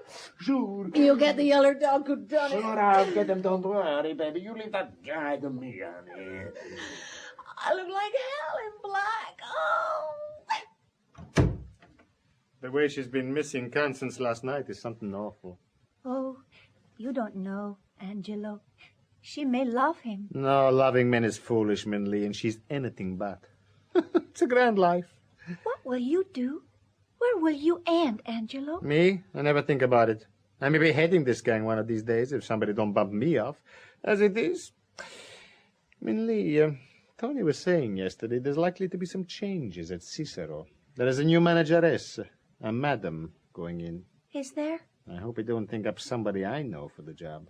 He'll find another woman. I surely hope he picks the right woman. He won't pick me. I surely hope he won't, for everybody's sake. Angelo, you wouldn't do anything if he... I shouldn't do anything I was sorry for. We got a grand business, Minley. Well, we turn over millions of dollars, but there's too much skirt in it. And Tony is getting careless. Look, he's even left his gun here on the table. And the Bible. But you like Tony. Sure. He's a swell fella. But he's got all wrong with Kelly. Kelly ain't so hard to get on with either. You must trust me a lot to tell me this. Yeah. If Tony knew how you felt... Tony would be dead before he could pull her out. Oh, poor Maria, poor Maria. Mother and child doing fine. That is too fresh for me, Angelo. You're a swell fella, but there's a place for everybody in this outfit, yes? Why didn't Maria drink this wine? Well, I needed that. What will Maria do? She will stay here. Well, hasn't she any friends? Yes, me. She stays here. Angelo, I want to talk to Minley, if you don't mind. But of course, Tony, I go. And Angelo, I want Minley's car in front at 6. I mean it. He's too fresh, that fellow, one of these days. Come here, little Minley. I've just remembered something. Give me your hand, huh? There you are, Tony. Swell ring, that, Minley, but it ain't up to the minute. I will get it reset for you. I know a guy at Tiffany's who would do it swell. You give it to me. I'll have it done right now. Yes, Tony. There they are. All my rings. You'll get them back, Minley, don't you worry. I will make them sparklers look like $1 million while you're away. While I am away? Yes, for a little time. This has upset me, you know, but mostly what you told me about Jimmy. I love you too much. When you come back, I will forget. Where am I going? I will tell you. You want to help, Tony, don't you, my pretty? I have had a lot of trouble at Cicero. Those damn girls have been robbing me, so I've hired the girl at the big house, eh? She was no good. You want me to go there and take her place? No. For a little while, you're a swell manager, Minley. You would put everything Jake for me. You should have a grand suite, better than the Blackstone. Servants, car, have your friends. No. Minley, I've been very good to you. Yes. Now, you will be a darling, and so good it is for Tony. Eh? So, I tell you what. I will play you something. What shall it be, eh? Yes. Play to me, Tony. I want to write to my dressmaker. Sure, you sit there and write. I will pay all the accounts. Put them on the table for Angelo, huh? You like this nice Italian aria, huh? Shall I write on this piece of paper?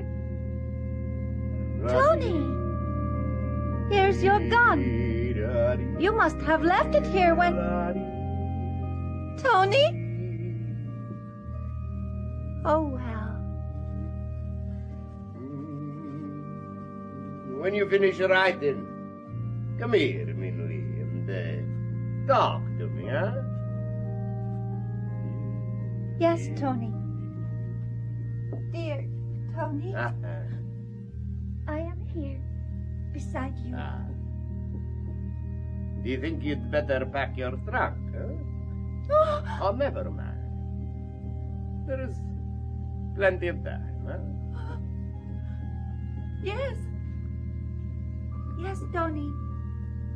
Plenty of time. What's the matter, Minley? You're not ill. No. I just sit down a minute. You look so white. I've got a little headache. This will stop it. Minley! What do you do? Where'd you get my gun, Minley, you damn fool? Minley! All right, Angelo, thank you. What the... God almighty. Don't move, Pirelli. I've got you covered. No, Kelly, I didn't kill her. I didn't. Suicide. There's a letter there on the table. She wrote it. Suicide. Don't be a damn fool. Suicide. This letter? Yes. Goodbye, Tony. This is better than Cicero. God bless you. You see, she wrote it while I was playing. I didn't know, you see, huh? Yes, I see. And now no one else will know. 20 men you've killed and got away with it.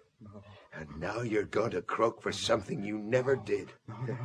Jeez, that's funny. All right, men, take him away. Trace the others, Costello. Sancta Dei Genetrix ora pro nobis, Sancta Virgo Virgin ora pro nobis, Sancta Maria, Sancta Maria, Sancta Maria.